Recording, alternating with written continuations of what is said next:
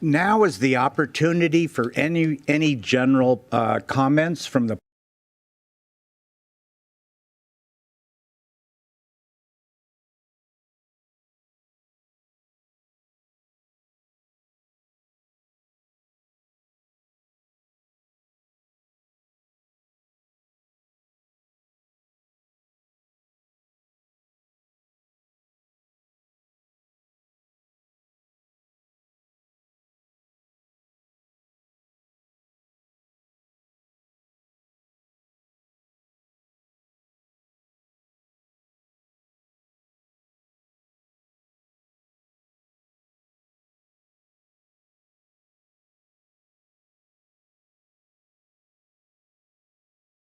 Good evening, Mayor and Council members. I'm here tonight to present our annual Historic Recognition Award.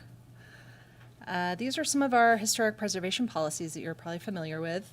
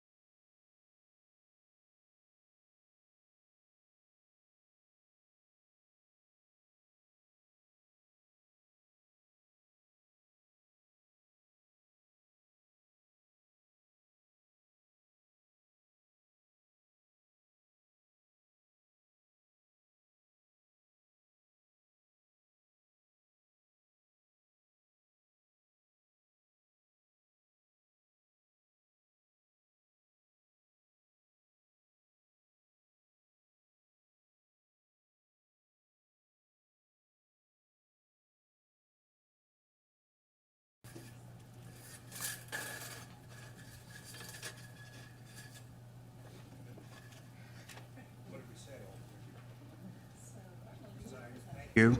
Tom. Where is he? Yeah. Okay, I can accept it on his behalf and then I'll make sure he gets it. great. Let's do that.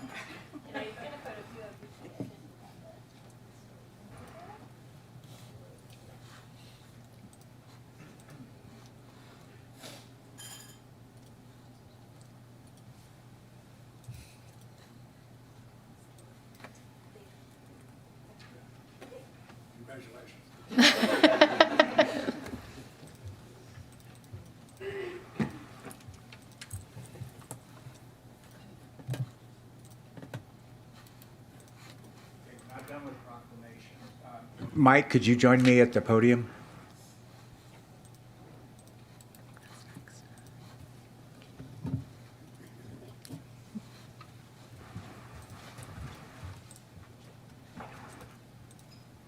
I'm joined here by Mike Ross, our Chief Building Officer, to accept a proclamation for Building Safety Month.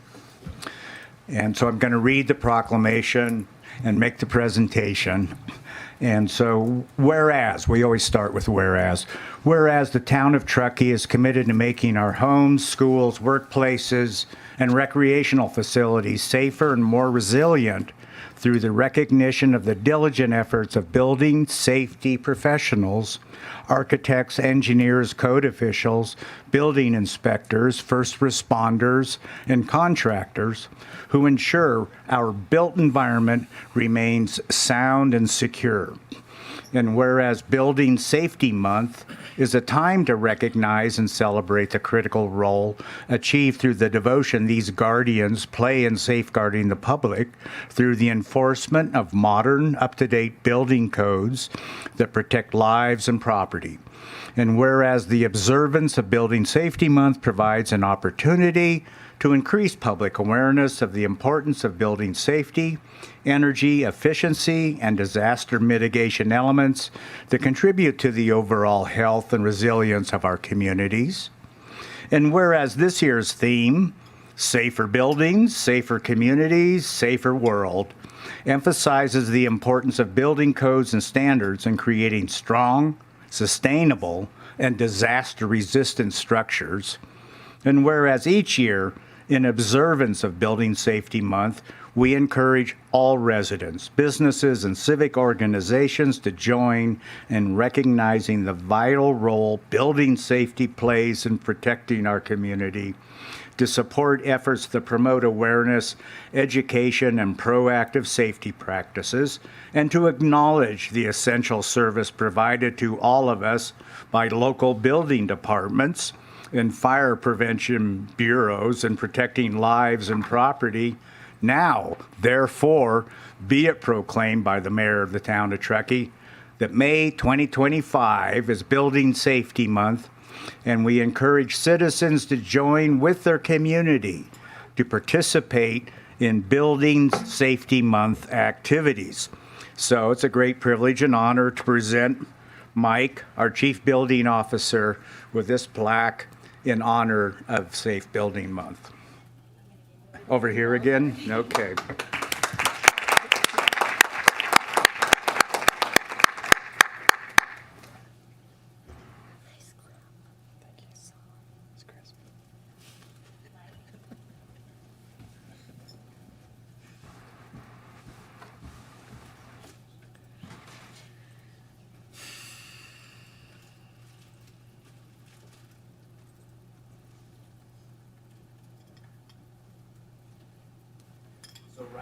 So Riley, are you ready with our next presentation? I am. Is this working? Yes. All right. Hello, everyone. Thank you for your time. My name is Riley. I'm one of the assistant engineers with the engineering division here at the town, and I'm going to be presenting on the 2025 summer construction updates here in the town of Truckee. Most of this will just be a rundown of our capital improvement projects with a summary of some Caltrans work at the end. Starting out, we have our 2025 paving and drainage project. As you can see on the screen here, the turquoise line work on there are the roads that will be either overlaid or mill and overlaid, and the 2025 project trails are in purple.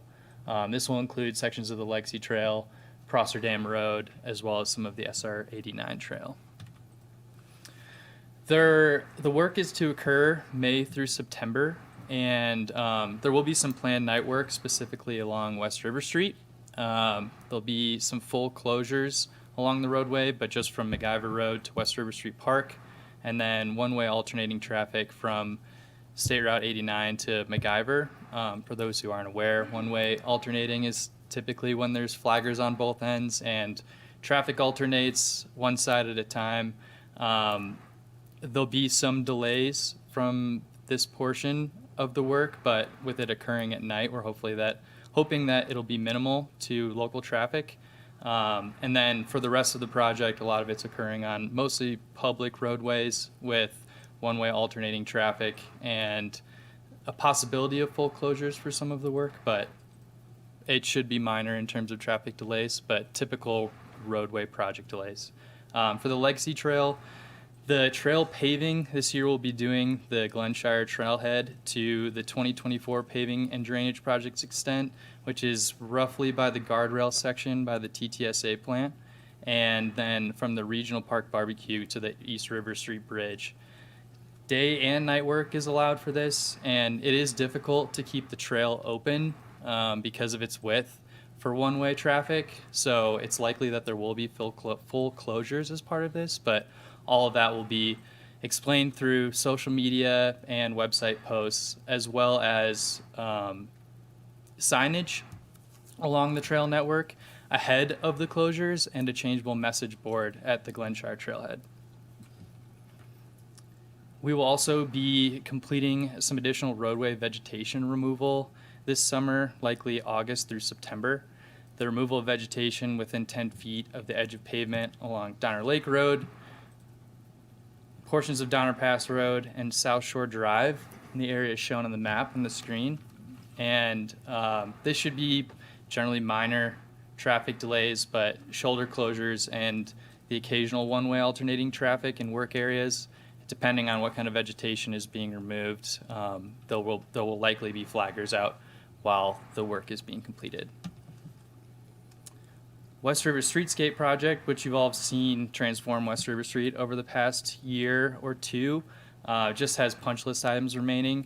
As you saw recently, a lot of the utility poles came down, so there's some remaining out there, a little bit of patching, and some other punch list items as needed. There'll be little to no impacts to traffic in this area, and the work will occur May through July. And another big project that transformed our downtown area, Legacy Trail Phase 4, mostly just minor work remaining, punch list items, and little to no impacts to trail or traffic. The West River Street Park project, pardon me, I believe it's Dayuba Way. I butchered that a little bit, but the work to occur is June through October, and a piece of this project that was added in was slope stabilization and revegetation work along the southern portion of the park, and that includes removing existing trash and unconsolidated debris, control and minimize ongoing erosion, and restore and enhance native slope vegetation to enhance aesthetics on the slope adjacent to the recently constructed park. This project will have little to no effects on local traffic. The Riverview Sports Park connection work will occur July through August and will consist of constructing a portion of 10 foot wide Class 1 paved trail. This will connect the Jorger Ranch Trail to the existing Truckee River Legacy Trail, the spur trail that comes down from the sports park. And this will likely affect trail traffic primarily on the spur trail, but there will be an overlay as part of this project that may slightly affect the Legacy Trail, but all of this will be communicated ahead of time to the public.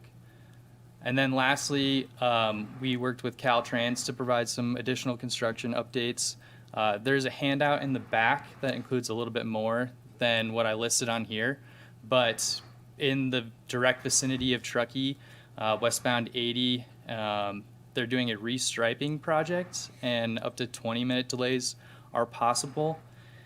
State Route 89 in Tahoe City, Fanny Bridge replacement project, they're stating that up to 30-minute delays are possible. And State Route 89 Truckee to Sierra County, for those who live towards or like to travel towards Sierraville, they're doing a broadband network project that is also up to 30-minute delays possible. And then finally, State Route 28, Tahoe City to the Nevada state line. There are multiple projects, like there have been in the last few construction seasons, where, again, 30-minute delays are possible. Those are the summer construction updates that I have for you all today, and feel free to follow up with any questions with town staff if you have any. Thank you. Thank you, Riley. Is Jesse Hidalgo in the audience? I was wondering, could you just help me up here at the podium with the next item? You just stand up.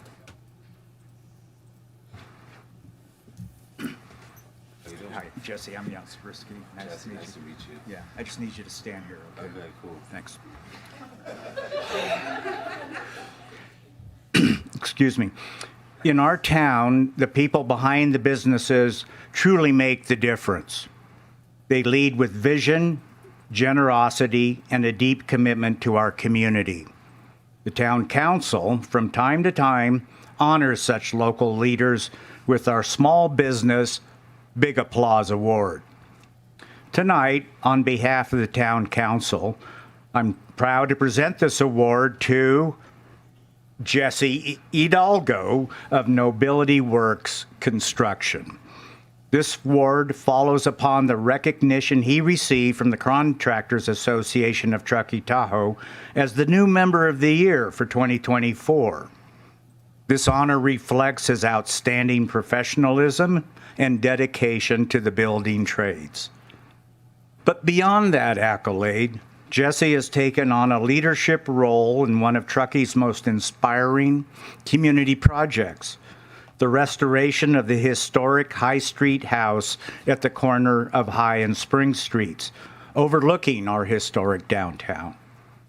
After our town staff helped longtime local veteran Ross Nagel begin bringing his beloved High Street home up to code, Jesse jumped in, volunteered his time and expertise to spark something much greater. Under his leadership, Nobility Works Construction is now coordinating a team of builders, volunteers, donors, and supporters, working together toward a shared goal, restoring the High Street house to its glory. I'm not elevating expectations, am I? No, you're doing. This is insane. Just keep going. We're almost done. So it isn't just about preserving a building. It's about honoring Truckee's history, its people, and its potential. It's a living example of what we can accomplish when we come together. Jesse, thank you for leading with integrity, heart, and a deep love for this community. Your work is helping to build a better Truckee for today and for generations to come. So, it is my great honor to present you with this plaque. Way. Wow. There you go.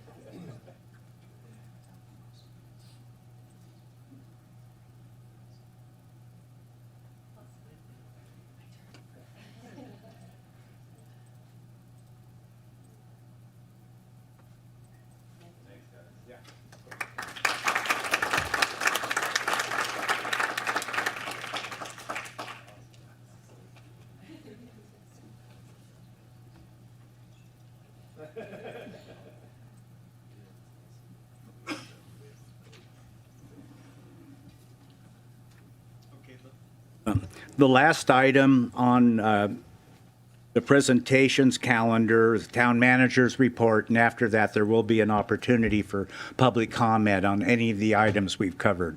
So Jen, would you like to go ahead? Sure. I just have one item tonight, and that's to remind the community and the council that we have a wildfire community readiness forum next week, Wednesday, May 21st. Thanks to Tahoe Donner for hosting that event. It'll be at the clubhouse, 11509 Northwoods Boulevard. The forum will be from 5:30 to 7:30, and there is a virtual Zoom option if you can't make it but would like to watch the meeting virtually. You can get all the details for that on the town website, townoftruckee.gov/wildfire forum, or you can just search wildfire forum in the search bar. And that's my only update. I would just like to congratulate Jesse and also Caitlin and Carrie in our code enforcement division.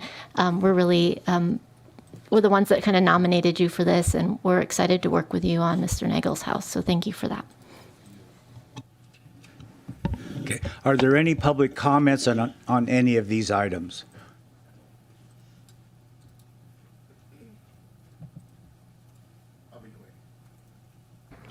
I'll be quick. Edward Vento, Executive Director of the Contractors Association.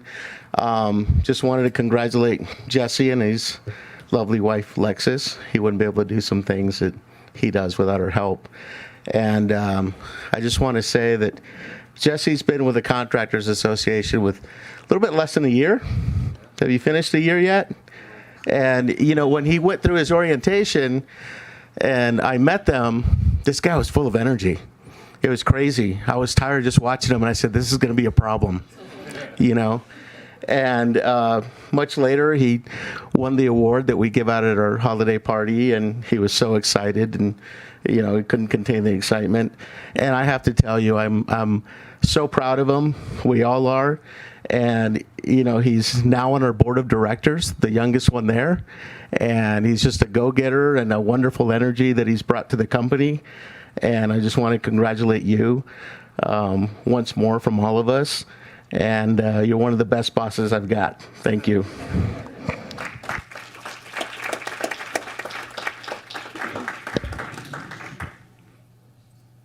Okay, are there any questions or comments from the council members? Actually, one comment, one quick question, and congratulations, Jesse. Great work. That's awesome up there. Thanks for being here. Just a little reminder that the Truckee Music Festival happening that second week in August with all that bike traffic that was going in all those directions on the Legacy Trail spur. I was just making sure you guys were fully aware of that and hopefully going to be cleaned up by then, or at least make sure that there's not a big gate going on right at that particular event, because I think that would definitely impede some of the good wins that we got out of that event last year. So that was just a FYI. No, that's the second weekend in August. It's the Truckee Music Fest. We're aware of You're that. aware. Just making sure we're all on the same page on that one, and there won't be too many bike traffic impediments over in that little section for that weekend. And then my last question was on the Doombe Yumi Park. I think we all need a little pronunciation lesson at some point.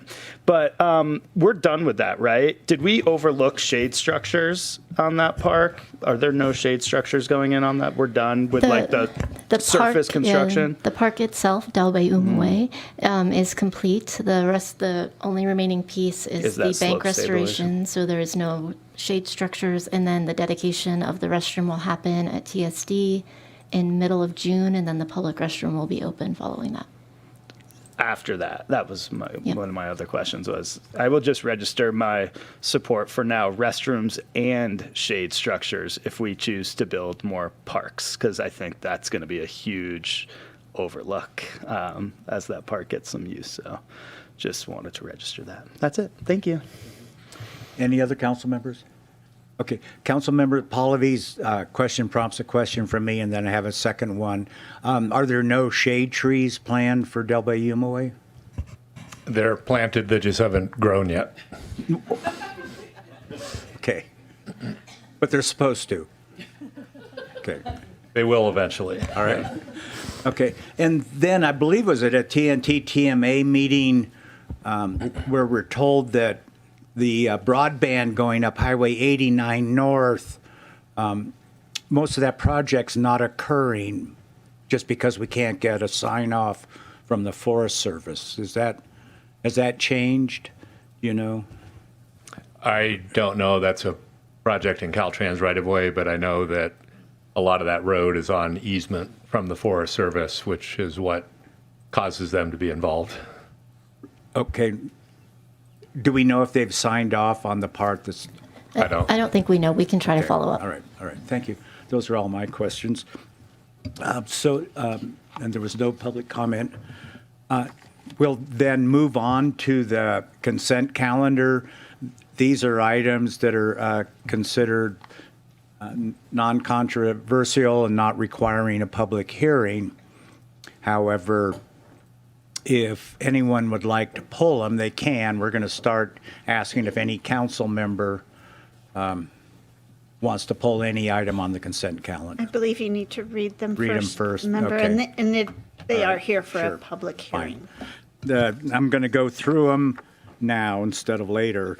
It's 12 of them. First one is simply the minutes of the last meeting. and the budget workshop. Then next, adoption of ordinance 2025-4, adopting the state recommended fire hazard severity zone map and amending the chapter of our code regarding fire hazard severity zone classifications. 6.3 is approval of reimbursement agreement with Tahoe Donner Association, utilizing Truckee Special Service Area 1 funds for roadside vegetation maintenance work. And then I believe that also includes the TSA 5 in Glenshire. And then 6.4 is readopt ordinance 2025-03, adopting a military equipment use policy pursuant to Government Code Section 7071. 6.5 is readopt ordinance 2025-02, adopting amendments to the Development Code zoning map and zoning district names and abbreviations. 6.6, the Truckee Donner Land Trust naming rights. 6.7, accepting the quarter ending March 31, 2025 Treasurer's Report. 6.8, authorize 2 intern positions for housing and sustainability. 6.9, adoption of the Statement of Investment Policy for the next fiscal year. 6.10, approval of the fiscal year 2025-2026 through fiscal year 2026-2027 Council strategic focus areas. 6.11, the North Balloon Track drainage easement abandonment. And then the final one, 6.12, contract awards for 2025 paving and drainage project, trail pavement maintenance project, and the 2025 recess striping project. Oh, and finally, the inspection services. Thank you, Vice Mayor, for reminding me to read these first. Does anyone on the council wish to poll any of these items? I don't want to pull one, but I do want to make a comment about one of those. I could do that now or once we're ready to make a motion. Let's find out if we're going to do any polling. Does staff want to poll anything? No, Mayor.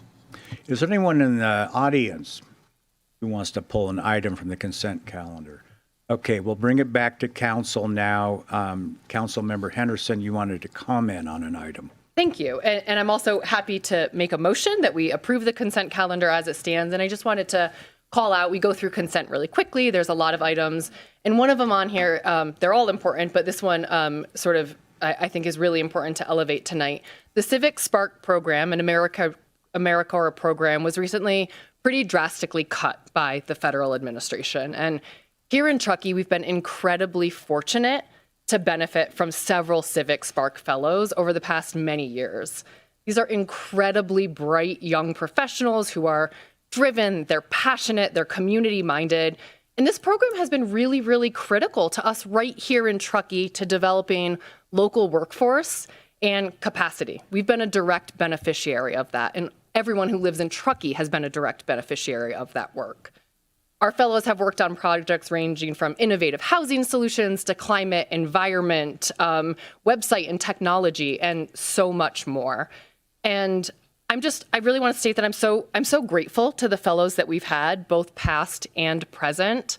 And I really strongly support the town stepping up to provide this funding for the fellows because the federal administration has cut our funding for our current fellows.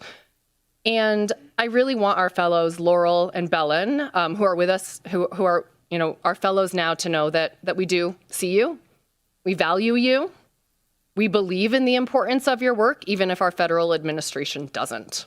You're part of our community, you're part of our family here at Town Hall, and we support you and the incredibly valuable work that you do. So with that, I move that we approve the consent calendar. And I'll second just amending that slightly to acknowledge that these fellows have also served many of our nonprofits and other local agencies in our community, doing incredible work and making huge contributions. So, yeah, thank you for highlighting that. So, seconded. In the statements of 2 council members, those reflect that of the entire council. We don't all need to speak to that, but you can rest assured it does reflect the entire council. So all those in favor? Aye. Okay, passes unanimously. Now we'll move on to the discussion items. We'll start with 7.1. This is the 2025 parcel charges for the special service area and permanent road divisions. This is where TTSA 5 comes in. Okay. That's I'm correct. sorry, Scott. Yeah, no Go problem. ahead. Take it Good away. evening, Mayor and council members. I'm Scott Mathot, one of the senior engineers, and I'll be presenting on the public hearing for the annual parcel charges for the town special service areas and permanent road divisions. Here's a quick map of the various TSSAs and PRDs throughout town. The two main ones that you can kind of make out here, which are the ones that are currently being assessed, would be Tahoe Donner in red, which on the left side, and then Glenshire and Cambridge Estates on the right in green. So the purpose of tonight's presentation is to conduct the public hearing, the annual one that we're required to do for the town special service areas and the permanent road divisions. To accept public input. It seems like there's a few folks here from the Tahoe Donner Association concerning parcel charges for all of the TSSAs and PRDs, discussing the allowable uses for this upcoming fiscal year, and then to adopt Resolution 2025-35, setting those parcel charges for this upcoming fiscal year. A quick overview of the fiscal impacts. So the current charges per parcel in Tahoe Donner are $70 for undeveloped lots and $95 for developed lots. And then in Glenshire, Devonshire, it's $23 and $115, and Cambridge Estates, slightly different, $84 and $176. What that results in is a annual total of charges for Tahoe Donner, about $600,000 a year into the TSSA fund account, or TSSA 1 fund account, excuse me, and about $180,000 into the TSSA 5 fund account. So as part of the annual process, town staff reaches out to both TSSA 1 and TSSA 5, so Tahoe Donner and Glenshire. So we sent a letter back in March to the Tahoe Donner Association. We received a response letter back on April 22nd, which is included in the packet tonight. So recommendations for this upcoming fiscal year are to continue the parcel charges at their current levels and to continue all eligible uses from last fiscal year, except to remove enhanced transit services. The funds continue to be eligible for roadway and drainage improvements, trail development, snow removal, parking improvements in or near the right-of-way that serve the Tahoe Donner, the Pioneer Trail and Bridge Street Extension Project, emergency preparedness, roadway safety, and emergency egress improvements. Also, there's been 4 kind of special projects in prior years that have been requested by the Tahoe Donner Association for funding, which are the 4 that you're seeing here. So the emergency evacuation planning, Tahoe Donner Trail, the emergency egress study, and then the Tahoe Donner roadside vegetation management project. So the expected uses of the TSSA 1 funds in the upcoming fiscal year would be continue the enhanced road maintenance as part of the 2025 paving and drainage project that Riley had presented on earlier tonight. Continue the funding for those 4 special projects, including an additional $35,000 for the roadside vegetation management. There's a opportunity to partner with the PUD to do some additional roadside vegetation management near some of their utility lines that we think is important to include in that project as well. Also, a potential future project in a later fiscal year to initiate community polling for financing of the Pioneer Trail and Bridge Street Extension project. Moving over to Glenshire, public comment again sent a very similar letter to the Glenshire Devonshire Residents Association in March, and there's been kind of back and forth communication with GDRA staff since then up until just last week.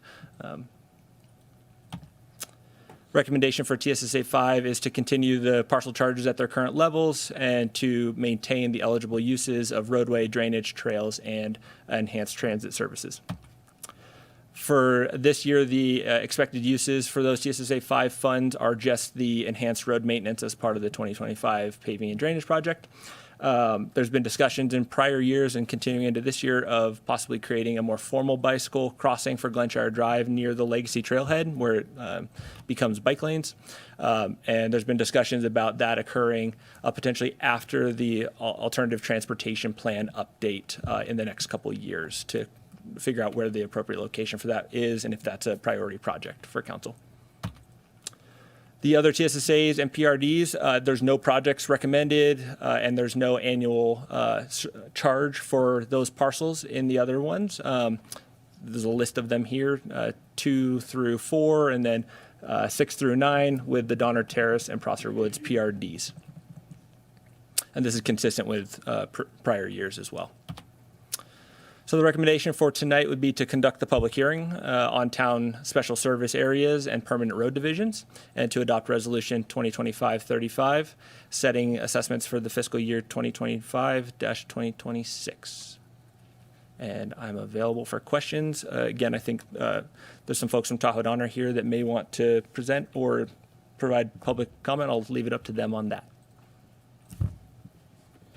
Thank you, Scott. What we'll do now is have council questions, any clarifying questions they might have, we might have, and then there will be an opportunity for public comments, 3 minutes per person, and representatives from Tahoe Donner can speak then. So let's start with council questions. We'll start on my right. No questions. Okay, and then Council Member Henderson. Sorry, catch you. That's okay. Well, Ben, since you're here and you came all the way, can you I would love to hear a little bit, just the Tahoe Donner Board's perspective on, why they don't want that as an allowable use. Let's finish up on our questions of Scott first, and then we'll go. That's my only question. Okay. Councilmember Paul, Vice Mayor. I have a question for Tahoe Donner as well, Okay. not Scott. Thank you, Scott. Okay. So, Scott, I understand there's eligible uses and then there's funded uses. And then just looking at the eligible uses, I see that enhanced transit services would remain an eligible use with the Glenshire HOA. But if I understand, staff is recommending that we remove it as an eligible use for Tahoe Donner. Why? So back in March, actually, Becky Bucar, the Assistant Public Works Director, presented at the Tahoe Donner Association board meeting. And the eligible uses were brought up during that meeting, including the enhanced transit services. At that time, our understanding is that the Tahoe Donner Association board felt that the level of service with microtransit that the town is offering is sufficient for their needs up there, and they didn't see a need for an enhanced transit service. And so they were requesting that we remove it from as an eligible use. Okay. And then with Glenshire, they didn't ask that it be funded, but they're fine having it remain as an eligible use. That's correct. So I'm trying to understand why. Sure. I guess there's kind of two ways to do the to have the eligible uses in. Historically, staff has recommended to council that if a board is requesting an eligible use be removed or added, that we support that recommendation to council. There's always the opportunity where you can have eligible uses, as you're pointing out, for Glenshire, where there can just be no funding, recommended for those uses in any given fiscal year. Right. At this time, the Tahoe Donner Association board felt that it should be removed as an eligible use, as opposed to just not funding that specific eligible use. Did they say why? Just because we have TART Connect? Yeah. That's it? That'd be a good question for the folks from Yeah. Tahoe Donner. Okay. And I would point out, it was probably 4 years ago now, we had a similar dynamic where I think staff had suggested to the Tahoe Donner HOA that enhanced transit services be identified as an eligible use. I think the HOA had requested that not occur. I think ultimately, as the town, we went ahead and made them eligible. We didn't immediately use that funding, but when the notion of microtransit came up and the Tahoe Donner board was supportive of that, it gave you all the flexibility to initiate the microtransit program. So that's an example of in the past where the Tahoe Donner board's request was different than what you as the council ultimately did, but it kind of circled back around to be a good thing, I think, from all parties' perspective. So I think it's really 100% at your discretion as the council as to whether or not you establish or maintain transit as an eligible use. Okay. I think we're ready to go to public comments. Let me ask, does Tahoe Donner, do the people who want to speak, who live in Tahoe Donner, have a representative among them? Or does anyone feel they're representing the HOA, and could they speak first? And let's direct our questions to them. I'm just trying to have an orderly process here. And so we have someone approaching the podium. Great. So my name is Benjamin Levine. I'm the president of Tahoe Donner's Board of Directors. We also have our general manager, Annie Roosevelt, here. I think there may be some confusion. Following our meeting with the town staff, we did ask Annie to draft a letter summarizing our discussion and our requests from the town. I just want to read one sentence from that. For fiscal year 25-26, Tahoe Donner requests the town maintain the current assessment level and previously established eligible uses for the TSSA1 fund. There may be some difference in perception of what was said at that meeting, but that letter is our official position. It is true that we did not have a great deal of discussion about the transportation issue. Our focus in Tahoe Donner for the use of TSSA1 funds right now is in other areas, but the board's position was to maintain the previously eligible uses. Okay, what I'd like to do, are there just two people, I'm going to interrupt you for a second. Are there just these two people who want to comment on this item? Is there anyone else? I don't see anyone else. What I'd like to do, just for simplicity's sake, is have both of you available right there at the podium, and we're going to let the council fire their questions at either one of you standing there. So let's start with Councilmember Henderson.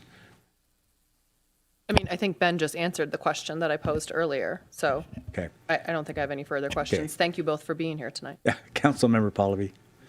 Councilmember Romack, Vice Mayor. Yeah, Annie and Ben, thanks so much for joining us this evening and for that clarity. That's very helpful. My only question was whether or not you were continuing your transit services to and from your amenities for your members.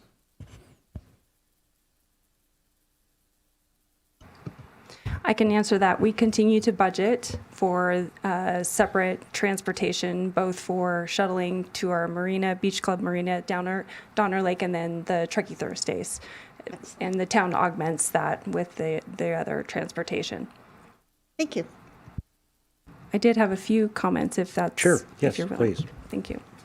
Good evening, Mayor and Council. My name is Annie Rosenfeld, General Manager of Tahoe Donner Association, and I've submitted the letter that we've been discussing as part of the annual presentation. First, I want to thank the Town of Truckee, town engineering staff, and of course, town manager and other staff that we interact with. We have an ongoing positive and productive partnership, and especially with the engineering staff and the special projects. I want to focus my comments on the special projects. Building a fire resilient community is in our best interest here in Truckee and Tahoe.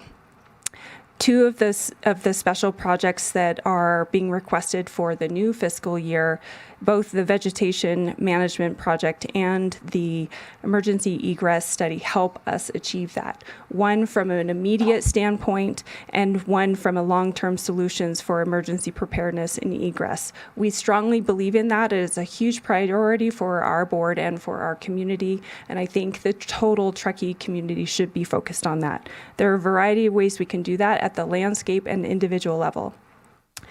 Second, the third most important project is the Class 1 trail study through Tahoe Donner. If Tahoe Donner were established and developed today, that trail would be part of the development plan. And we see that as a true vision for the town of Truckee to achieve its active transportation goals and Tahoe Donner's active transportation goals, and as a byproduct, enhancing recreation in the long run. All of these projects allow for innovation and visionary actions, long-term and in immediacy. So I thank the Town Council for thinking and considering the approval of these projects, the special projects, and continuing to support Tahoe Donner in your volunteer work. So thank you. Thank you both for your comments. I'm glad you're able to attend and make something of a presentation. It's very helpful. Now we'll bring it back to council for...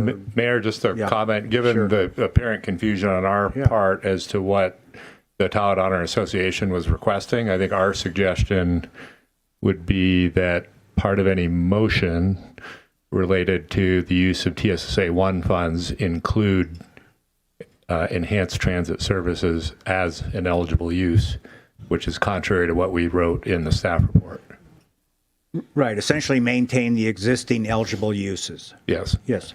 Okay, thank you very much. So coming back to council, deliberation, where should we start? Councilmember Pallavi. I'm good. If you guys are. Yeah. Councilmember Henderson. I'm ready to make a motion. Yeah. Okay, great. Let's hear a motion. Okay, I move that we have conducted our public hearing on TSSAs and PRDs, and we adopt Resolution 2025-35, setting assessments for fiscal year 25-26, including maintaining the existing allowable uses for TSSA funds. And I'll second. All those in favor? Aye. Any opposed? No. Passes unanimously. Next item. If I may, Mayor, Yes, real sure. quickly, I did have one thing I wanted to say during deliberation, but I can say it now. I just want to congratulate Tahoe Donner on the extraordinary use of these funds in achieving that fire-safe and environment that you have, and it has obviously reaped its benefits through the recent news of your insurance coverage. So congratulations, great work. You are a model to the rest of our community.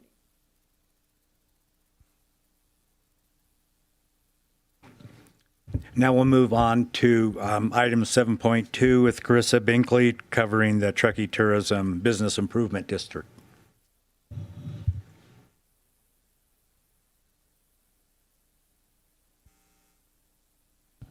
Good evening, Mayor, Council members. I'm Carissa Binkley, Economic Vitality Program Analyst, and we will be discussing the Truckee Tourism Business Improvement District renewal. This is our public meeting to review this. And just a bit of background, the TBID, or the Truckee Tourism Business Improvement District, is a self-assessment by the lodging properties in Truckee. It's not a tax. The town uses its taxing authority to collect on behalf of the TBID and pass the funds through to the Owners Association, which is Visit Truckee Tahoe. And it's restricted to uses that provide a special benefit to assess properties specified in the Management District Plan. The current rate is 1.25%. Property and Business Improvement District Law of 1994 governs how the funds can be used and how the district is formed and renewed. And history on our TBID, it was formed in 2015 for a 5-year term, renewed in 2020 for a 5-year term, and the current TBID expires June 30th, 2025. The Management District Plan is a governing document and it specifies the details found here. The proposed Management District Plan for 2025 to 2035 has a few updates. It keeps the assessment rate the same with adjustments possible with approval from Town Council, increases the length from 5 years to 10, some small adjustments to their annual service plan, and a new at-large seat added to the Board of Directors. Many steps are involved in the TBID renewal process. Petitions have been received by payers representing more than 50% of the projected revenue.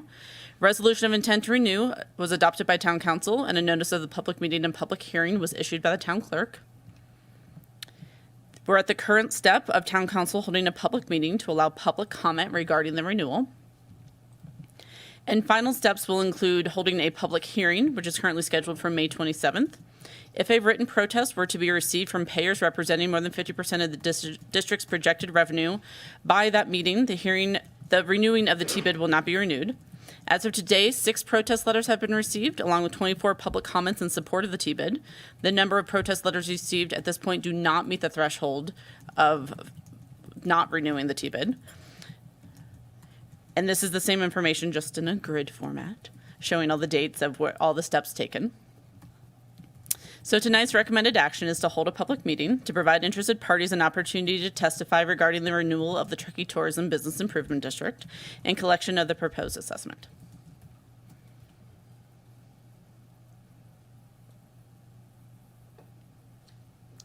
Thank you, Carissa.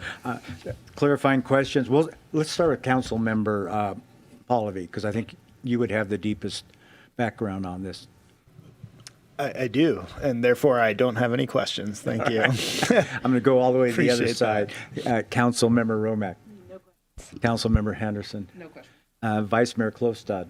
Nope, this is like an old friend that just keeps coming back, so it's all good. Okay. I have no questions. Is there any member of the public who would like to make a comment? Okay, we are right into deliberation. I'm going to come back to Councilmember Pallavi. Yeah, like Vice Mayor said, we've heard this before. The petitions have been brought in, and I'm ready to make a motion unless somebody else has any deliberation that they would like to add.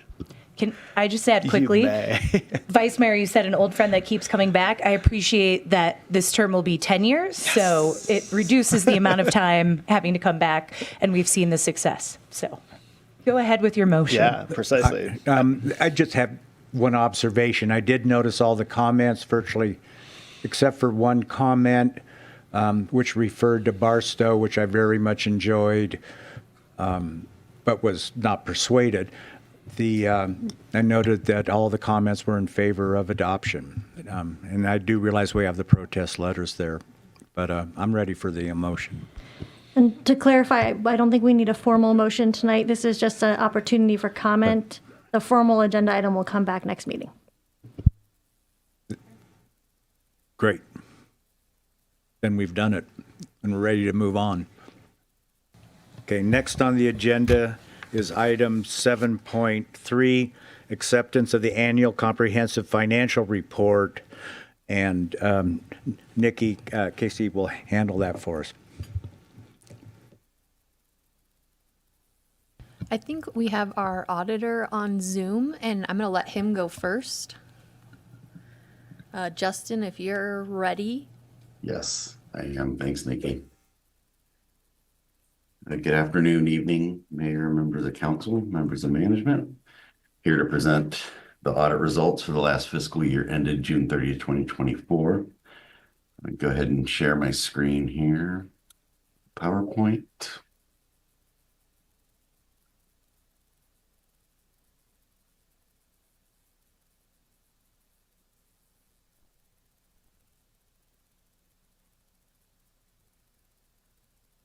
Everybody see that okay?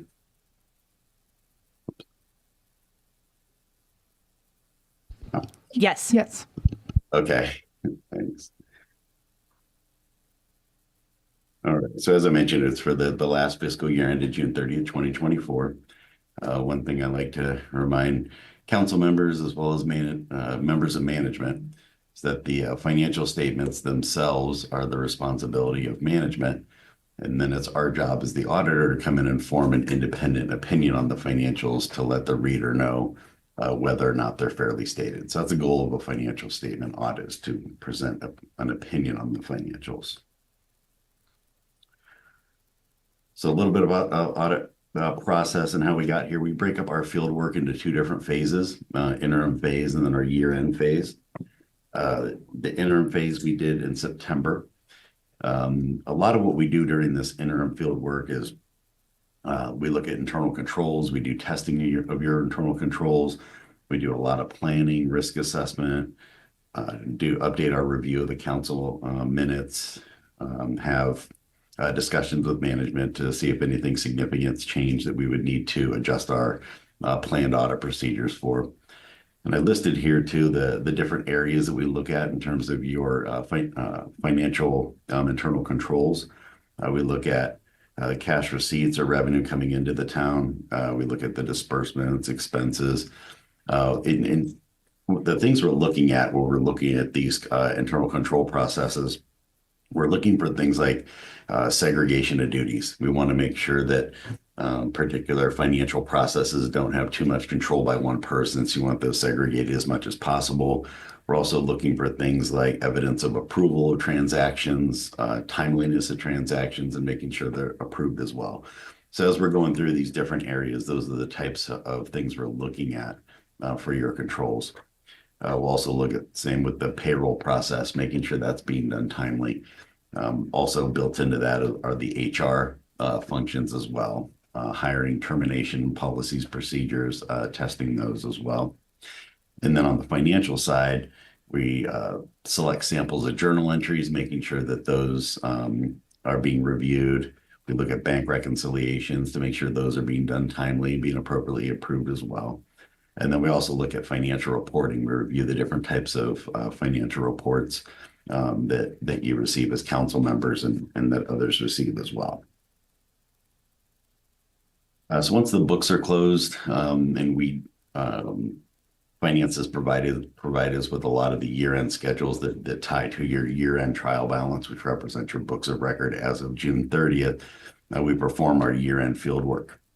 And so I think that's what most people think of when you think of an audit. It's a testing of the numbers. We're testing the balances as of June 30th, as well as the activity that occurred throughout the fiscal year.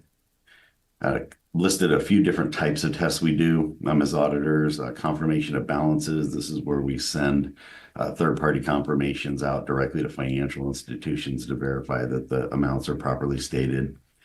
We do concentrate a lot of our tests on cutoff testing. We're required to do a risk-based audit approach.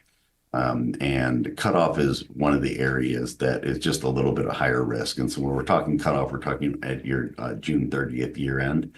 Oftentimes, agencies are good at doing day-to-day accounting throughout the year, but you get to a cutoff period, there's different types of entries that have to be done to make sure things are recorded in the proper period. So just, again, a little bit higher risk. So we concentrate a lot of our tests on both sides of that cutoff period, in this case, June 30th.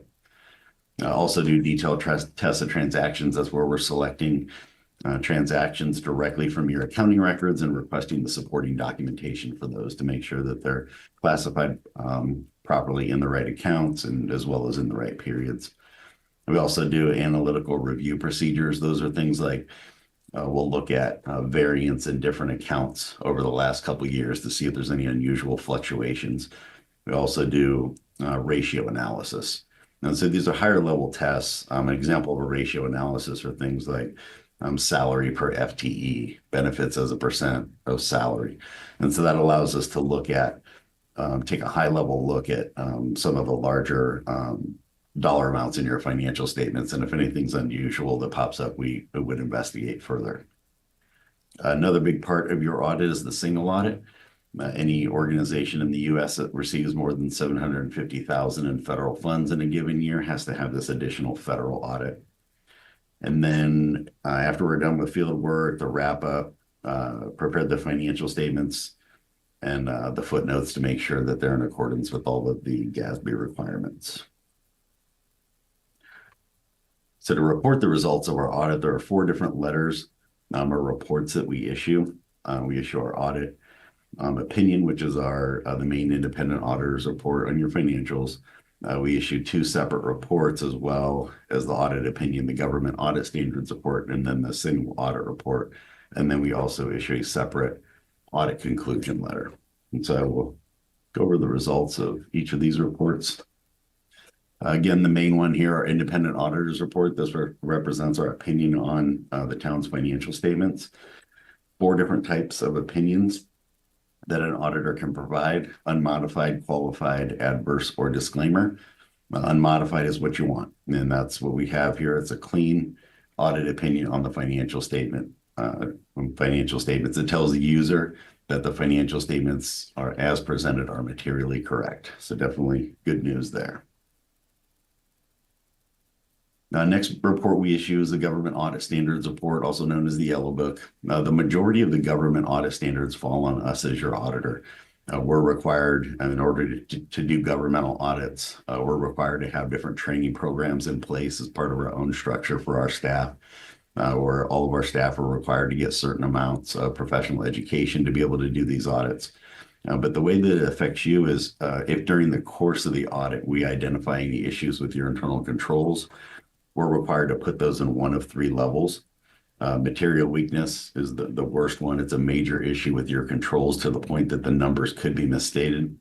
And the next one down is a significant deficiency. Or if we had any compliance exceptions, we would put those in here, but we had none. So definitely good news there.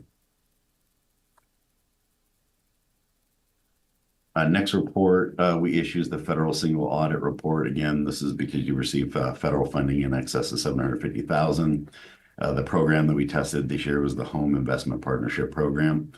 The single audit for this, we have additional tests to make sure the funds are being spent in accordance with the compliance requirements and other reporting requirements that are required under this particular program.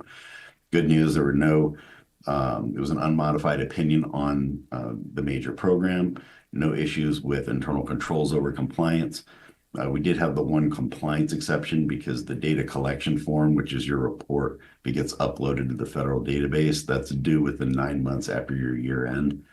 Since the report wasn't finalized until after that, that's considered to be a single audit compliance exception.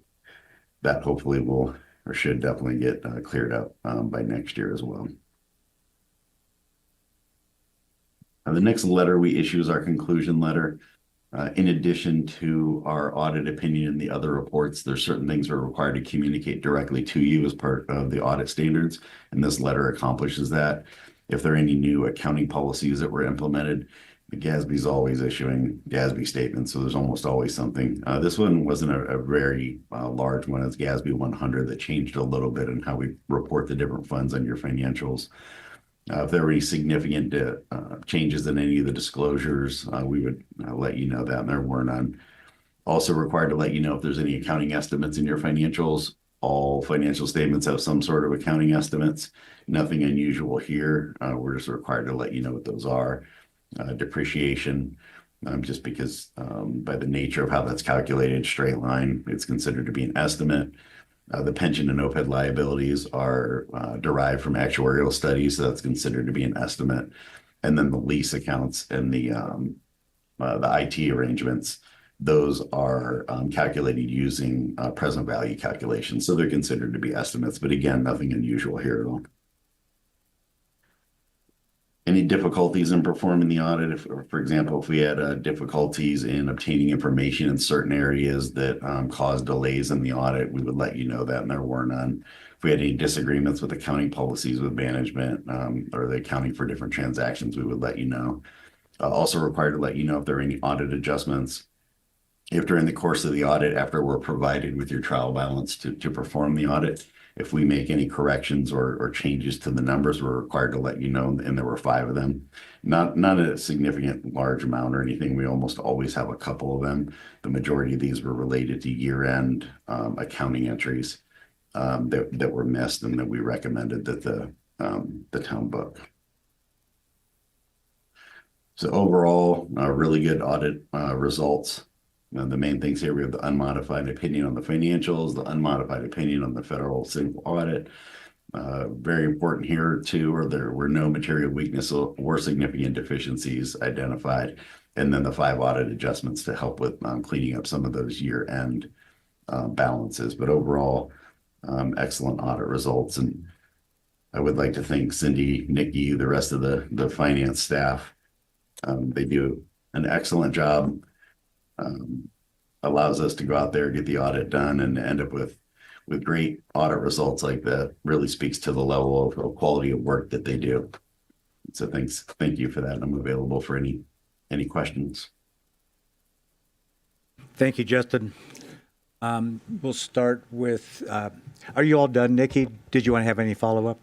We have a short presentation to continue the fun. I'll go as fast as possible. I can see the sparkle in your eye, but I will make it as quick as I can.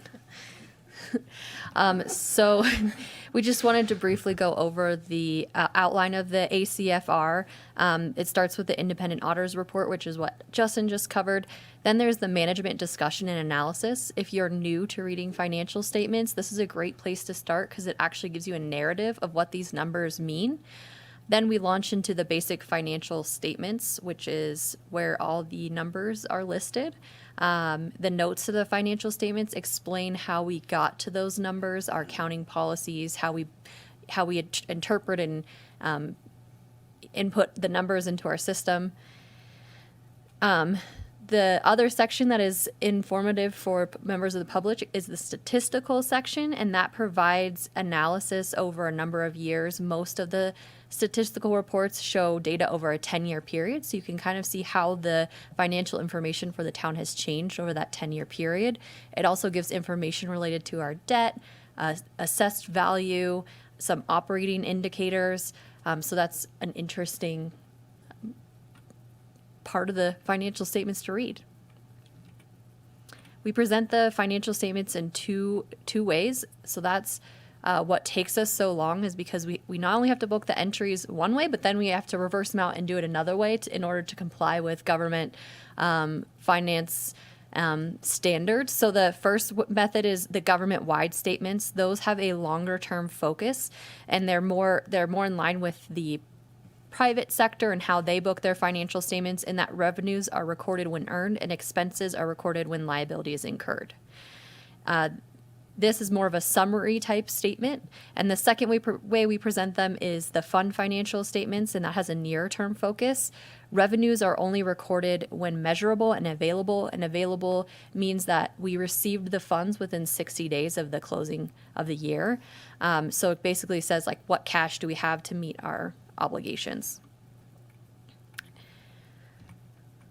To go over some quick results at a high level, property tax continues to be our largest source of revenue town-wide, as well as for the general fund, followed by capital grants and contributions, and then sales tax. Our top three spending categories continue to be general government, public safety, and public works. Our ending net position increased, although we had a slight decrease in our government-wide undesignated balance from $79.7 million to $79.3 million. There was a pretty large increase in our capital assets from $198.9 million to $211.1 million. So that's the investment the town has made in infrastructure, buildings, even some of the smaller things like our electric vehicle fleet.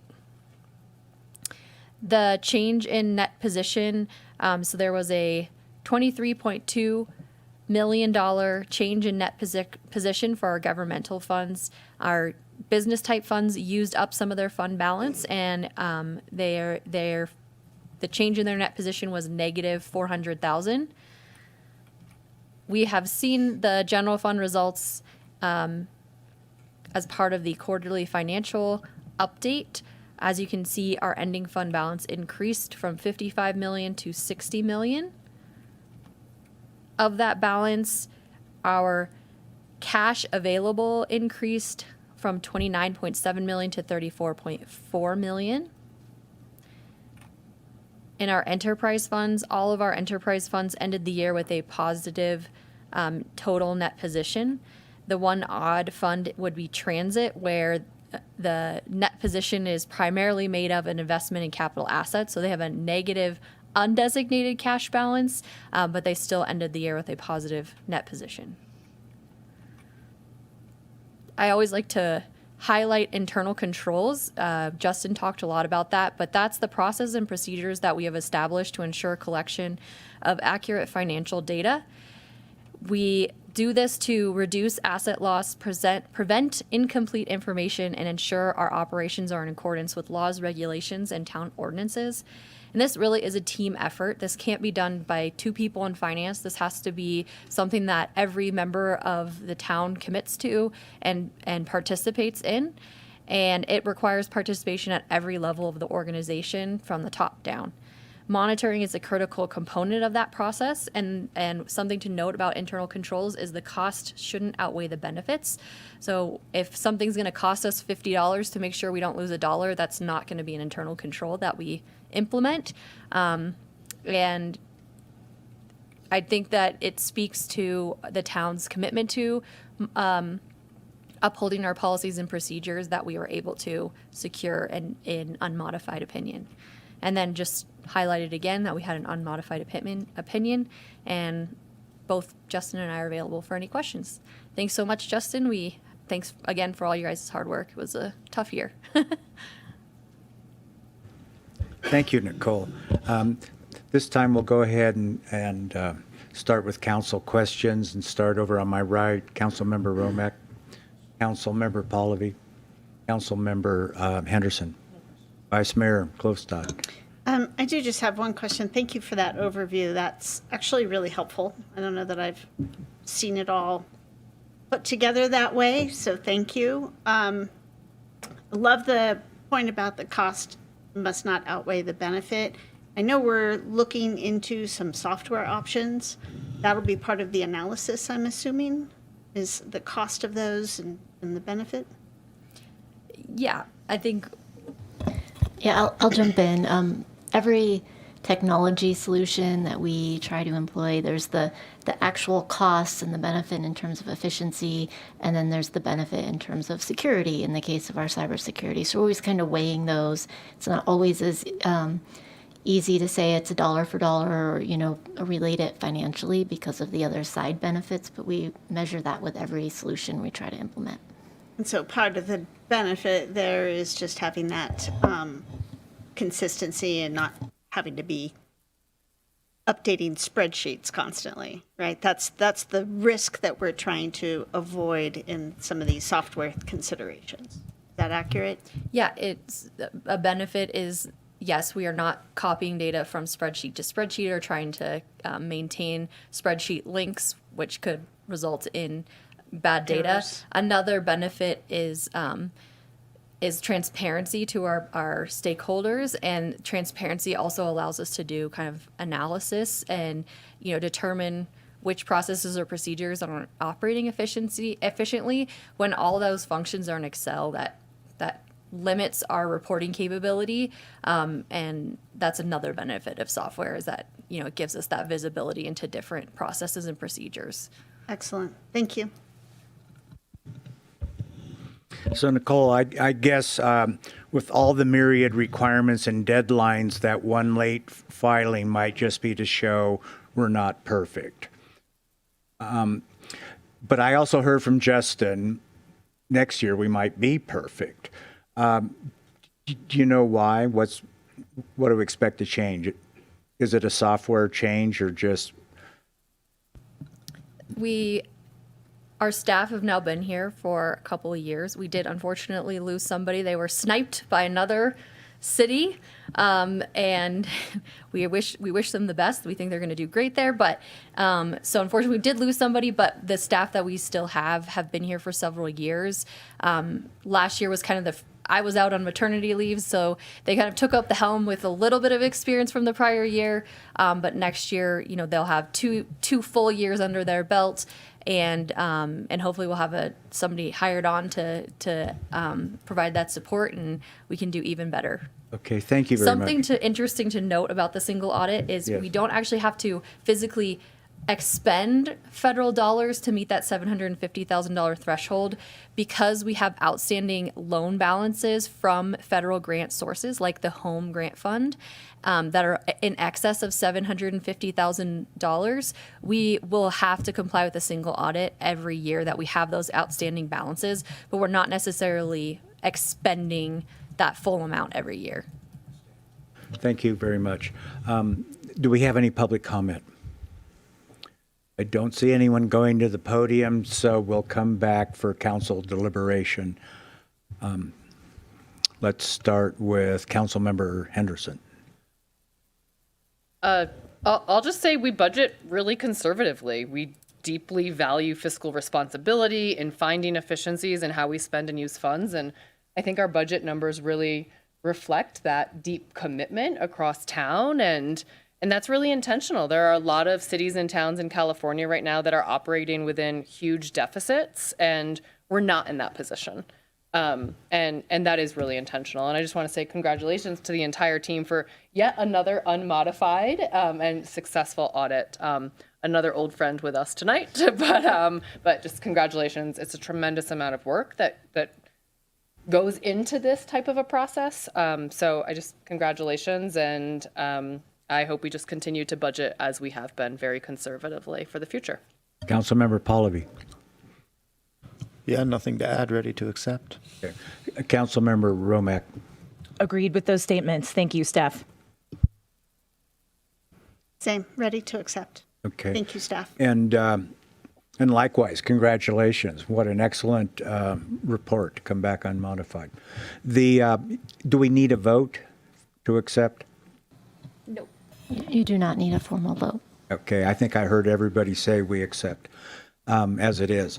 So we're ready to move on to the next item. Thank you very much, Nikki. Thank you very much, Justin. Great presentation. Asking no questions means you did a great job. Thank you. Thank you. Yeah. Okay, the next item is 7.4. This is going to be the 2025 Community Opinion Survey. Jen, will you be leading the discussion or the staff presentation? We're going to turn it over to Timothy, who's with us on Zoom. He completed the survey. And then when Timothy concludes his presentation, I have some closing thoughts just to add on. Okay, thank you. Okay, so good evening, Mayor and members of council. Dr. Tim McClarney, President of True North Research. And I'm happy to be here tonight. I just want to double check that you can see my shared screen, which has a kind of a blue screen, has a PowerPoint, says Community Opinion Survey on it. Yes, we can. Thank you. Okay, wonderful. True North Research is a firm that I co-founded with my business partner. We've been in operation for about 23 years. During that time, we have focused on working with cities and other public agencies in California and using surveys to help them develop a statistically reliable understanding of the communities and the customers that they serve. To date, we've done over 1,500 research studies for public agencies, and about 500 of those are community opinion surveys like the one we're going to be talking about here tonight for California cities. So I mentioned that because as I go through tonight's presentation, I may make reference to how the results we're seeing in Truckee might compare to what we see in other cities and municipalities. And I just want you to have a sense from the experience base from which I'd be speaking. Tonight's PowerPoint just kind of covers some of the highlights of the study. There's a more detailed report available. And I welcome questions from council as I go or at the end, whichever is your preference. All right. I think we're going to try to leave you alone, and we'll ask questions at the end. That sounds good. Okay, so before we talk about the actual results, helpful to take a moment to review the methodology of the study or how we went about doing the survey. Anytime you're going to do a statistically reliable survey, the first question you want to ask yourself is, how are we going to select the people that we're going to choose for the survey so that, from our sample of 400 or 500 or 600 residents, we can extrapolate and estimate the opinions of the entire population within a certain margin. We use what's called stratified random sampling. So we first break down the community geographically, and then we randomly sample from within those adult residents from within those geographies. And we also keep a close eye on the profile of our sample as we're moving through the data collection period to make sure that it's balanced and it's representative of the community, and it aligns with the census estimates for Truckee adults on key characteristics. And I'll show you a slide on that here in a second. Once we pulled our sample, we recruit using 3 different methods: email, text, and telephone calls. The emails and the texts have an embedded link that respondents can click to come into the site. They're restricted so that only those individuals that we have randomly sampled and recruited to take the survey could do so, and they could do it one time only. The respondents had the option of participating either online or by telephone, as well as in English or Spanish, whichever they preferred. We had set out to do, I believe it was 400 completed interviews, which allows you to hit the statistical, the margin of error that is the academic standard for statistical reliability, which is plus or minus 5% at the 95% confidence level. Truckee, I've had the privilege of surveying your residents in the past. There's always a lot of interest. And so rather than stopping at 400, we were able to hit 600 completed interviews as part of this project. which is great because it allows us to have a smaller margin of error than we otherwise would. In this case, that's plus or minus 3.9% at the 95% confidence level. What that means is we can be 95% confident that the results I'm sharing with you tonight are within 3.9% of what we would have found had we spoken with all of your adult residents. Okay, and I mentioned that our sample closely aligns with the census. Here you see the breakdown by age, excuse me. Here you see the breakdown by age, homeownership, gender, as well as ethnicity. Based on the middle column here is the latest 5-year estimates for Truckee. And then to the right is the balance of our weighted sample at the end. So closely aligns. Okay, so on to the results. We like to open up the survey with some high-level questions that get folks thinking about their community. The first of these asked for each of the dimensions you see there on the left for them to rate Truckee on the scale of excellent, good, fair, poor, or very poor. And so at the top of the list, what you see is Truckee as a place to recreate had the highest score. You had 93% of folks say that it was either an excellent or good place to recreate, followed by the overall quality of life in Truckee, and Truckee as a place to raise a family. I will say that Truckee is exceptional on the recreational front. I have never once seen a community as a place to recreate be at the very top of the list, right? And you see that in a couple areas, other areas in the survey. So that's one of the ways in which Truckee is exceptional. As you go down lower, though, you see there's kind of a break right in the middle there. When you look at Truckee as a place to retire, Truckee as a place to work, or Truckee as a place to shop and dine, we see much more mixed opinions in terms of how your residents view those dimensions. Following that, we asked individuals what they like most about Truckee that they would like the town government to make sure to preserve in the future. So what do they like most about living here that they'd like to keep the same into the future? This was an open-ended question, meaning that we presented the question and then we were quiet. They got to tell us in their own words what came top of mind. We went back and reviewed the verbatim responses and grouped them into the list you see here. So we didn't show them the list. We just reviewed the verbatim responses and grouped them into this list. And as you can see, your residents are most apt to identify sort of the natural features of Truckee, the recreational opportunities, as well as the community character as the things that they most value about living in Truckee and that they'd like to keep the same into the future. Specifically, references to sort of the natural beauty of the area, the open space and the mountains. You had 21% of folks cite that. About 17% commented on the fact that you have sort of limited development in the community. You don't have a lot of growth. You don't have a lot of development. They like that. A small town feel at 13%, and about 13% also mentioned the network of trails, and another 10% mentioned access to nature and open spaces. So here's another area where Truckee is really different than most communities. You won't see that kind of sort of balancing of sort of talking about really the natural features of the community as well as recreation as being at the top of the list. Usually it's some other dimensions.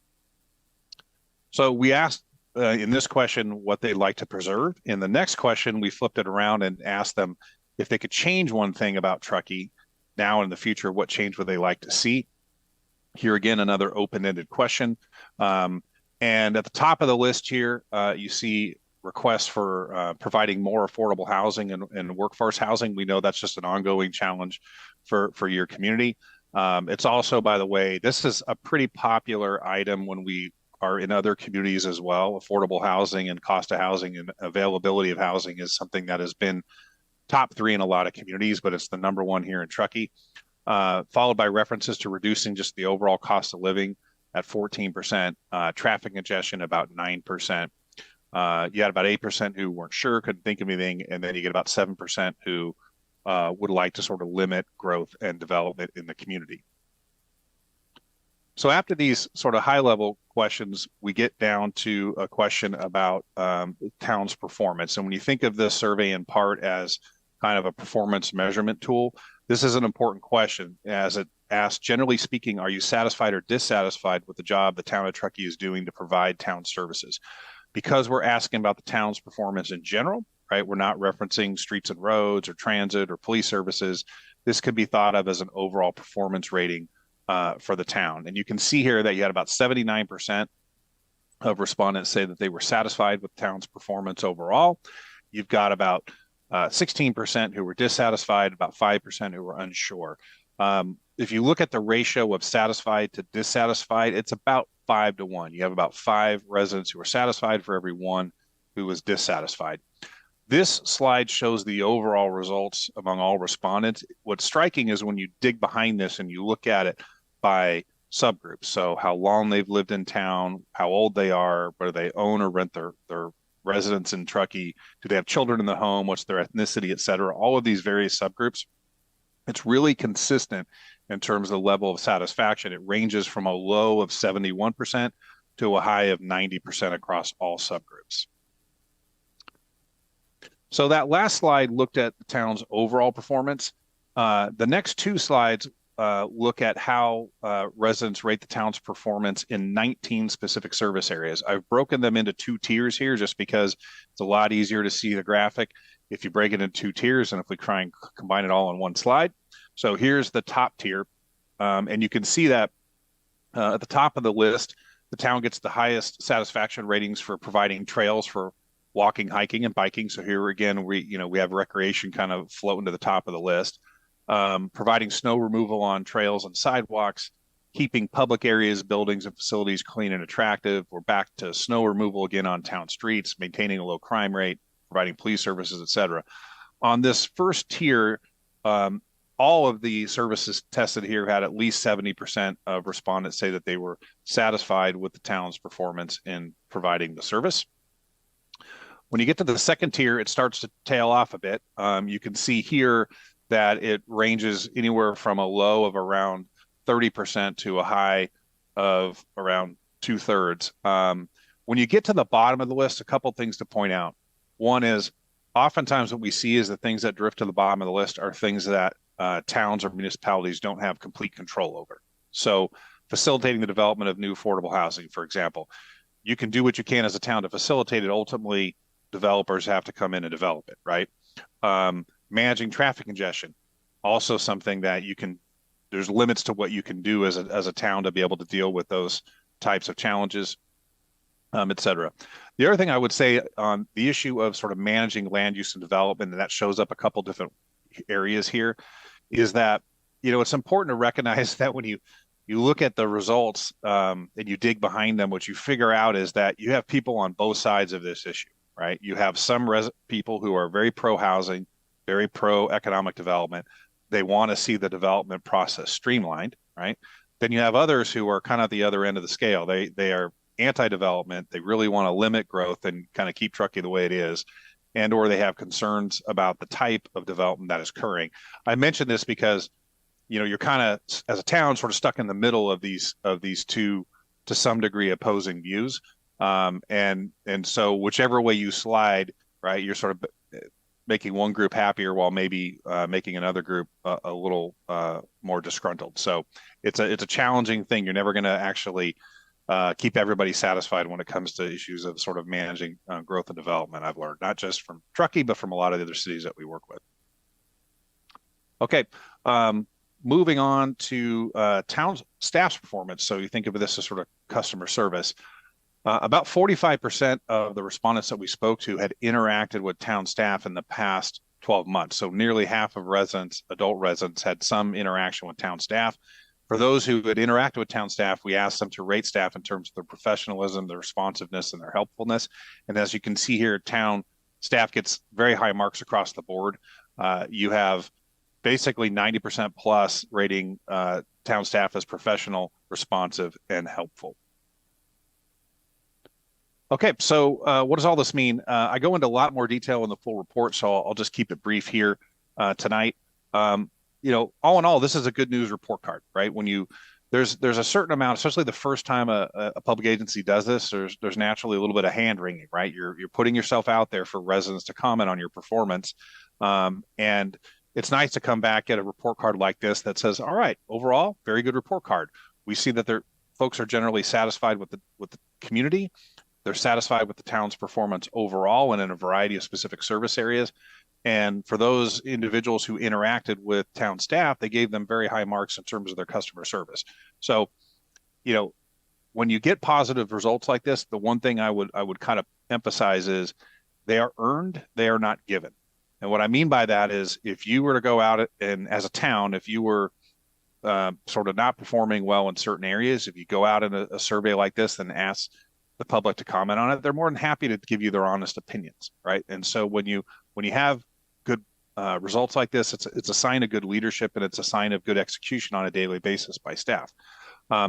Some of the areas that you perform the best are those specific strengths bullets there. So trail, snow removal, keeping the town clean and attractive, police services, maintaining a low crime rate, providing public transit and microtransit, trash and recycling, and protecting the environment. These are the areas where, across the myriad of services that we tested, these rose to the top of the list in terms of your performance. So like any customer survey, it should be a little bit about how are we doing today, but also a little bit about, where can we improve in the future, right? Where are there opportunities to improve resident satisfaction overall? And here again, when you look across the various questions that are in the survey, there are a few, priority areas or opportunity areas that are worth calling out. Clearly, facilitating the development of new affordable housing and providing subsidies for the local workforce. These are, top-rated items among residents. To the extent you can, manage traffic congestion, promote economic development. We talked a little bit about managing land use and development. It's a little bit of, you're catching it from both sides there, but there might be some things you can do and that would, make certain folks happier without necessarily causing problems with others. And then also regulating short-term vacation rentals was a little bit of a hotspot for some residents, not a lot, but for some. And so with that, let me end my presentation. I welcome questions from council if there are any. Great, thanks, Timothy. Yeah. I just have a couple slides I'm going to add sure. on, and then we will go to questions. So let me go ahead and stop sharing. Here we go. And these are really just closing thoughts. First, Timothy acknowledged this, but this is the first time we've done this as an organization. So from my perspective, this is a great baseline for the town organization to use. I would recommend that we do these periodically in a 3 to 7 year time frame. Probably 5-ish is the right number, and that helps us keep track of, are we pacing with the community? Are we pacing with community expectations, community priorities, and help inform future policy decisions and budget decisions for future councils. So that would be my intention moving forward, and we'll probably build in a capital plan in the next budget, not the one you're about to approve, or capital project, I'm sorry, that would place this in the 5-year mark so we can continue to update these and get these metrics for the organization. Also, want to acknowledge Timothy's familiar to many of you. He usually works with Charles and has done, I think, or helped assisted with all of our polling that we've done. They're typically for ballot measures, not this type of measure as we've mentioned, but I believe that gives him a great understanding of our community and perspective in the results that he got and how to interpret them. So thank you, Timothy, for doing that.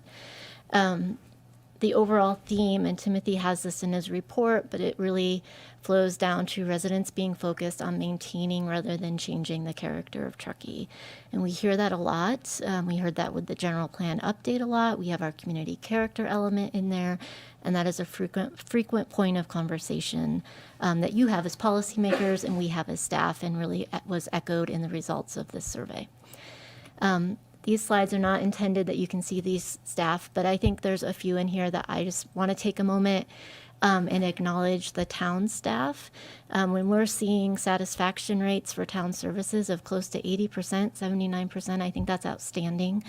And when we see the staff response of being professional and responsive and helpful from over half of our community, just kudos to staff. That's what I see every day here in their dedication to working on behalf of Truckee. I think the one thing we all have in common, the community, policymakers on this council and other boards, town staff, is we want what's best for the community. We don't always necessarily agree on what that is, but staff is trying to accomplish that every day. So I just thought that was worth repeating. Also acknowledging that The perception of the town as being welcoming, trustworthy, responsive, and transparent. I was really happy to see those scores, and we really want to strive to maintain that level of satisfaction and that responsiveness, and measure that again in about 5 years and make sure that we are retaining that trust in the community. The other highlight for me in this survey was the satisfaction with town communication. You had about 71% satisfaction with our communication. And if you remember, about 4 years ago, you didn't have a communications staff person. You have a team of one mighty PIO communications manager. We now have an intern, and we have Andrea as our IDEA program analyst. So we're building that capacity. We're reaching more community members, but to have 71% satisfaction in about 4 years of building that program was really a highlight to see. And also kudos to the community to have over 70% and close to 90% if we think of slightly attentive, acknowledging that they're following the work of the town. They're paying attention to what we're doing as an organization, what you're doing as policymakers, and we just have really high level community engagement, which really just helps us be better at our jobs and be better at serving the community. So wanted to thank the community for that, and again just really applaud the staff for their efforts every day in serving the community. So Mayor, that's all we have. The recommendation is to just accept the opinion survey tonight. You'll see some of the data points come back in future budgets as we do performance metrics and that sort of thing. Okay, thank you. We'll start with questions with Councilmember Romack. Thank you. Thank you for the report. And I would just share any members of the public who haven't had a chance to read the whole report that's in the packet, I would encourage you to do so. Jen just touched on a few additional slides, but there's a lot of data in here. So just really informative if anyone's looking for additional info.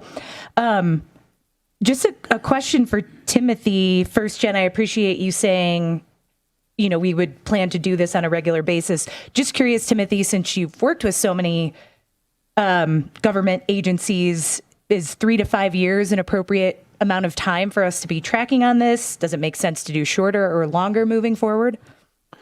You know what? I have cities that do this every year. I have some that do it every other year and kind of do it to coincide with their budgeting process, right? So they do it and feed it into their budgeting process. And then I have a few cities that are every 3 years, and I have a few that are every 5 years. So it really kind of depends on how you plan to use the data. You know, there's, and so I wouldn't go beyond 5. I think that's really stretching it because it's hard. You don't get a feedback for 5 years, but you know, it really kind of depends on how you want to use the data and what you want to tie it into, what your strategic planning process is, et cetera. Thank you. That's all my questions for now. Councilmember Pallavi. Yeah, just one question for me, and I think we're going to see a lot of themes tonight, obviously, and I'll wait to share some of those comments for maybe the future agenda items. But what I didn't see called out in this survey, and maybe I missed it, but I went through a lot of it, was anything about like greenhouse gas reduction and some of the sustainability initiatives. I didn't see that particularly called out, if you know, our community's even paying attention to those types of things. And I was wondering if I missed something, or potentially that's something we want to ask about in a future survey. I don't know if that's a question to Tim or Jen, but we did ask about sort of generally protecting the environment, and obviously you can unpack that into lots of different things, right? It could be you know, reducing greenhouse gas emissions. You could talk about you know, air pollution, talk about water pollution, et cetera. But we did ask about the town's efforts to protect the environment, and you had 84% of respondents say that they were satisfied. In fact, it was one of the things that was in the top tier in terms of overall satisfaction from the public. We did not drill deep, unpack it into some of those other categories, though.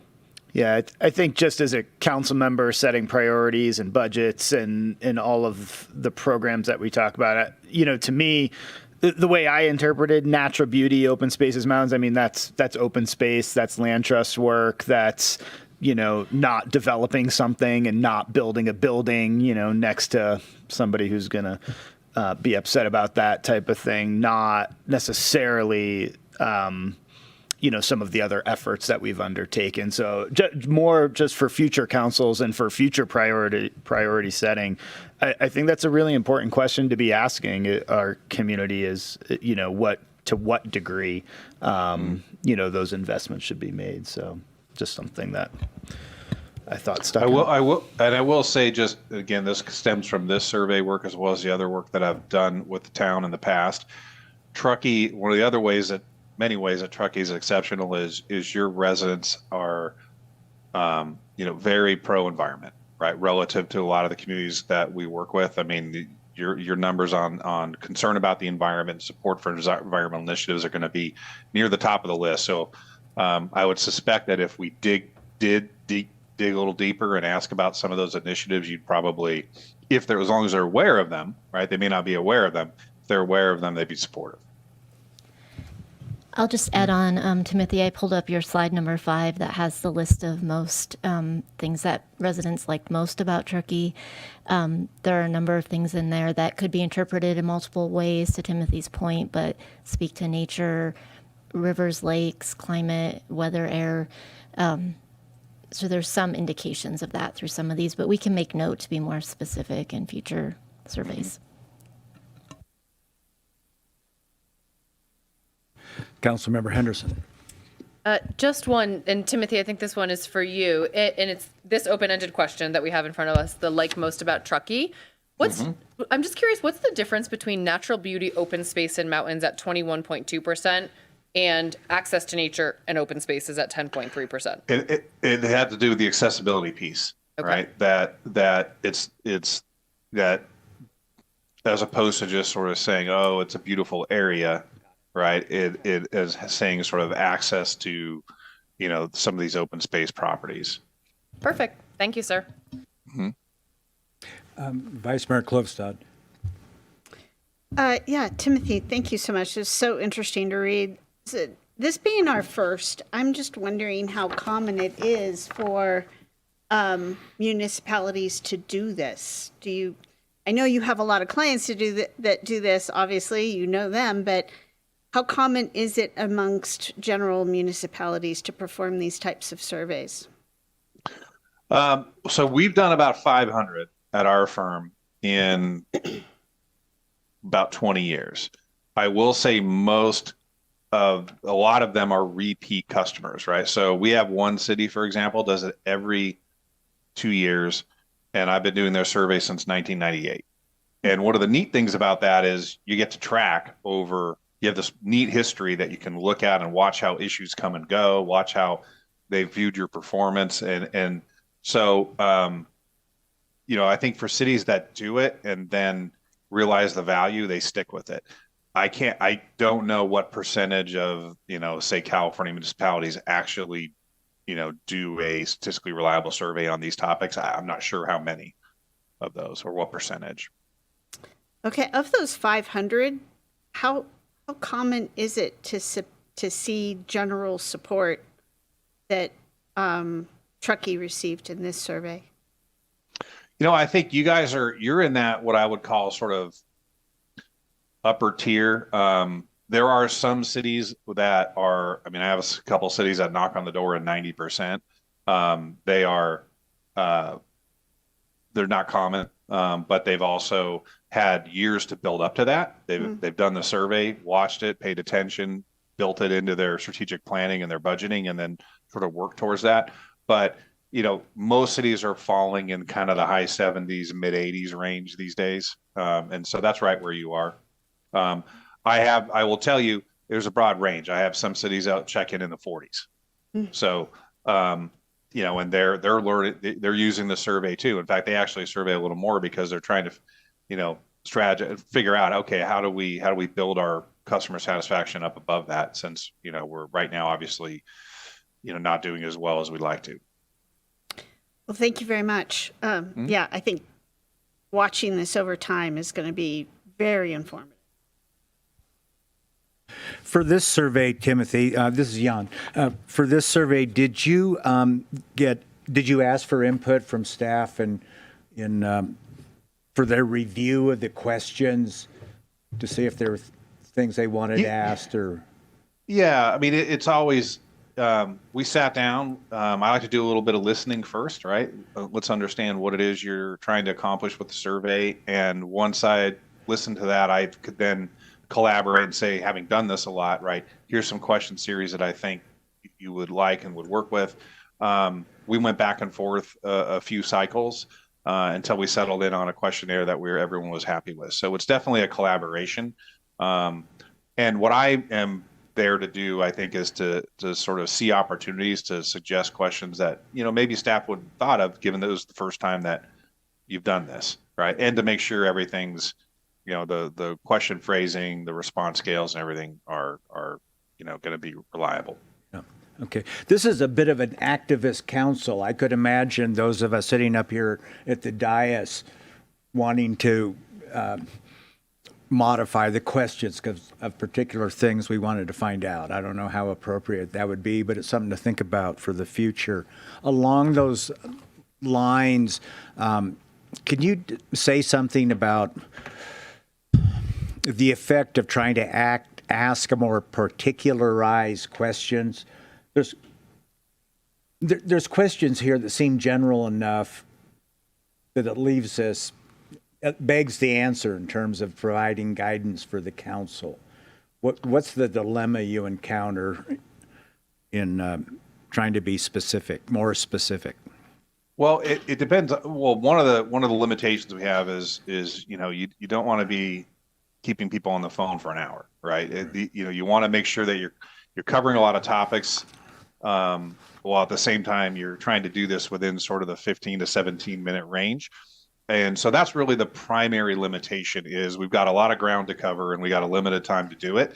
So, but that said, in the surveys, you also have an opportunity to start to identify, especially as you do them over time, you might have areas the next time that come up that you really want to dig in on. And there's space within the survey to say, okay, we're going to do a more detailed set of questions here. So this time it was your IDA program, right? And we had a series of questions that were there. I would imagine the next time you do this, you're going to have a different interest and need for that space in the survey. And so there might be something that is a hot topic for council and or staff that we can dig deeper on. You just can't dig deeper on every one of these topics, from, public safety to streets and roads to recreation, without without going well over your 15 to 17 minutes. Okay. My last question goes back to what some of the other council members asked about. It's what people like most about Truckee.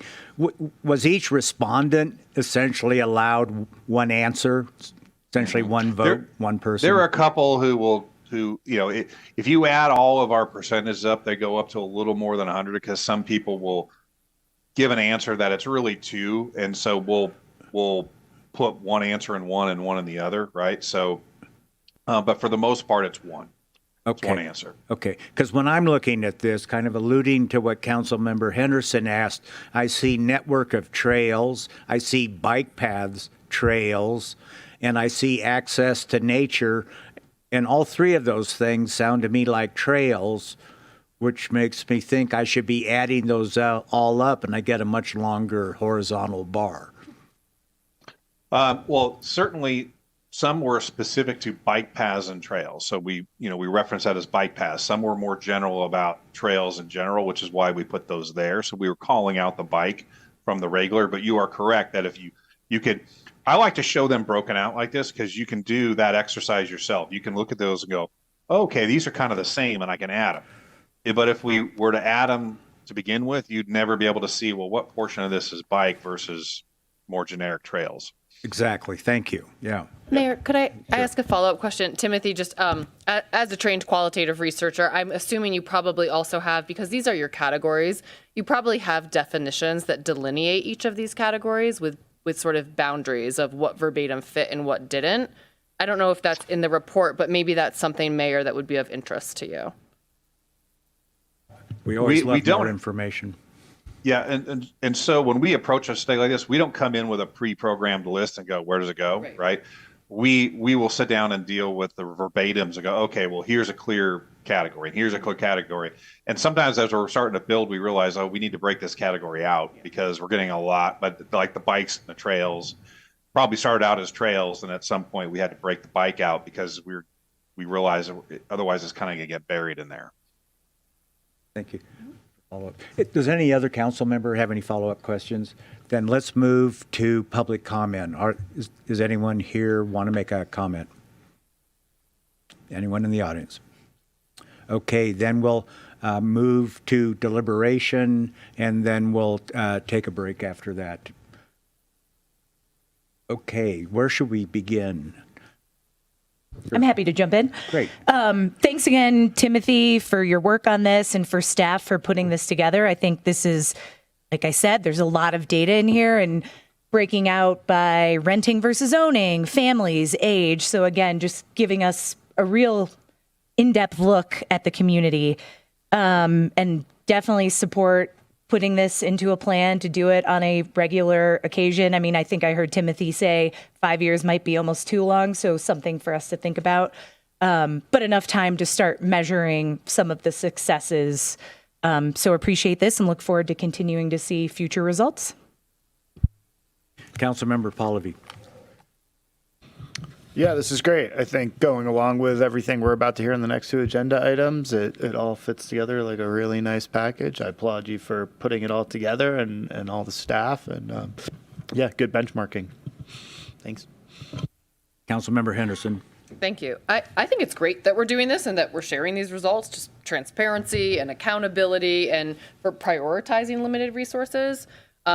I do think we should do it, maybe every other year, because then you much more quickly grow a longitudinal perspective. And it's not just how are we prioritizing resources now, but then you have that historical view back to say, we prioritized resources in these areas. Is it actually driving community sentiment or perspective in terms of what we're doing and accomplishing?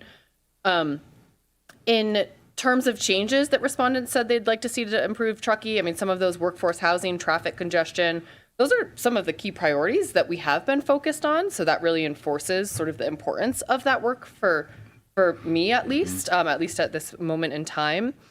And then we talked about this really, really briefly, but I would just say there are some really fascinating socio-demographic differences showing up in this data, which may warrant some further exploration as we just sort of prioritize our policies and our programs and our funding. Truckee as a place to recreate was rated as excellent by 78% for those who identify as white or Caucasian, but only at 62% for those who identify as Hispanic or Latino. So a question for me that immediately comes up is, do we have the types of recreational opportunities and infrastructure that our Hispanic community wants? I don't have an answer to that, but the data shows there's something going on there. Truckee as a place to shop and dine, rated at excellent by 76% of respondents who stated that they don't have kids. It was only rated as excellent by 4.9% of respondents who said they had kids. So again, do we have enough family-friendly shopping and dining opportunities? I don't know the answer, but that's a really, really big difference. So I would say, there's something going on in that data. There's something to probably investigate more. And I think it also shows our community is really diverse. We have really diverse needs and perspectives that we have to fill. Vice Mayor Klostad. Yeah, this was very eye-opening on a lot of levels. It was great to hear the community support for our newest program, the IDEA programs. I would also like to acknowledge that there's a lot of things that we were getting credit that are great that we don't do. Truckee Donner Land Trust is, Truckee Trails Foundation. They have a lot to do with some of the greatest scores that we had on here. So, and there's dozens, so I'm not even going to start to try to name them because I'll just get into trouble with how many I forget. But there's also a lot of things that we're being rated for here that we don't have any influence on whatsoever. And that's just part of the package. We're the town of Truckee, so people just assume that anything that happens here, we're doing. And that tells me that regardless of whether or not it's our responsibility, we have an opportunity to influence whether or not our community is getting the services that they need through our other means. And so I think the advocacy that we've been doing lately in order to make sure that federal funding doesn't get cut has a lot to do with what the levers that we can pull here, even though we can fund our interns. We can fund the Civic Sparks that got cut and make them interns. We can't make up the difference in the federal funding cuts that have come down and are impacting our community and impacting the communities around us that are they're going to have kind of a stair-step effect on us, but through the county and through the state. So definitely some opportunities for us to improve our communication with the community about what our responsibilities are, what our ability is to satisfy some of these concerns.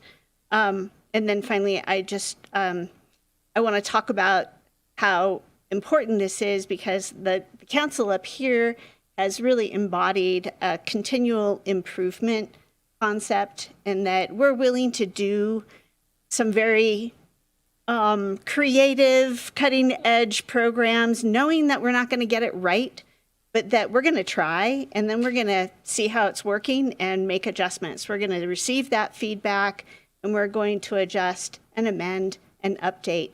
And this is just another tool that we're deploying and staff has embraced in that continual improvement loop to allow us to better serve our community. So I want to thank staff for making this happen, all the residents that responded, all 600 of you, and that we really look forward to utilizing this tool as that part of that continual improvement loop. So thank you. One of the things I heard from Dr. McLarney is that it sounds like these surveys can be improved over time. As you do the survey, you can refine them. And at the same time, along the lines Councilmember Henderson alluded to, it's good to have a benchmark where we have at least comparable questions and answers to see where the trends are. I agree with my colleagues in all respects, except I don't know that it would need to be done every 2 years. I could see 3 to 5 years. When we get into the next 2 items, I can explain one of the reasons why. Anyway, does anyone have any further comments before we just say we accept? Okay, we accept. Given that we have 3 items tonight that are all kind of report card items, could we do a formal motion and just vote for the minutes to reflect that? Yes, a motion to accept the opinion survey. I will move that we accept the Community Opinion Survey 2025 summary report. I'll second. All those in favor? Aye. Aye. Passes unanimously. And now we'll take, do you want 5 or 10 minutes? Council, 5 minutes. So let's come back at 7:07 according to the clock on the wall.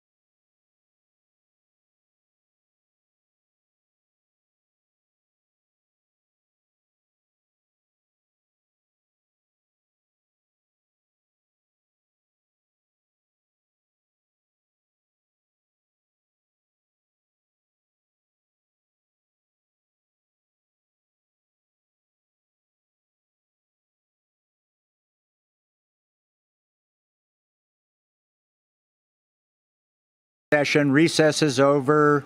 If you plan to stay, please take a seat. And we're moving on now to item 7. We're moving on now to item 7. Are we 5 or 6? 7.5, the townwide operational and service delivery review. Jen, will you be leading the discussion? Yes, I'm going to start off. I only have about 2 or 3 slides, and it's just context, project timeline, how we got here. Then we're going to turn it over to Pete and Al, who are with Baker Tilly. They have a series of slides presenting their conclusions, recommendations, and the work that they did, their methodology. And then we'll come back over here, and I'll do some closing thoughts, things that we're already moving forward, and next steps. I do want to repeat, and I think you're going to hear a lot of repeated themes tonight, but this is kind of all about a report card, the last item, this item, and the next item. So you may recall in January when we came back from the holiday recess, we started our first meeting in January acknowledging that we were going to be looking inward this year and reflecting inward and spending a lot of time on our operations and just efficiencies in operations and improving operations. And so that is what you're hearing tonight. This is the culmination of about a year's worth of work. We actually launched the RFP, or got direction from council to issue an RFP for professional consulting services in October of 2023. The RFP went out in November of 23. January 5th was the submission deadline for responses. We received 4 proposals, and we interviewed all firms that submitted proposals. And I thought it was important to remind everybody who helped with the selection. We had a number of town staff on the selection panel, and that's the interview panel that interviewed all 4 consultants. The department, many members of the department head team, myself, and then our management staff, including Lieutenant Vickers, Becky Bukar, who's our Assistant Public Works Director, Chris Hardy, our Chief Information Officer, and Mike Ross, who is our Chief Building Official. We also invited a number of community stakeholders to participate in the interview panel. And Shannon Decker represented our Chiefs Advisory Committee. Bill Greeno was representing the Chamber of Commerce. Supervisor Bullock sat in on many of the interviews. Cody Heller represented CAT, and then, of course, Tony Lashbrook, just for his historical context with the town, participated as well. Obviously, Baker Tilly was selected. We moved forward with contract negotiations that came back to council, and then we did formal project kickoff in the spring of 2024. So 12 months later, here we are. And I'll turn it over to Pete. I'll open up your slide presentation, so just give me a second. And you can explain the work you did and the findings that you came to.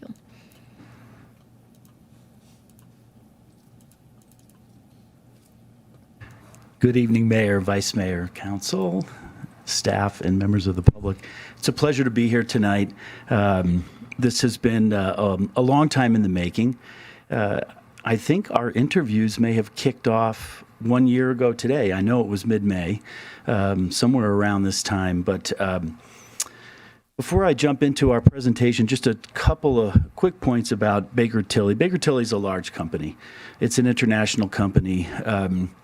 Our group is not that. We focus exclusively on process improvements and other work related to local governments exclusively.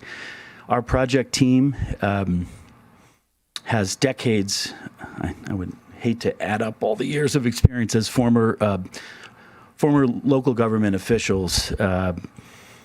We had 4 former city managers on this team. It was a large team of 12 people. 4 former city managers, including Al Zelinka with me here, who's also a former community development director, and former department directors in the disciplines that we reviewed. A very strong team of actual practitioners. It's a hallmark of our firm, this sector of our firm. We started in earnest last May. There we go. Just a quick bit about the approach we take to our engagements. They're comprehensive. In fact, the scope for this project was very comprehensive. It was something that we were very interested in pursuing. And thankfully, we're able to win the engagement. But operational assessments such as this are not usually as comprehensive as this was. And that's a testament to staff's willingness to take an introspective look. You've heard some things over the last couple of presentations talked about some of the things that are exceptional with Truckee. We're going to have to take a departure from that. You're not hiring our firm to hear about all the great things that you're doing. And there are lots of great things that the town is doing. You hire us because you want to hear about how you can operate more efficiently and effectively. And that's what we're here to talk about. The exceptionalism piece is in the fact that the town wants to take this look. So I urge everybody to keep that in mind. So our objective really is to come in and we follow somewhat of a linear timeline in these projects. We have our engagement pieces up front. We go through a listening and learning phase. And while that's happening, that's the engaging with one-on-one interviews, focus groups. There's all manner of means and methods of engagement, but for these, we're mainly interviews and focus groups. That's happening in part and parcel with that are data and document reviews. This engagement included peer agency comparisons, which we'll get into, and we're obviously looking at comparisons to best practices, really reviewing the organizational structure, its business processes, conducting service delivery analysis. And the outcome of that, of course, is a very large report with a lot of information in it. It's an 80-page report. They are not typically that long. Sometimes they are with these types of broad organizational looks. They can and are very lengthy. There's 74 recommendations that we're making. And if you include the subparts to the community development recommendations, that number goes from 74 to 86. To give a little context here, I think one of the things that really can't be lost on anyone here is the age of Truckee as an incorporated entity. Truckee is extremely young as an incorporated community. The average age in California being about 100 years. Truckee is just over 30. The further east you move, you see that 100-year average actually increase significantly. So in that, Truckee is still developing as an organization, its traditions and cultures and norms. It's normal at this stage of the young development of an incorporated entity. There's going to be swings in priorities. Elected officials can be extremely challenged to respond to years of whatever pent-up demands or issues or desires may have been swirling out there before you incorporated. So again, just keep that context in mind. And once you do incorporate, you're going to have a huge to-do list. And invariably, that's going to focus on land development and planning issues, which in fact was a main reason for Truckee's incorporation. So it really shouldn't be a surprise that this is an area that's of a big area of concern today. So in terms of stakeholder engagements, we talked to, we engaged with 107 individuals. We started most of this happened between mid-May and June, and I talked about the linear nature of our engagements. We do our listening and learning phase, and then we proceed to our observations and recommendations. While we did the bulk of our engagement between mid-May and mid-June, that extended into February 2025. And not surprisingly, a lot of that was around community development. So it really, it took on a life of its own and really took a lot of our firm's focus throughout the engagement. But you could see here, if everybody can see this, we talked to, we have individual interviews. They're confidential just so we can get an unvarnished look at what people feel is and isn't working well. Invariably, we dwell on what isn't working so well. We spoke individually with council members, We had external stakeholder group meetings, representatives from the business community, commissions and committees, nonprofit groups, and in particular, on the development side, the Contractors Association of Truckee Tahoe. We did a couple of internal focus groups with operating departments, specifically community development and public works, and we had other forms of communication throughout the engagement.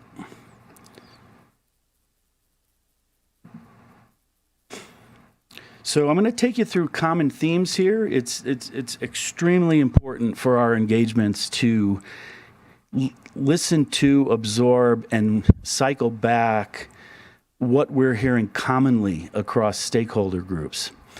And so the first set is, this is internal. This is what we heard from staff and council. And then we'll talk about what we heard from folks external to the organization. And you're going to see some of this repeating because we do this first because it helps to inform our own observations. And so you'll see that later on that some of this information will bear repeating. But there's an overall sense that the town works well. That was a very common theme, and I think you've heard that reflected in some of what's been discussed earlier. But there's definite concerns about workload capacity and the ability to address council priorities. There's signs of burnout at all levels of the organization, and that is having impacts on staff morale. There's common sentiment that the town government is understaffed, and we share that sentiment. The biggest operational concern is land development, more specifically the planning process. And to help everyone understand this is a consensus concern. We hear, when we engage with multiple different stakeholder groups, rarely is there unanimity in a consensus fashion of a big issue, a big deal with an organization. Well, this is a consensus concern, and it really, as you'll see through some of our recommendations, it really requires immediate attention and focus.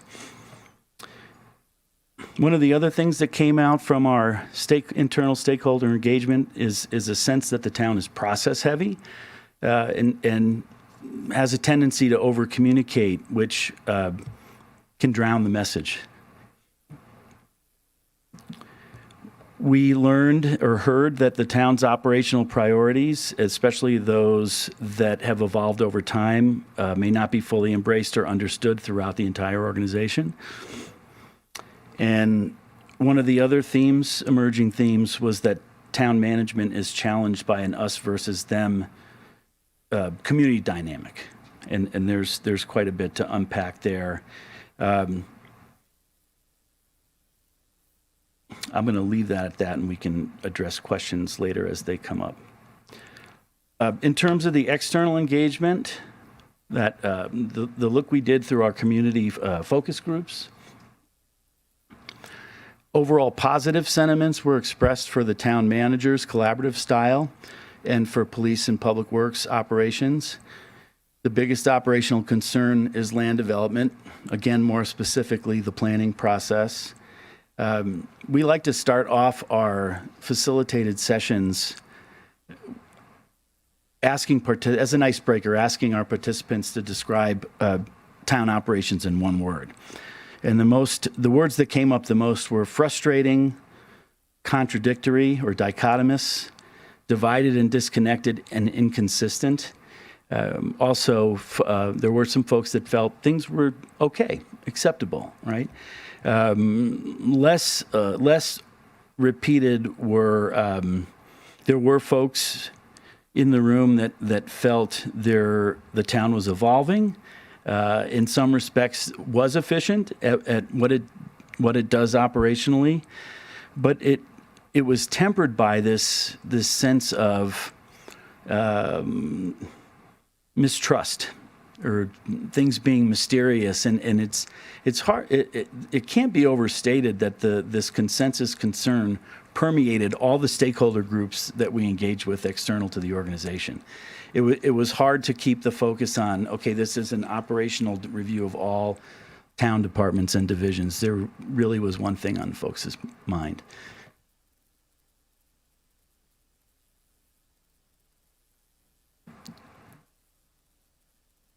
I'm going to talk a little bit about the peer comparisons that we did. These are often helpful for comparing staffing and structures. And you're selecting the peers based on demographic factors, be they population, land area, median income, budgets, full-time equivalent positions, the array of services that are provided. So you might not find it surprising that it's hard to find matches, close matches with a town like Truckee, with its combination of large land area relative to population, relatively high median income, location, seasonal tourism offerings, and the mix of services provided. One of the things that we were not fully aware of when we started the engagement was the number of special districts that Truckee has to navigate.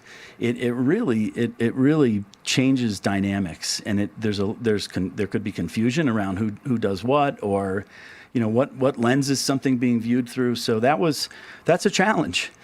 At the end of the day, we selected the following peers: Breckenridge, Colorado; Mammoth Lakes, California; Durango, Colorado; South Lake Tahoe, California; and Steamboat Springs, Colorado.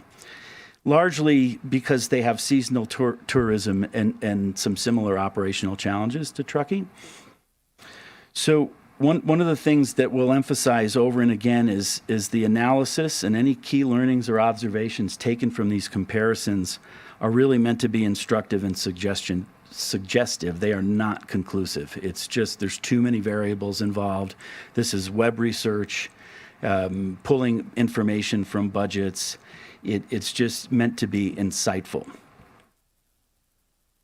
And in that, one of the big learnings from our perspective is the number of full-time equivalent positions in Truckee per 1,000 population.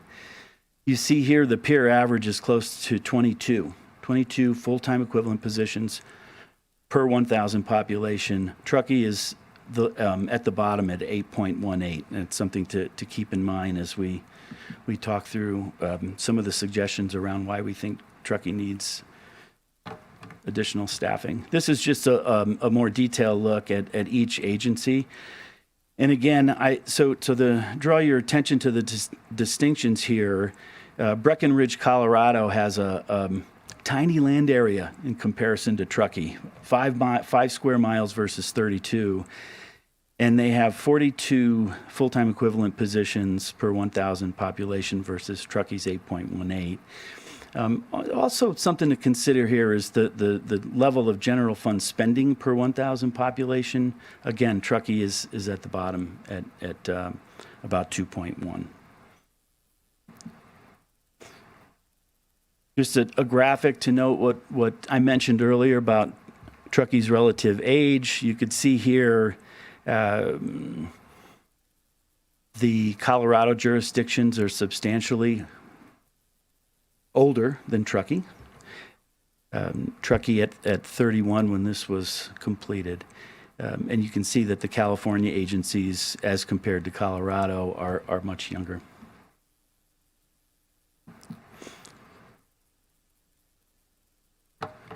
So what else did we observe?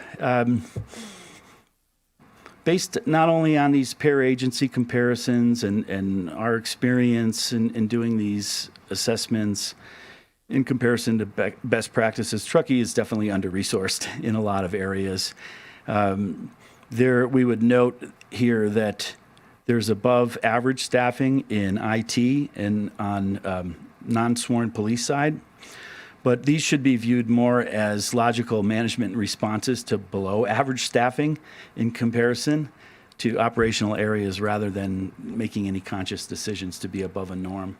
But you could see here that in human resources, finance, community development, police sworn, and public works are all below the peer averages in terms of staffing levels. What you don't see on here is town manager, town attorney, assistant to the town manager, departments, and associated staffing. There was no heavy analysis there. But we do note, and our recommendations reflect that staffing is needed in those areas as well.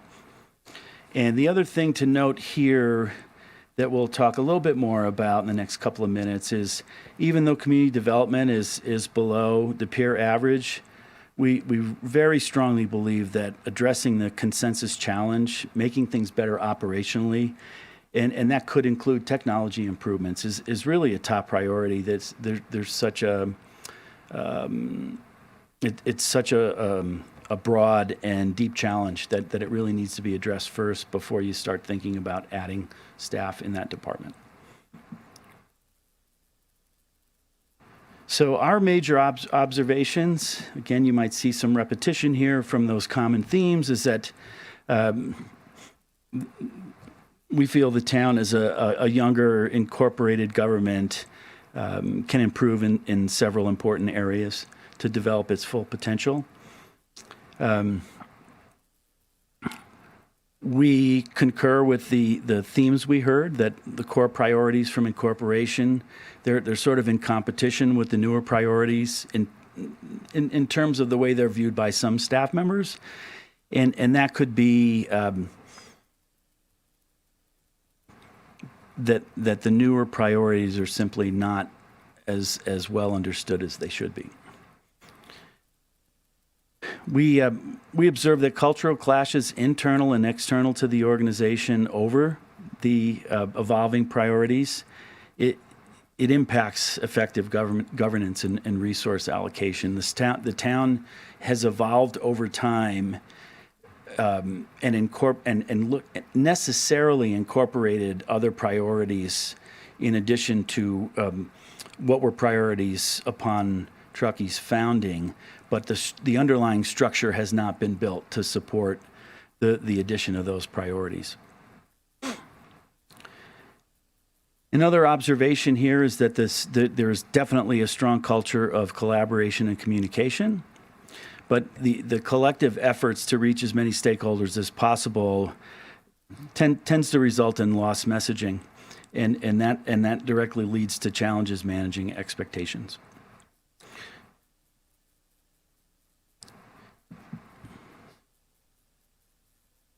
There's a sense among stakeholders that town generally works well. I won't dwell on the consensus concerns about workload capacity, burnout, and morale. I've already stated that, but they should be duly noted. The land development processes, of course, are top of mind for everybody, and that really affects effective governance, and it does require immediate attention.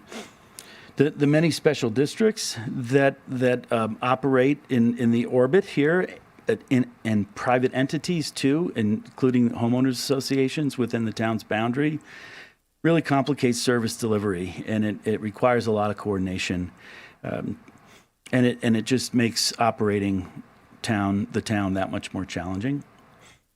And then again, the town's understaffed. It's apparent in most organizational units, but addressing that has to be done thoughtfully. You can't add a bunch of positions overnight, right? And when we do these assessments, our final deliverable is what's called an implementation action plan, what we call an IAP, and it scripts out steps and it puts priorities on anything we're recommending.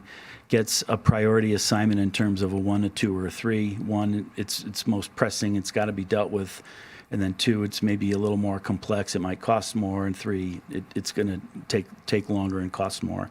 So that's it. You have to very judiciously look at how you're staffing up over time. So again, just to remind everyone that there's 74 recommendations. This is really distilled down into the key overarching recommendations, and number 1 is enhance and strengthen townwide systems, processes, and structures in internal controls, human resources management, performance management, and measurement. One of the things that the town really wanted to do was look holistically across the organization, not just individually at departments and how they're staffed and how they operate, but also the town, how it operates holistically. And it's what we call a management system review. and you'll see quite a few recommendations associated with the town's management system and how things might be improved holistically. You're obviously going to need shorter and longer term phasing and funding plans to ensure that you're adequately staffed and are poised to sustainably manage council priorities that are going to continue to change over time and will continue to need to be addressed effectively. We think that reassessing the means and modes of communication and collaboration could be adjusted just to make sure messaging is on point. What's the right mix and balance of messaging to reach the largest group of stakeholders as possible, so that they're really absorbing the message. We think that in order to really meaningfully address the organizational importance of council priorities that are not necessarily connected to the town's founding and what road maintenance, snow removal, we think you need to elevate the assistant to the town manager department and reflect the level of importance of those services. Those divisions within the assistant to the town manager department are very thinly staffed. There's no program managers that you would typically see in organizations, or even assistant directors, to handle the number of priorities that need to get accomplished. And strategic planning is key. We've made some recommendations around broadening the council's 2-year strategic priority setting, but one of the most important things we see is how technology is managed and deployed throughout the organization.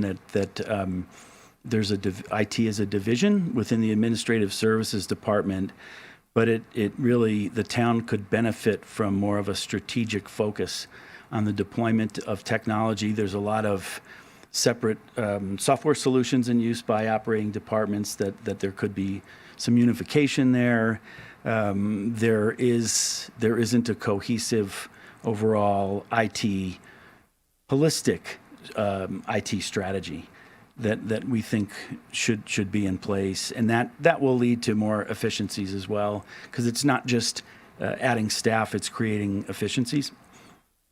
And then finally, really immediately addressing this consensus challenge, having some, as soon as possible, some facilitated workshops to get to solutions. What are the mutually beneficial solutions? What can strengthen public trust around land development? And also adopting a service excellence model or approach. You'll hear that again in a different form, but having more of a model to look to that has potential applicability townwide is pretty important. It's just an overall summary here of the recommendations. The town management system has 22 associated recommendations. Community development has 4, but as mentioned, there's subcomponents, so really it's 16. Police with 21, Public Works 10, Administrative Services 9, Assistant to the Town Manager 6, and other general governmental with 2 recommendations.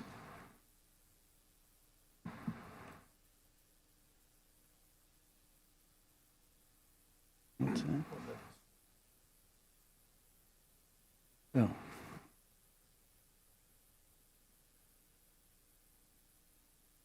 Oh.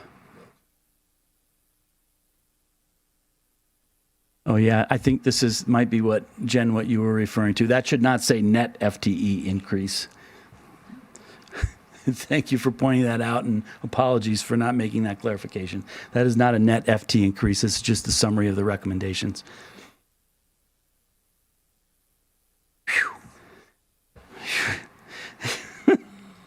Thank you, Al.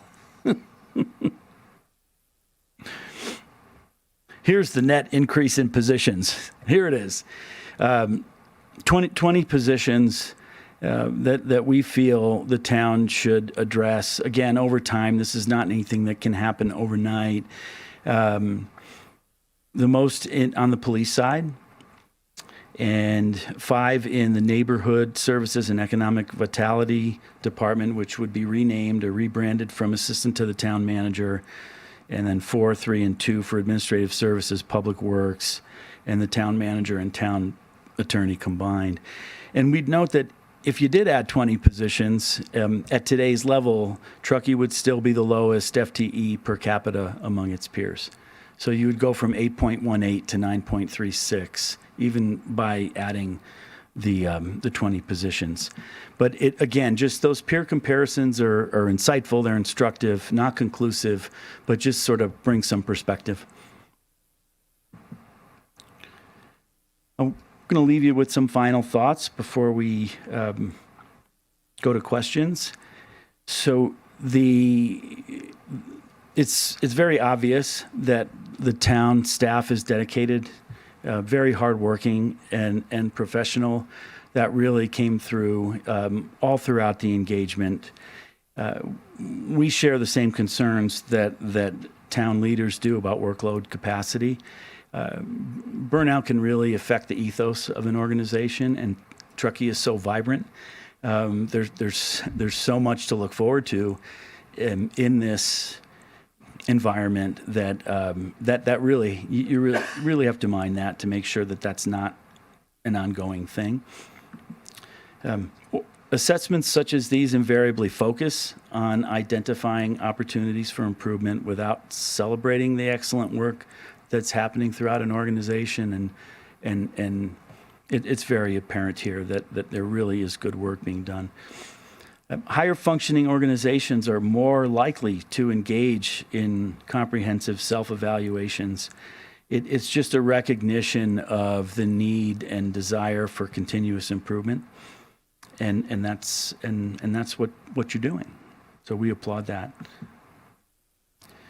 We encourage the council to view our recommendations, especially those with increased staffing, not as a means to add priorities and projects, but as necessary really to keep pace with the existing volume of work and the level of effort required to maintain it. And that is going to require time, giving town leaders the capacity and time to make the improvements and measure successes. With regard to the challenges on the community development side, we feel the town would be best served by placing an emphasis on prospectively addressing negative perceptions around land development. It's very natural to want to ground truth everything that's said, everything that's heard during an engagement like this, and there are certainly instances where you need to have facts and factual detail. But at this point, perception is reality, and it really, rather than setting up a potential he said, she said situation about what number might be correct or might not be correct, the focus really should be prospectively on solutioning. How do we improve the situation? And finally, we encourage all stakeholders in the town, evaluate our recommendations through a best practice lens. We were called in to make suggestions on how we feel operations could be better, more collaborative and harmonious, and we think, we hope that everybody views our recommendations as such. And with that concludes our presentation here, and we'd be happy to answer questions. So Mayor, I'm going to jump in and just give a few comments, and then we can go into questions if that's okay. Just pull up.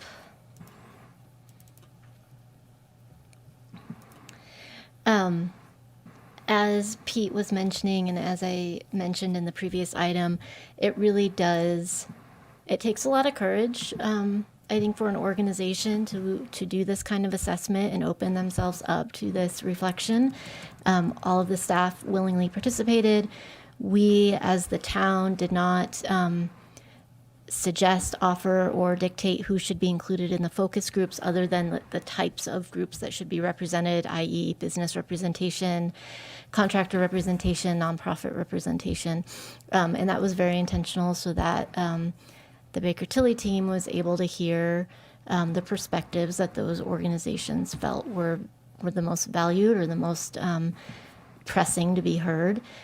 So to have that vulnerability as an organization and for the staff to really be able to hear that feedback, I just, again, want to thank them for that.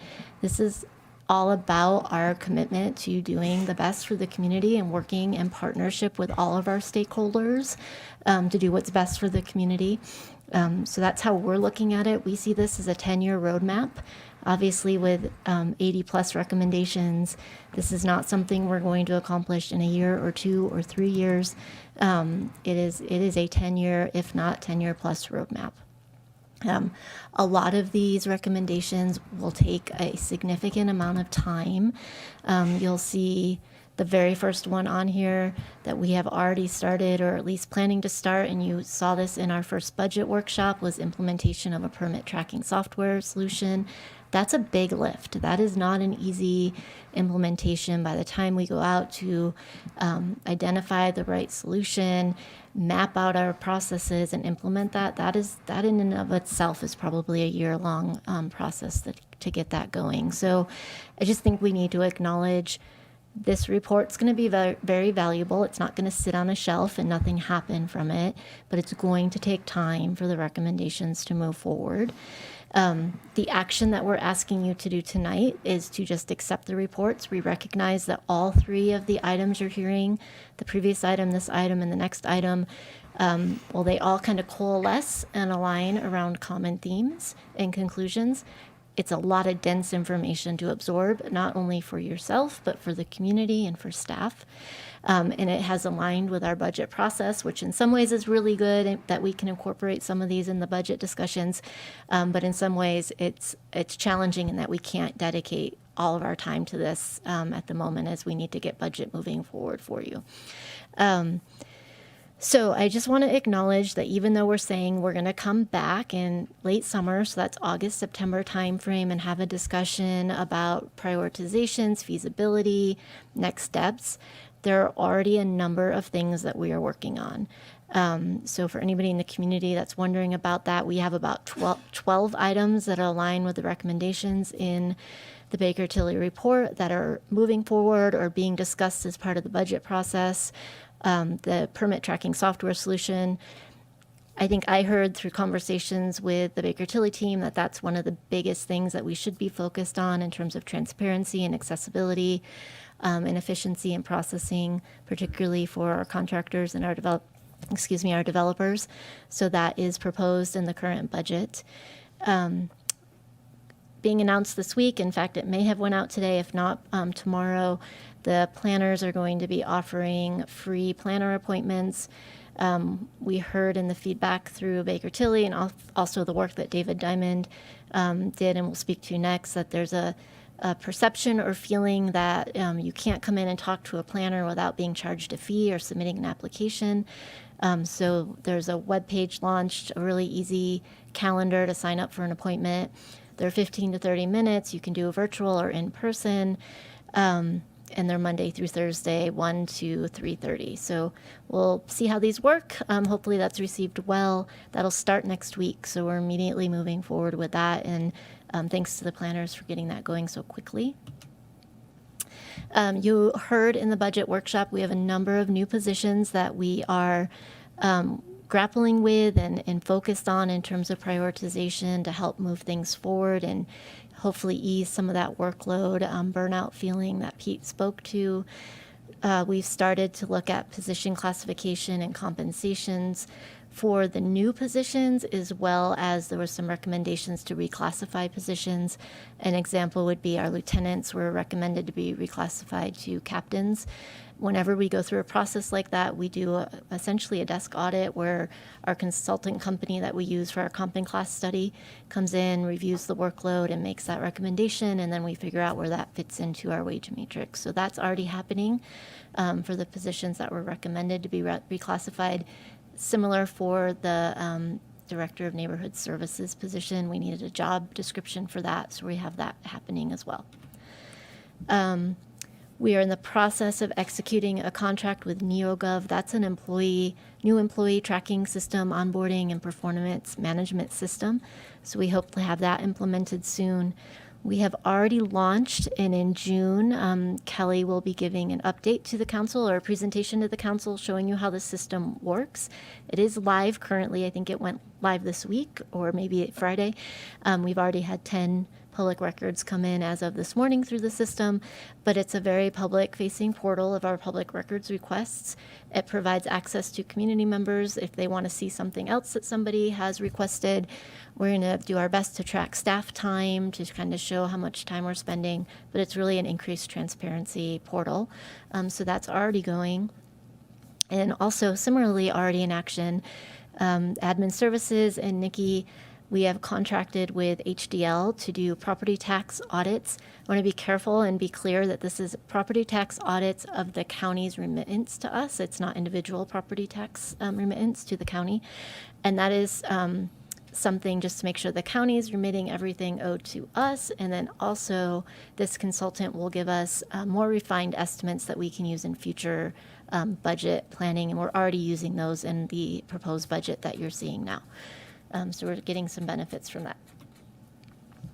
The admin team has also started to draft written policies. These are specific to internal control frameworks, and they will be brought back to council at late summer for adoption and review. We've done an internal survey of IT services. Our staff seems really happy with our IT services at this point, getting an average rating out of 9 out of 10. Admin services and finance specifically just launched their survey this week, so we'll be getting some feedback on the internal sense of staff in terms of finance needs and support. The Public Works Department is incredibly excited, specifically engineering, to have our PIEs draft out for review and public comment. That's our Public Improvement and Engineering Standards. I think Becky says we were working on those since she started with the town, and so really excited that those are finally out and we're moving those forward. So you'll have those back potentially in June before we break in July, but if not in August. So those are the 12 things we're doing. I've kind of already spoke to these 3 items. I'm not going to repeat them, but I will emphasize and agree with Pete that the next steps are going to require really positive, harmonious relationships and collaboration between all of the stakeholders. That's town staff, that's our public agency partners, that's our nonprofit groups, all of our advocacy groups in town. And we're all doing this, as I said earlier, for the same purpose, and that's to work better for the best Truckee that we can have. So with that, open for questions. Thank you, Jen, and thank you, Pete. We'll now go to council clarifying questions. Let's start with Councilmember Pallavi.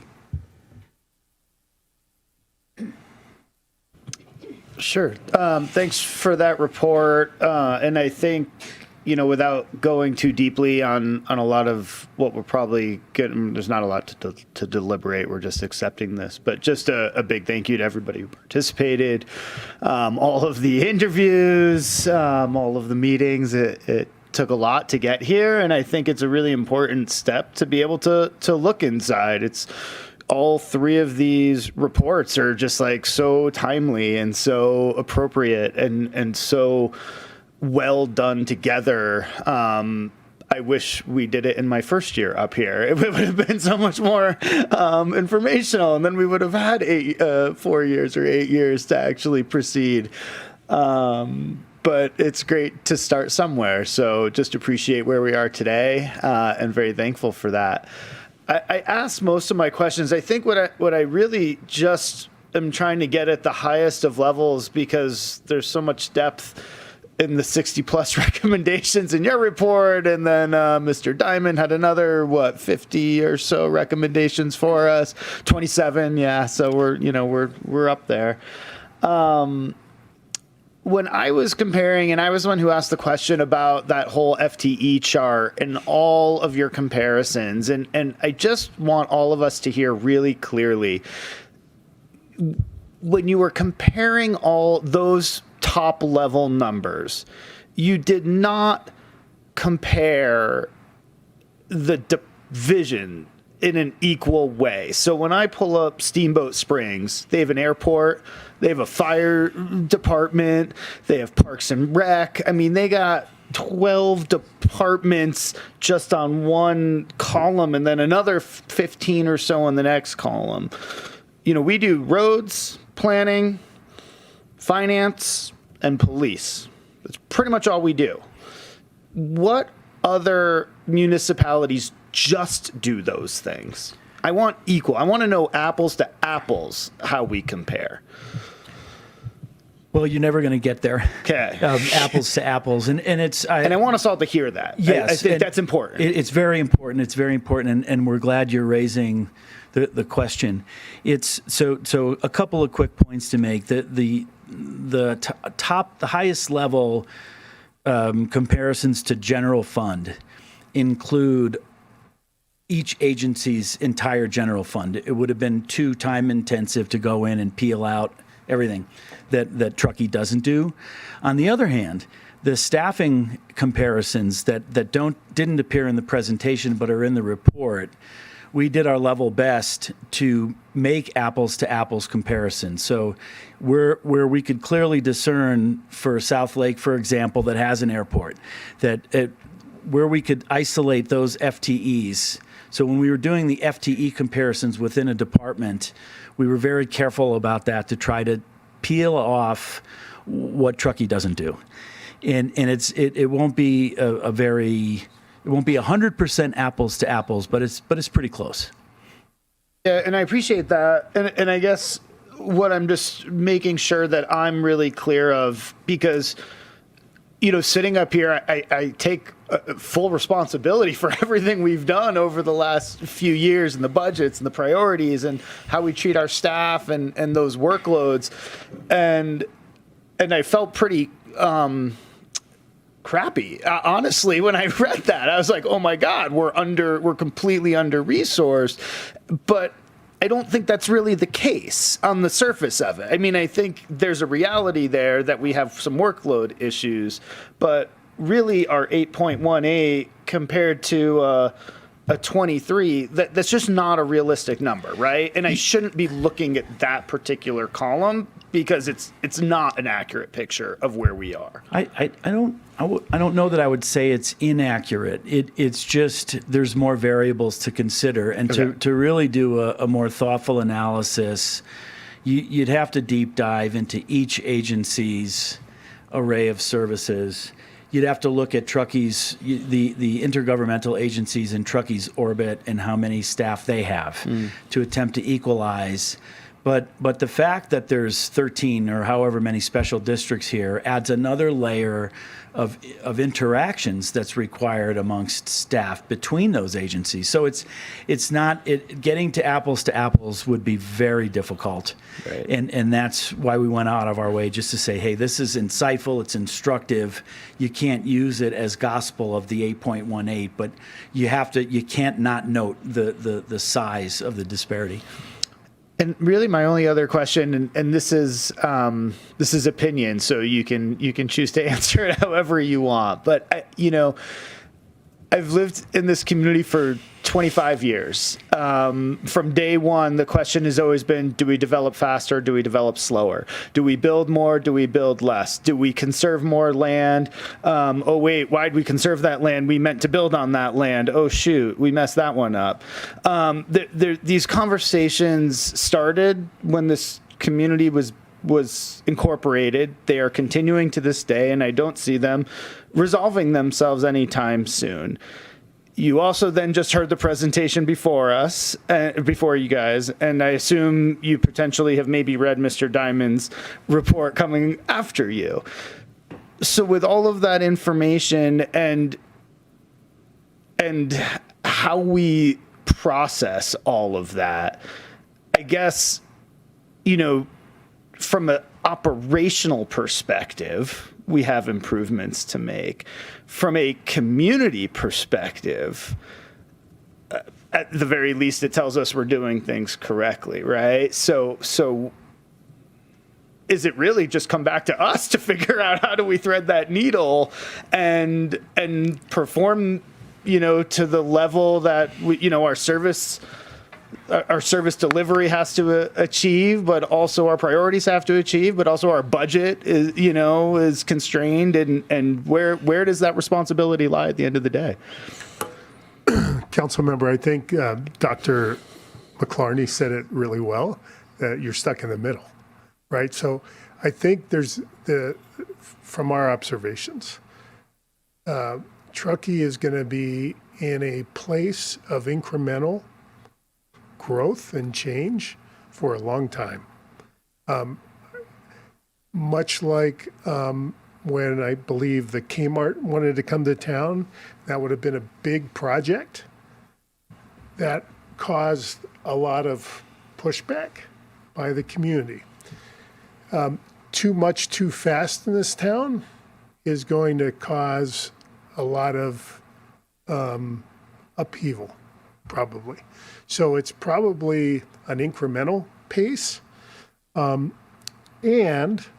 as you said, and as Jen said, a commitment, and as we'll hear from Mr. Diamond, a commitment to an ongoing conversation and collaboration between the private interests and the town team is going to be very important, so that the operations, even if it's incremental growth, that experience is as flawless and as mutually satisfying as possible, recognizing that you are going to be in this middle ground. You love your nature and love your open space, and yet you also want workforce housing and some more economic development opportunities. And so it's a tension. And I would say one other point, a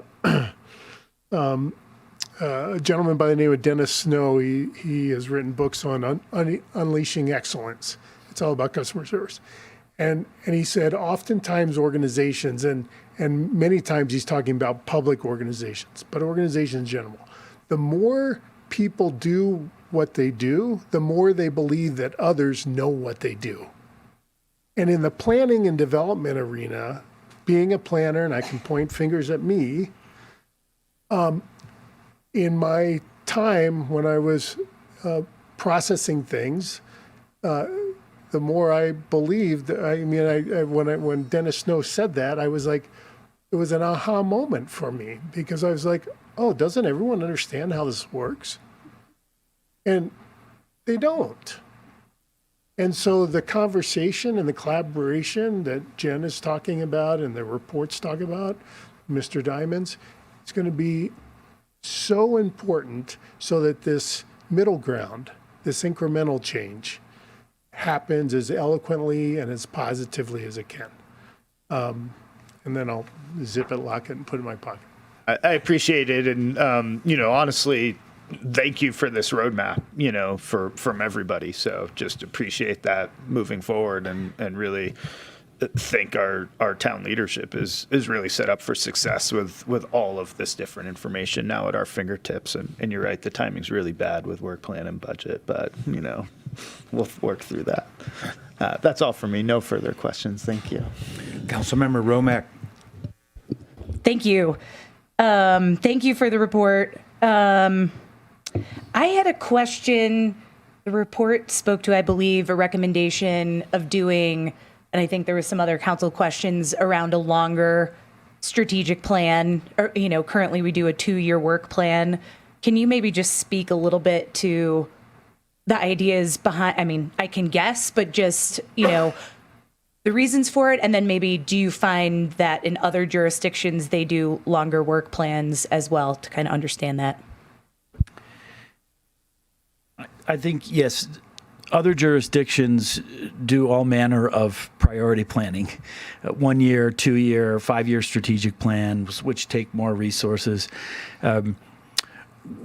From a best practice perspective, we would recommend a 5-year strategic plan, but as you referred to, updated on a rolling basis. What that does is allows council to update the plan annually within a larger framework of a longer planning horizon. If what you potentially lose, but what you gain by that is sticking within the parameters of what your body ordained as a 5-year priority plan. If you do 1 or 2 year priority planning, there's more of an opportunity to make more substantial changes within a shorter planning horizon. And that's my perspective. Al, is there anything you want to add to that? Yeah, the only thing I would add is that by doing a 5-year plan, you allow you give a little more space for the organization to continue its day-to-day. If you do a two-year, there's an expectation set that you're going to make a lot of change quick. And in doing that, it sometimes can stress the organization unhealthfully, not always, but sometimes, so that the day-to-day sacrifices or the individuals work more or under more intense intensity. Because the one thing I'll say, I mean, all the staff that we interviewed here, and you know this is better than we do, they want to help. They want to accomplish your priorities. Everyone wants to advance the will of the council. It's a matter of how do you pack all of this into this bandwidth of limited time and resources that you have. And so sometimes, I would argue almost all the time, if you can do a 5-year view with whether it's quarterly or twice a year report backs to the council, and then at the end of the year you wrap it up and also inject your suggestions for tweaks to that strategic plan based on new priorities that come up, new information that comes up. It's a really helpful way of having an organization operate. And just one more quick thing to add about that. Based on our experience, we did an org assessment for a small town that did annual planning, and their turnover rates were really off the charts. They went through within a handful of years, their entire executive leadership team turned over twice, it was just some really crazy number. And they were losing staff in every department. The turnover rates were very alarming. And this was a function of annual changing of priorities with a confluence of lots of commissions that exerted a lot of influence over the council. So that's when we talk about a longer planning horizon and really carefully managing priorities and workload capacity, we have things like that in the back of our mind that's the last thing that you would want to see here is that level of impact on staff who really do want to do a great job. Got it. Thank you. Appreciate that. And then one other question, and this stemmed from Councilmember Henderson's comment in our budget discussion around the amount of funding we have available in reserve, per council policy. In the comparison agencies, was that looked at all? And I'm just curious because could that be why our expenditure per 1,000 people is lower? We did not look at reserve levels. Yeah. Thank you. That is it for now. Councilmember Henderson. Thank you. Thank you to everyone who's here with us 3 hours in tonight. I know it's a long night for everyone. And thank you to everyone who contributed, everyone at town and everyone who shepherded this and really brought this together. It's a huge lift. And it's really hard work. And I also know it's really hard conversations. I heard some of the feedback from some of those groups, and I know there were some contentious issues, right? And I think it really takes all of us leaning in. So I'm excited that we're in this place now. I hear you, Councilmember Pallavi. I wish it was 8 years ago, but I also think as a community we were ready to have this conversation now, right? So I'm just going to keep my questions really short and pretty high level because I know we're not deliberating on specific recommendations tonight. So like Councilmember Pallavi, I thought the FTEs per 1,000 population and the general fund per 1,000 population were really interesting metrics. Councilmember Pallavi brought up just some of these cities and towns have very different services and departments, and some have a sort of much broader array of services and departments. Did you look at biggest revenue sources for any of those cities and towns compared to Truckee? We did not. Okay, totally fair. And then also it sounds like some of those, because I know, so for example, Truckee's general fund per 1,000 is at about 2.16 million. I think the next was, other than Durango, maybe it was Mammoth at about 4.5 million almost. But it sounds to me like these are more sort of directional than a recommendation of, hey, Truckee, you need to get to 4 million in general fund per 1,000 population. Am I interpreting that appropriately? Absolutely. Yep. Okay, perfect. And then next question. So 20 positions, even over time, is going to have a very real cost associated with it.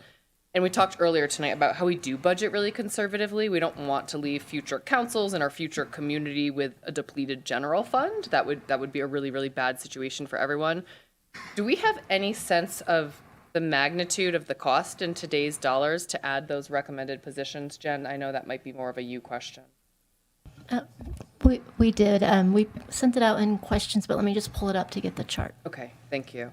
And while you're pulling that up, very last question. I'm just confirming no new positions are being recommended in community development. All those recommendations were process oriented. Is that right? That's correct, at least at this tranche. Perfect. Thank you.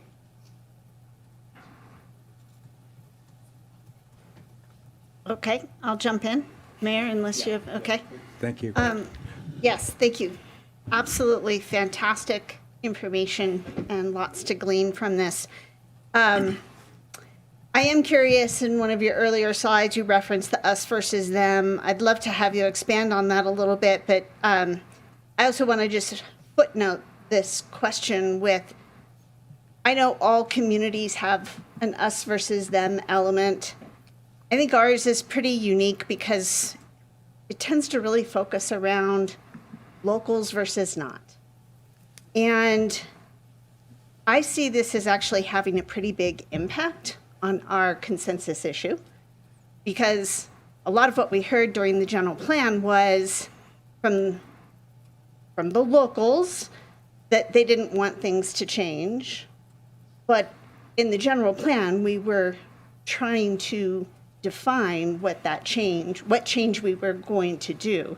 So it was hard to say, you can't really create a general plan that says we're not going to change it, make those people happy, right? And then there's those that want development and economic expansion.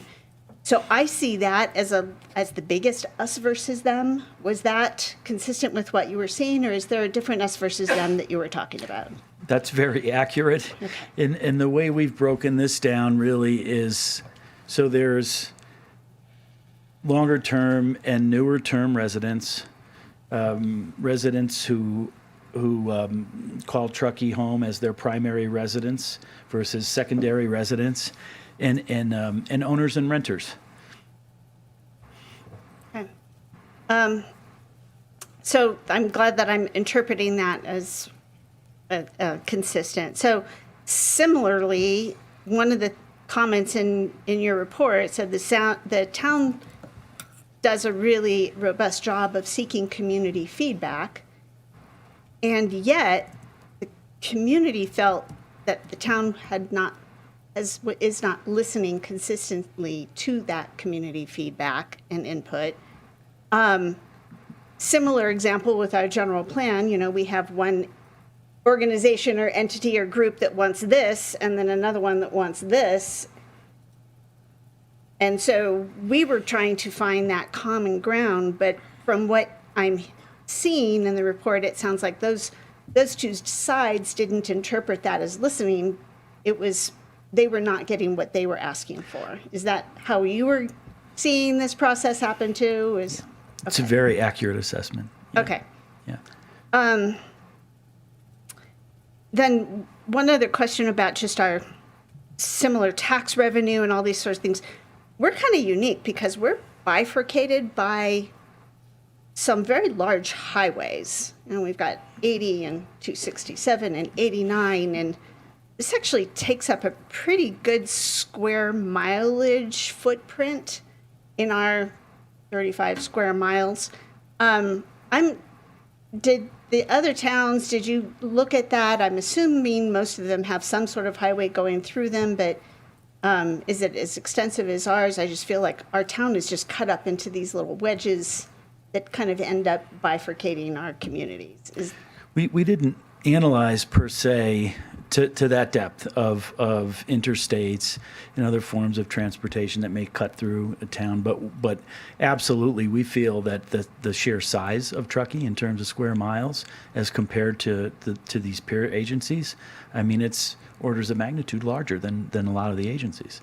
And yet we don't, that square miles of those highways, we don't get tax revenue from.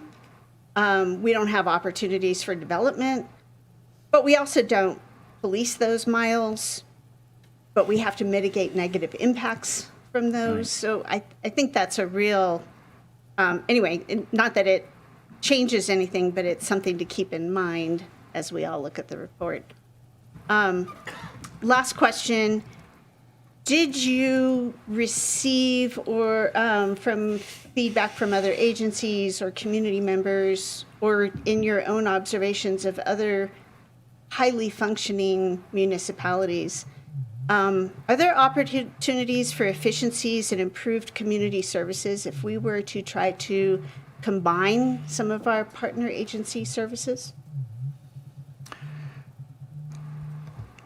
We think there are opportunities out there. I think that the focus that we ended up having on community development sort of took away from that level of analysis. Opportunity. I mean, we do think there's opportunities for resource sharing. Frankly, when we came in and learned for the first time of how many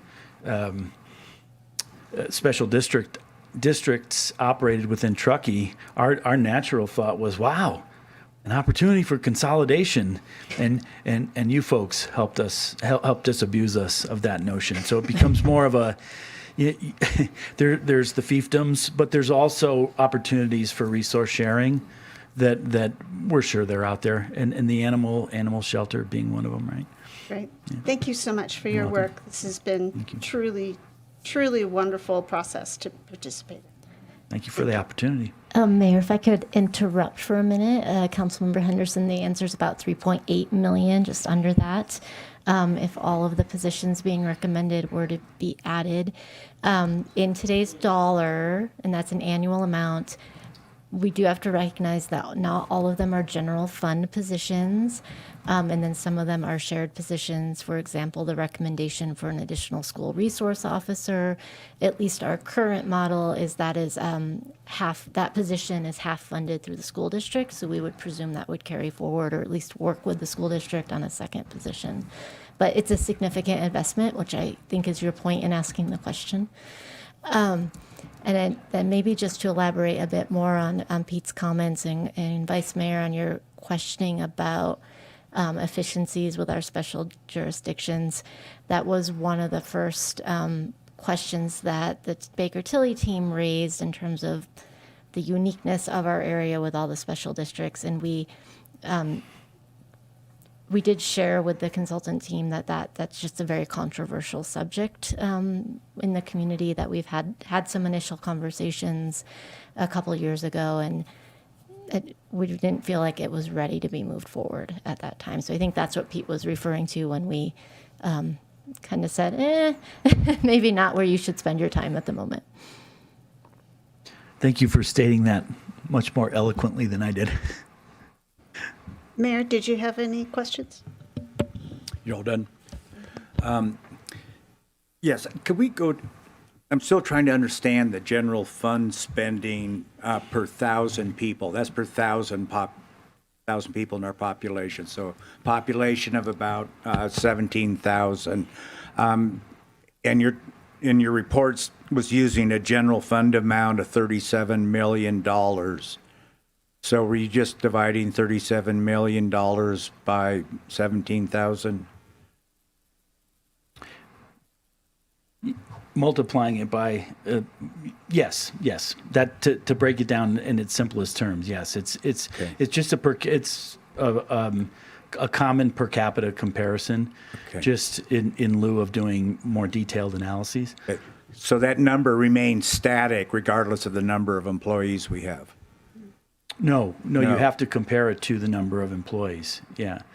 Oh. Yeah. So the 8.18, for example, if right now, assuming there's 140 full-time equivalent positions, if there were 160, and moderate adjustment to your general fund to account for the addition of those 20 positions, that 8.18 goes up to 9.36. So we're looking at the portion of the general fund that's allocated to personnel and dividing that number? No, it's taking the total full-time equivalent positions. Yeah. And comparing it to population using a per capita basis of 1,000. Okay. All right. Okay. So is this telling us we should be reallocating money we're spending somewhere else on personnel? No, it simply suggests that as compared to peers, the peer agencies have a higher level of staffing to serve the population. Okay. So as a practical matter, it would mean taking money away from capital improvements and putting more of it on personnel? No, it would be, because this is a general fund measure. So we're just simply comparing to general fund. You could make capital comparisons, but I don't know that we would recommend that. It's a more standard capture of snapshot to use your general fund. Okay. We're delivering operational services to members of the public. Okay. On the slide you had on common themes, that wasn't in the report, was it? All the common themes are in the report. You remember where? Sure.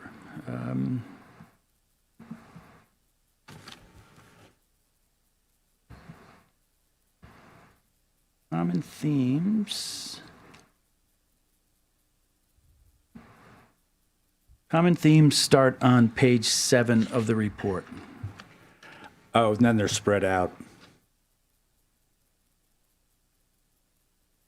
Then they're spread out through the report. Yeah, there's just the bulleted list starting on page 7. So the themes from the stakeholder engagement. Mayor, we'll have time Okay. to All right. review that in more detail. Yeah. Okay. Can you tell me, when you said over communicate, what does that mean? Just talking too much? Or So what? yeah, there's many means and modes and methods of communicating messages, right? Social media, memos, press releases, direct conversations. So I think the sense is that while the town throws a lot of information out to the public, are they really digesting it? And the second part to that, which is what the vice mayor raised, was, okay, the flip side of that is I'm telling the town what I want to see happen, and it's not happening. Okay. And so that's what process heavy is referring to, too? Multiple forms of media? That's part of it, yes.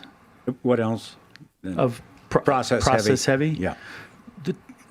This town goes through a lot of processes in everything it does. It's not a bad thing necessarily, but it's a sign that town leaders want to be thorough in what they're doing. But you wouldn't want to have a situation where there's no process. Okay. All right. What are operational priorities? I mean, the council has its priorities, but you're talking here about operational priorities. What does that mean? In what sense? In what context? It said operational priorities are not fully embraced. Well, we would see your priorities as part of the operational priorities. To the extent you establish something as a priority that translates into town operations. Okay. Okay. On what changes do you want to see in the town council, or what changes are you recommending for us up here on the dais and the way we behave, or dictate to the staff, or make recommendations?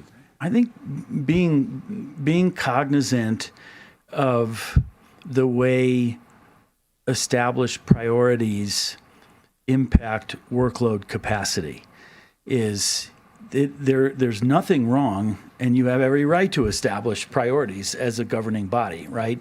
I think what struck us in this assessment was that in adding priorities over time that create service level pressures, the organizational structure wasn't built underneath it to absorb the capacity, the workload. So being cognizant of that, taking a more strategic approach to priority setting would be helpful in our view. Doing a 5-year strategic plan. Understanding, creating more of an understanding of how priorities impact workload efforts, and knowing that every town staff member wants to march to that beat. They want to go out there and implement the priorities, but they shouldn't burn out doing it. I want to focus now just on the planning and building department. There was a reference to the staff feeling they're having to balance the pro-growth and anti-growth perspective.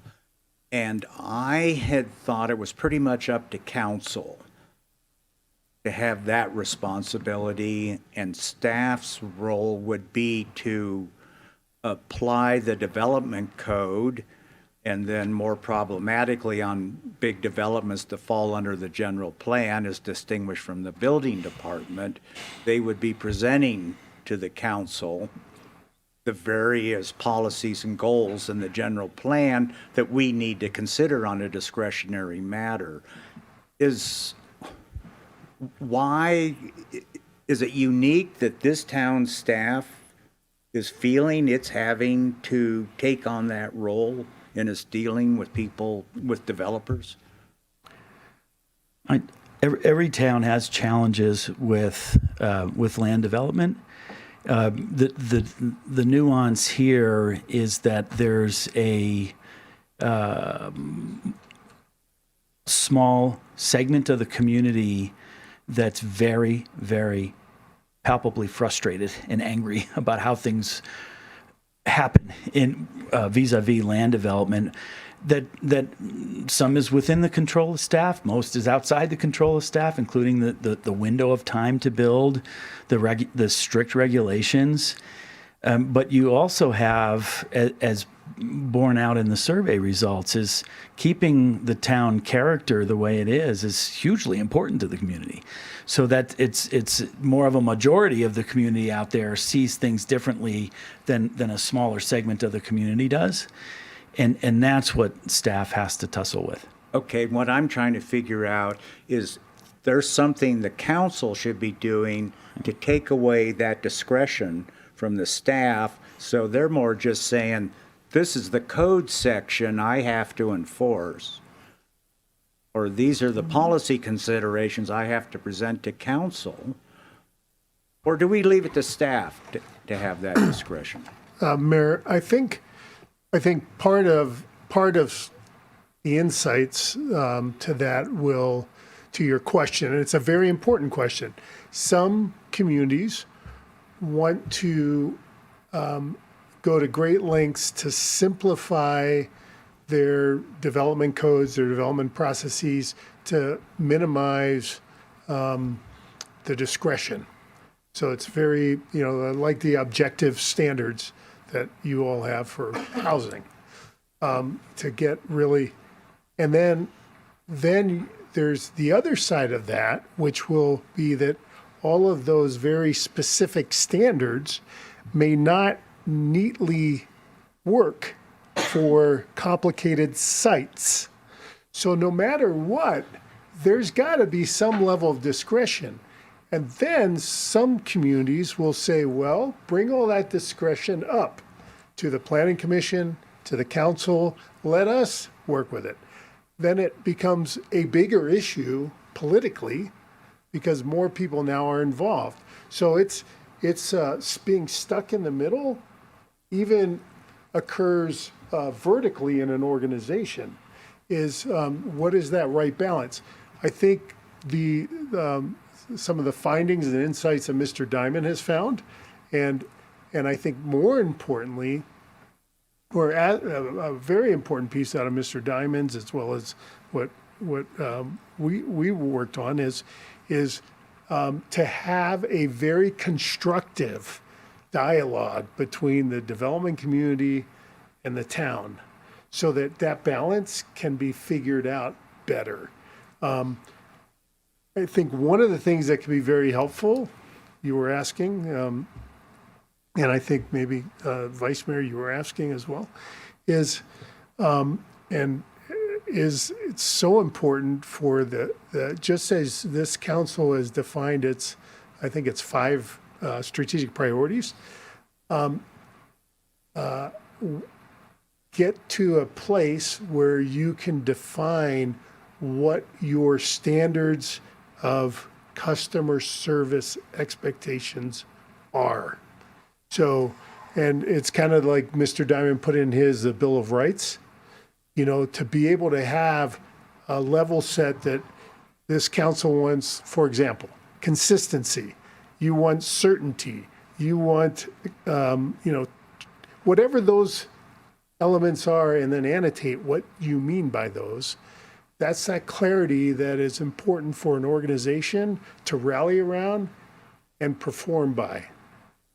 And so it's clear as mud to figure out if you want to make things more objective or let discretion in. But what I will say is the greatest convergence of federal, state, county, local policies and regulations that affect private property owners, planning department and the building department, right?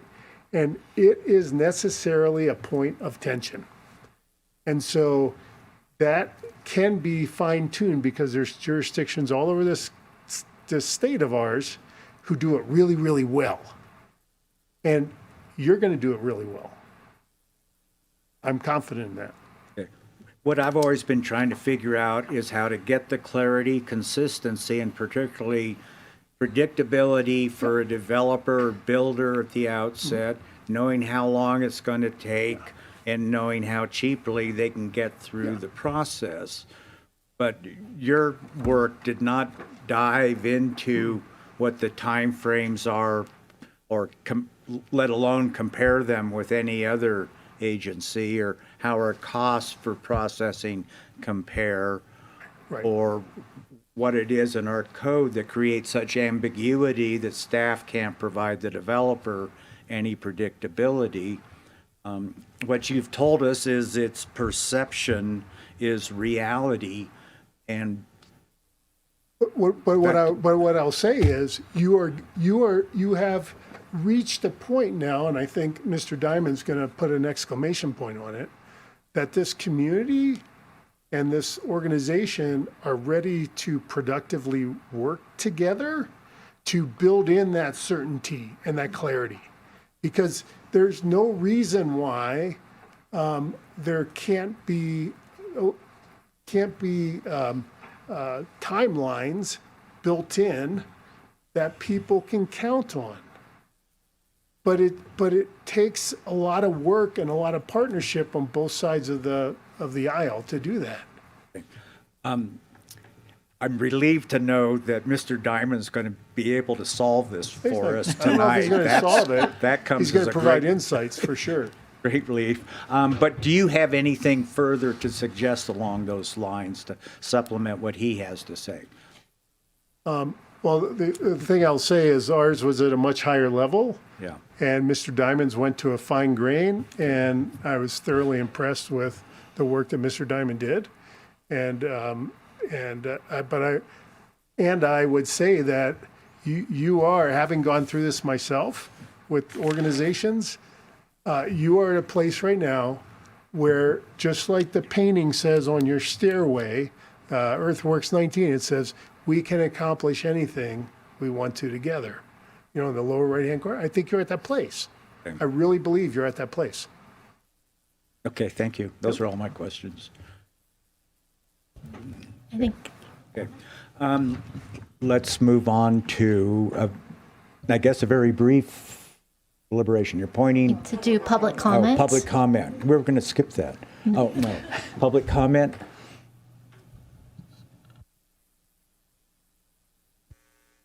Thank you. Someone was going to remind me. Yeah, We were getting there. thanks.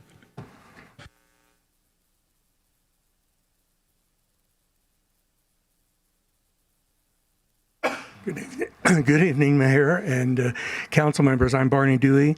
I just wanted to say that I was on one of the panels, and we did not talk a lot about the police department, and maybe that's really good, but I wanted to point out that I am on the Chiefs Advisory Committee, and that I think the police department here does a fantastic job.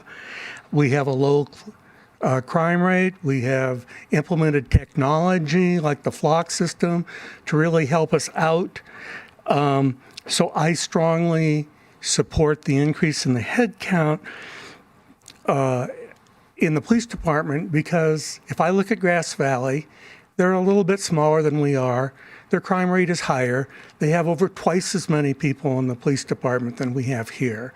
So I think to keep this crime rate low and everything going, I just really want to support that. And Chief Renfro has this fantastic, incredible track record of hiring great officers and staff, and we really have some great officers and staff. So he'll do us well. One little comment someone said about the special districts. I don't know if having them all is good or bad, but I will tell you this. Ever since I've come to Truckee, where else can I go and be involved with the board at a hospital, at an airport, at the Parks and Rec district, at the sanitation district?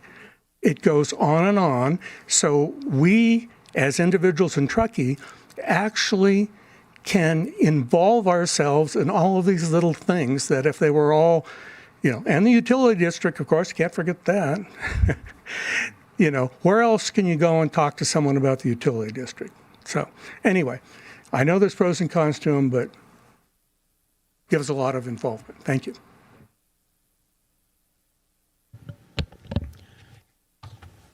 Hi, Siobhan Smart. This is not related, although you have all done an amazing job. And I have read the first 2 pages, so I'm getting there. Tonight, I was late, so I'm sorry. Jesse Hidalgo, when we were told as kids that you have to meet people where they are and to be in service of a veteran, for those of you that know me, that's just a full stop. And I want to thank you for never holding your head too high above the need of another. And what's amazing is that Jesse doesn't do it for celebrity. He does it to be in service. So I just want to tell you thank you, and we could not be more proud. Thank you, Siobhan.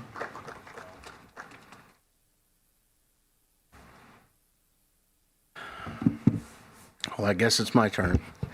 So, Edward Vento, Contractors Association of Truckee, Tahoe, Mr. Mayor, Vice Mayor, Town Manager, everybody watching at home, and those of you here, thank you for your interest in this. Mr. Ganda and your associate, thank you.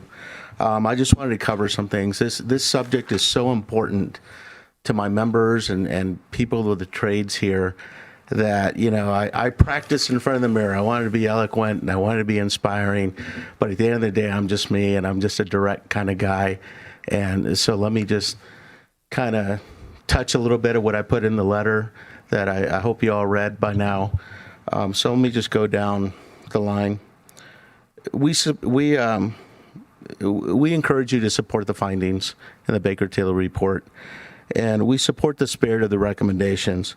I don't want to get into the details of everything. I'm sure when, we break into work groups, and I hope we do, we'll get into the details of that. We encourage the council to also kind of reprioritize some things to give the staff some time to work on this and adjust their work plans. We're not looking for perfection. I think they get a hard time sometimes. We're just looking, I think at this point, for people to do what's fair, turn out good work. And then, Mr. Mayor, you asked what recommendations for the council. All we're looking for is good governance. Again, you're human just like the rest of us, and you've got a tough job. So we're just looking for leadership, good governance, and good change management. And I think we've got a good town manager that can handle all that. And I hope you put your trust in her as we go down this path. It's a heavy lift. Everybody knows it. I just want to address a few things while I've got this last minute. I don't think we should wait 5 to 10 years, and I think there's plenty of things we can do within a couple of years to make meaningful change. I definitely don't want to overload anybody, but I know a little bit something of organizational change management, and I think we can do it. I think we've got the smart people to do it. And I'll come back up later for the Diamond report, but I also want to emphasize that change is hard, and you get in the middle of it, it gets a little messy, right? But what comes out is something just incredible. And so I want the staff to know, the staff of the town of Truckee to know that the Contractors Association of Truckee Tahoe, its members, its board, we're behind you.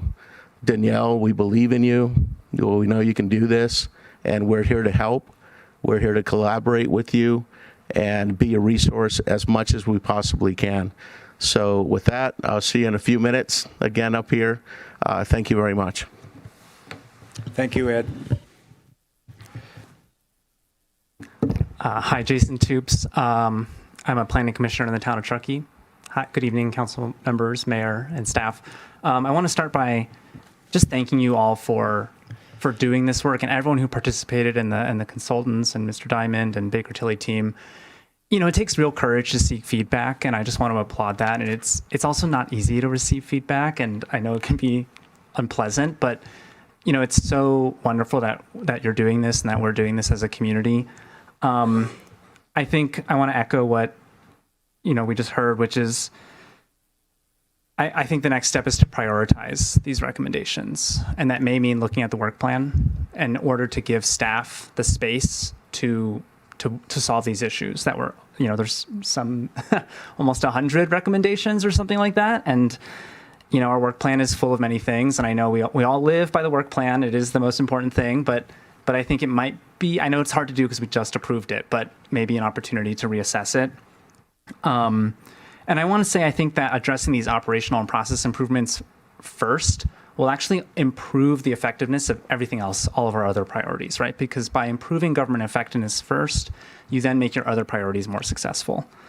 And then lastly, speaking as one of your planning commissioners, I hope you feel you can lean on our commission. If we need to meet more often, then we should. No project in this community should be delayed because of an overly full agenda. If that's happening, we can address that. And then also, beyond just an opportunity, beyond just a body to deliberate and development applications, I hope you feel that you can ask Planning Commission to review policy ideas and explore them. Use it as a space to do initial fact-finding and public comment and public deliberation, all of which would then come to this body here for further refinement, review, and approval. But use Planning Commission as an initial space to explore some of these, because there's so many ideas in this report. And if we tackle them at once every other week, and it would take all of our agendas and many years. So hopefully we can all work together to address this. Thank you. Thank you, Jason. That appears to be all the public comments. And now we can bring it back to council. Council member Pallavi. Yeah, I just have one more super quick question for you guys. When you present a report like this, I don't think anybody asked this yet. Like, what is the time frame for how we execute on something like this? I mean, should we be thinking in 10, 15-year time frames, or is this a 2 or 3 year thing? Like, what kind of roadmap? It's longer than 2 or 3 years. Yeah. I think Jen said it best. It's her lens is a 10-year roadmap, and that would be similar to ours. I mean, some process improvements just take that long. Al could comment about where he led his agencies through community development improvement processes over a period of years. One of the things that we do, we have a very strong bias for action, and we do deliver implementation action plans to our clients that attempt to help put that roadmap in place. And it's just the first step. We deliver a draft. We say, recommendation 1, here's how we would suggest you tackle implementation. We see this as a priority 1, meaning highest priority, got to do it now. Here's the responsible person we think should lead the effort, maybe not doing the effort, but leading the effort, and any special comments. So that's what we put into our IAPs has a level of 3 priorities, and it's always a multi-year planning horizon. Al, you want to add anything to that? Yeah, I would just say in the planning and development arena, depending on what the topic is, as the town manager said, a permitting software, if you can get it done in a year, you're doing an amazing job. So I think you can, but that's a big heavy lift. But there's a lot of things that are in the Air Diamond report that I think are pretty quick wins. And so I think you're going to see a lot of stuff. And what happens is momentum starts occurring. The department will become this change agent unto itself. And as the planning commissioner communicated, there'll just become this culture of how can we do what we do better to create better service. When in one organization where we led this, when I was community development director, we made massive change in 6 months, and then it just started becoming part of the culture. And the committee still meets monthly, the staff committee, and they're constantly making changes, bringing in amendments to the council. Hey, we can change this part of the code to make it work better for our customers. But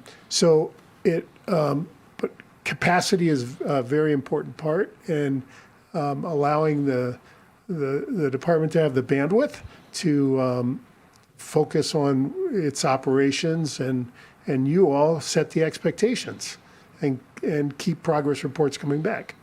And I mean, you can make a lot of change fast. Yeah, right on. We've been doing that. We're good at that. Yeah. Not a ton of further deliberation by me. I don't want to belabor anything. I'm just super thankful we are here at this point. It's an exciting point. I think it's just a really fascinating time for the whole community, for the town organization, and provides such an amazing, coupled set of roadmaps that can really be executed on over that horizon, that time horizon. So I think we're in a great place, and we're lucky to live here. I think our satisfaction shows that, and we're lucky to have an organization that also wants to achieve success. So I'll leave it at that. Thank you, Councilmember Henderson.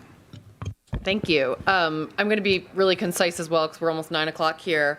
There's been a lot of hard work to get to this point, and I'm also very pragmatic. We're going to have moments where it's even harder as we go forward, and we try to implement some of these recommendations. Some are going to be easy lift, low resource, quick wins. Those are great. We all love our quick wins, right? And some are going to be really, really hard. And I think we just have to remember we all sort of have this shared goal and shared vision that We want things to be easier. We want them to be more customer centric, and our customers are in our entire community, all of our constituents, right? We want to make sure that we're really caring for all of our staff who do this job day in and day out. I had someone say to me recently, well, why can't you just implement, a new software? Like, how hard is that? And I was like, whew.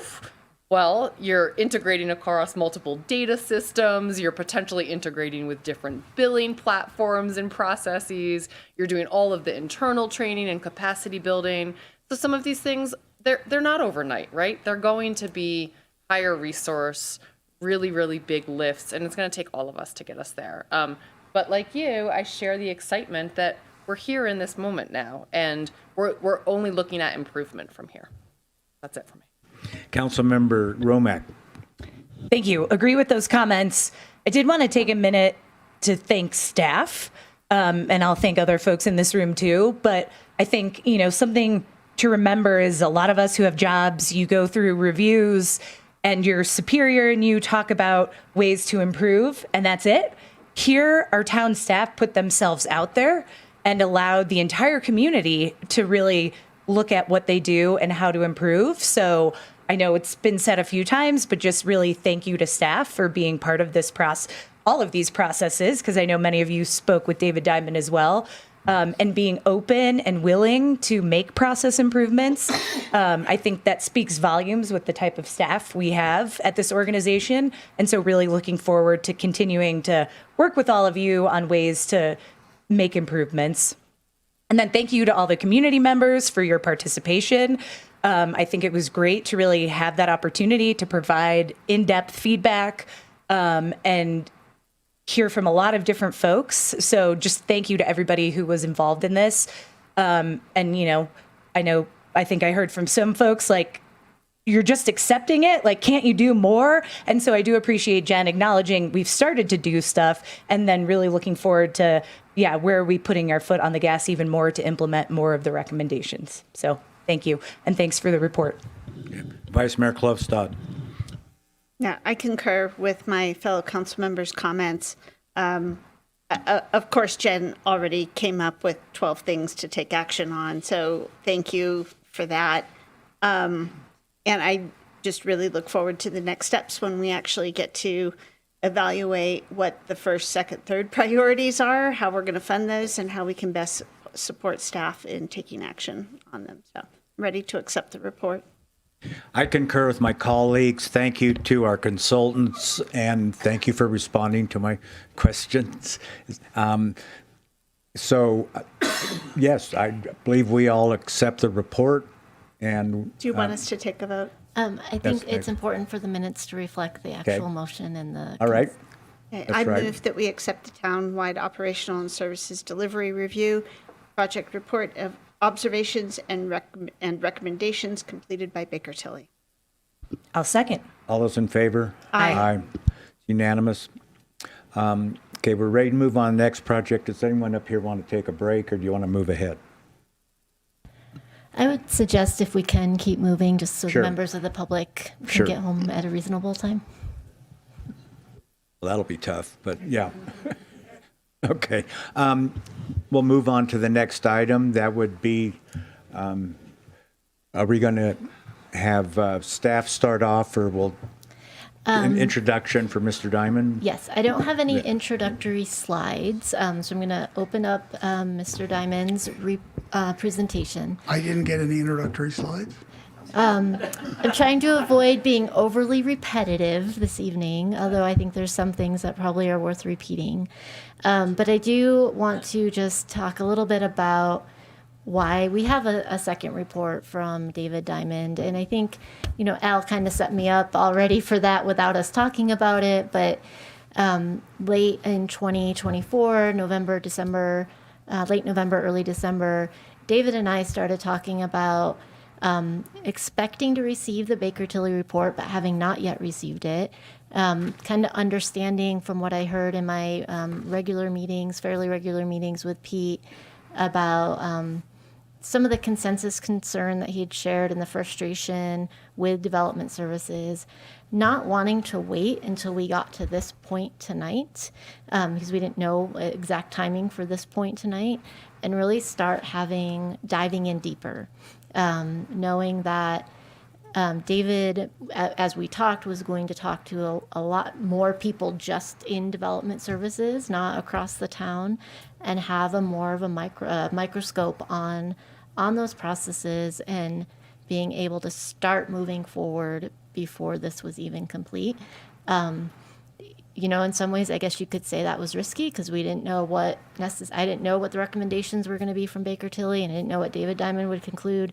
But here we are, and all three of the reports tonight, as I've mentioned, have similarly aligned around common themes and conclusions. So that's really helpful for us to be able to move forward. David, also being local, is going to be able to help us continue, hopefully, with some of the implementation items, particularly around the software implementation. That's really his strength and background for his career after being a rock star. But we're hopeful that he'll be able to stay on board and help us implement that, and that's probably why we can maybe target a year, as we'll have some added capacity. So I just thought we should talk a little bit about how we got here with these three reports tonight, particularly David's. And David, you have the clicker over there, so you're free to drive through. And then Mayor, I have some follow-up slides. Thank you. Go ahead, Dave. Okay, thanks, everybody. Thank you, council, staff, and everybody who's here and at home. At the beginning of my report, I have a disclosure section that talks about that I have personal friendships with a lot of the people who are involved with this. And I see like so many of these people here today on council, on staff. And it kind of reminds me of just the value of doing this for the town that we love here. One of the things I wanted to make clear, because it hasn't been brought up tonight, when people are considering the community survey and the Baker Tilly report and my own report, I saw the Baker Tilly report for the first time a week ago Sunday, long after I had submitted my own report. And I believe that none of us had seen anything that the others had done. So when you see some parallels in there, I think it's very significant. Three very different data sources came to some similar conclusions that I think are valuable. The first thing I wanted to make clear is that process is not people. Confusing process deficiencies with people deficiencies will not ever lead to any improvements. And I think in some of the situations we've got right now, we have some characterizations of people as having been problematic when those people are not necessarily the issue here. In the interviews that I did with you'll see on the next slide all the different groups, I found no bad people. I found no people that were incompetent. I found nobody that was here for the wrong reasons. And it led me, when I did that, it led me to take a step back and just think then, how could we have any issues? Because everybody is good. Everybody knows what she or he is doing, and they're all here for the right reasons. And that was really what led me into the more abstracted shared responsibility concept that you'll see in my report, if you've read that. My interview methodology is super easy. 79 interviews. This is a lie. I'm going to just stop right here. I'm going to admit to a huge blunder that is in my report that I feel horrible about, that was not brought to my attention until this afternoon. I actually interviewed 80 people. The one person who is not on the list was among the first people I talked to, and among a person that I spoke to regularly. Every time I asked for time, there was no question, and I was given the time. And then I went through the entire process, met with virtually everybody in the world, and assembled the list and forgot to list that I had spoken with Danielle Nishimori, who is the Community Development Director. Danielle, I've apologized privately. I'm horrified that I left that out. As Jen put it, that's why we call these draft reports. In the final report, Danielle's name will be in there. She was absolutely helpful to me in the entire thing. With regard to the connections that I'd made, the interview subjects that I had, the town gave me a handful of names at the beginning of the process. Some of those people, for different reasons, I didn't speak to, and some of them I did speak to. And then I went on and just kind of a spider web out by asking interview subjects, now who should I speak to next?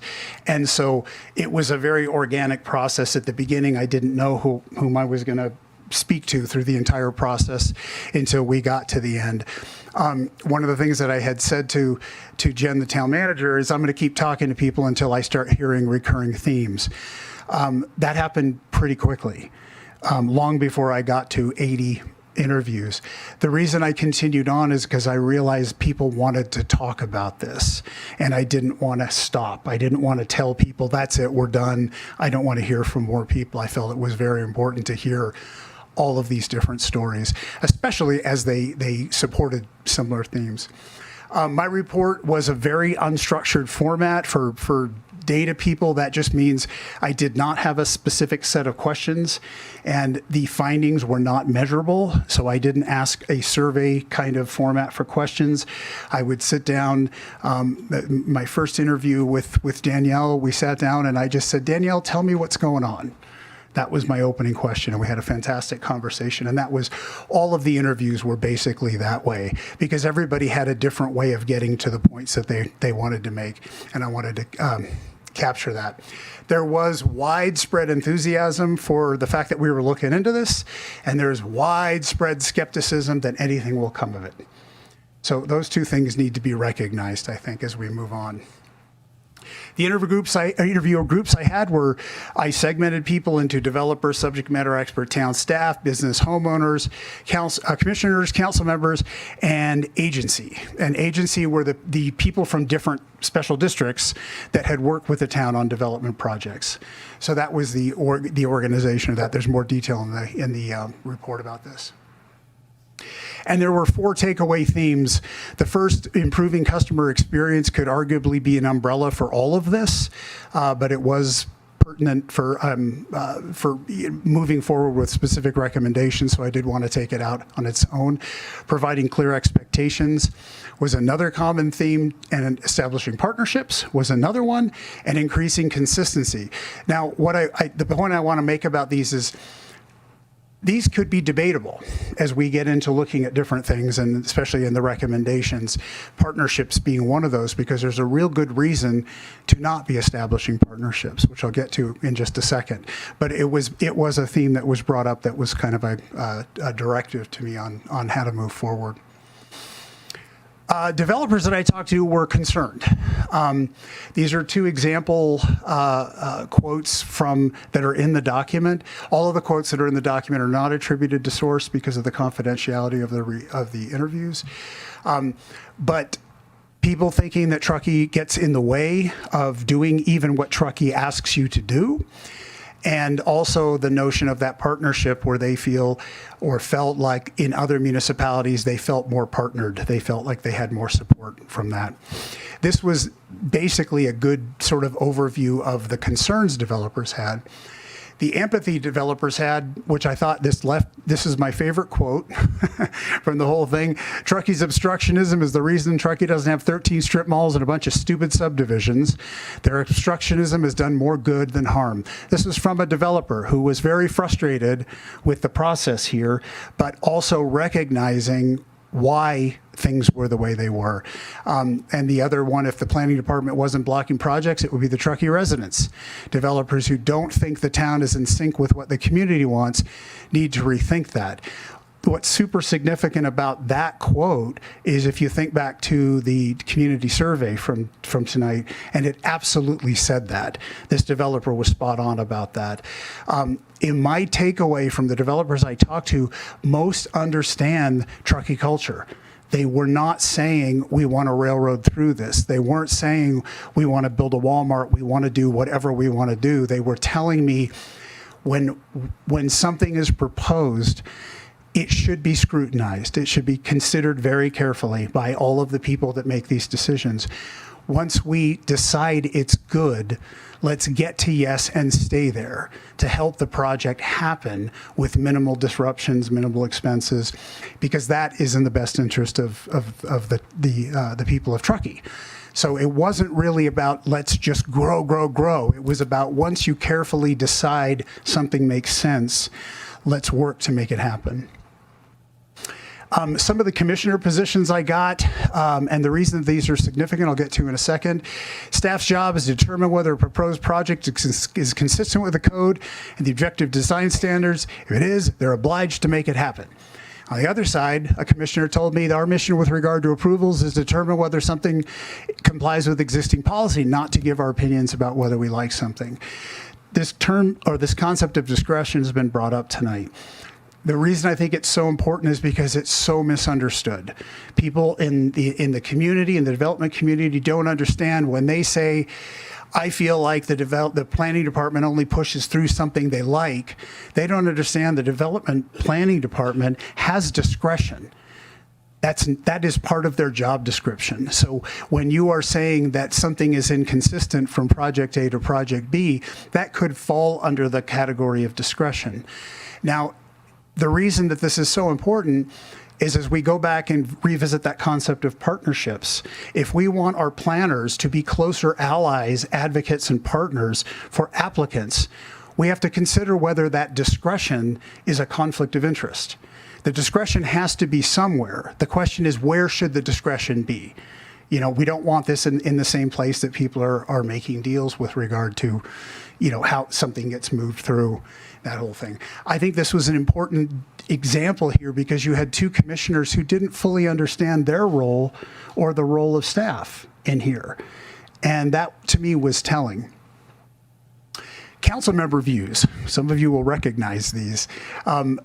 These were the recognition that our codes policies can be too rigid for what our needs are. On the other hand, you know, that notion of like life safety concerns should be non-negotiable, but everything else should be up for discussion. One of the things that's interesting there, again, with regard to discretion is as you start relaxing codes and codes they stop being so prescriptive, you're going to be relying more on discretion. That's more open-ended. And you don't want to go there until you've decided where discretion lives and where discretion should live. So this is one of these other points about, as we talk about partnerships and we talk about code simplification, we have to talk about these fundamental concerns that are going to be impacted by these. On the right-hand side, there's the notion or recognition from a council member that we need to get back to the partnership that the town had with the Contractors Association. It needs to be back to the functional level that it used to be before. That recognition, I mentioned this in my document, that a lot of these recommendations actually rely on the Contractors Association participation. They're not going to happen without it. And as I've told people, if there was not a Contractors Association in Tahoe Truckee, my number one recommendation would have been, we need to develop an association of contractors. That would have been it. But we've got it. We should get back into that good, positive relationship that there was once. And my footnote here, just the council perspective and support matter. I say this as a fellow elected official myself. The deference and respect for what you want to do, for your priorities, was staggering to me, both in the community and with your staff. That recognition that if they don't want this, we don't do it. There was a lot of respect for there. So I just encourage the five of you to not diminish how you think your actions or your positions affect the outcome of this. I had 27 recommendations, none of which I will be going through. You're welcome. They are categorized on the left-hand side. You can see the categories. You can read about them in the report. So I'm good about making people go to the report. On the right-hand side, there is a pie chart that shows how each recommendation served the themes of partnership, customer service, expectations, and consistency. So I tried to make sure that it was pretty much hitting everything equally.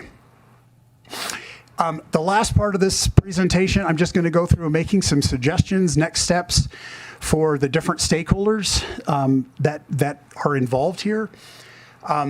For the community development director, who I managed to omit from the report, my recommendation is just to identify the stakeholders to collectively evaluate and plan action for the highest value recommendations, and prioritizing the recommendations that reduce staff workload. One of the in the report, I do talk about how I do feel like there should be a small group of stakeholders to actually look at the recommendations and decide which makes sense, which don't make sense, which should we do now, what is going to take more time later. And on top of that, right now, because of the concerns that we've heard from Baker Tilly and what we hear from staff, there are recommendations in there that really are designed to reduce staff workload. We should focus on those first. For community development staff, I'm just saying, please stay optimistic, stay involved, help guide the outcome. You really are essential to this. This will take time, the timelines of up to 10 years. I think about how old I'm going to be in 10 years, and I'm like, no, we're going to do this much faster in 10 years. But it will take time, and not all the ideas are going to work. This is a really important concept. So when we're looking at all of these things, and this is one of the reasons in my report that I don't prioritize recommendations, because I want the group to decide what makes sense. I'm not the person to make that decision. But development staff, you are talented, you are valued, and I know it doesn't feel like that sometimes. I know it feels like a horrible place to be because you hear it in the press, you hear it on social media, but you are unless I just talk to the ones who are good and the rest were horrible, I don't think that's the case. They're so talented and they're so dedicated. And I just really wanted to reiterate that here. The Contractors Association. Now, many of you are here, including the executive director who's responsible for everything that's gone wrong. Your mission statement is so well aligned with council priorities. It really is. You need to go to the CAT website and read the mission statement and go and read the council priorities. You'd think that these organizations were best friends. And when you find out that they're not, you think, how is that possible? We need to get to that point. And I'm asking you to recognize your potential to support or impede the progress of this, because you've got significant potential to do both. And I think there's a lot of you who understand that. I think we're at a point now where everybody wants to move forward with it. We can't lose that. Advocacy and adversary are not the same things. And this is my ask of Kat. Be patient, be understanding, and be part of this. Town manager, Jen. I don't think you should make any personal changes based on the findings. The findings don't suggest that any person or group is the problem here. The process, we got a lot of process issues, but I don't think we should make any personnel changes based on that. However, and this goes back to that skepticism, I am suggesting help with the planning of the improvements and then push everyone hard for progress. All of us, anybody who's involved with this, including the council, including CAT, including staff, be that person that's managing and measuring everything that's going on to make sure that we don't drop the ball. Insist on accountability. I think everybody would respect that and appreciate that. And then town council. This has been said earlier today. I'm just going to basically reiterate it. You need to prioritize this. I apologize. You don't need to do anything. You do whatever you like. I recommend that you do prioritize this, if for no other reason, so that you do send the message that you recognize the importance of doing this, because it really will make a big difference to the people who are here. And just as you get into your planning and discussing prioritization, just making room for what needs to be done. This is going to be hugely disruptive to so many things for so long, especially as we see things not work and we have to redo or restart or something like that. So consistent with what others have asked. My final thoughts on this, and this is in my report, a widely supported goal that is attainable is a good problem to have, and that is exactly where we are. There was no matter who I spoke to, whether I was council or planning commission or HPAC or whomever, nobody was an outlier in terms of what they thought was important to focus on. Everybody felt the same way. And in my opinion, the only thing that will stand in the way of improvements is personality. We have the resources, we have the smarts, we have the data that we have now that we've seen. Personalities might get in the way of this, and I really think that's the only thing that's going to cause a problem. Last note is to everybody that I interviewed. You had no reason to trust me. I said everything was going to be confidential, and most of you didn't know who I was at the time, and you were honest with me, and you trusted me, and I appreciate it. I really appreciate it. I appreciate it with town staff to let me do this as well. That said, I'll open it to your questions. The only thing I ask is you limit your questions to those for which I would have a good answer. Okay, well, they're generating questions for which you will have a good answer. Just a couple summary slides, and this is repetitive, but these particular action items relate to not only the work that Baker Tilly has presented, but also David Diamond's findings.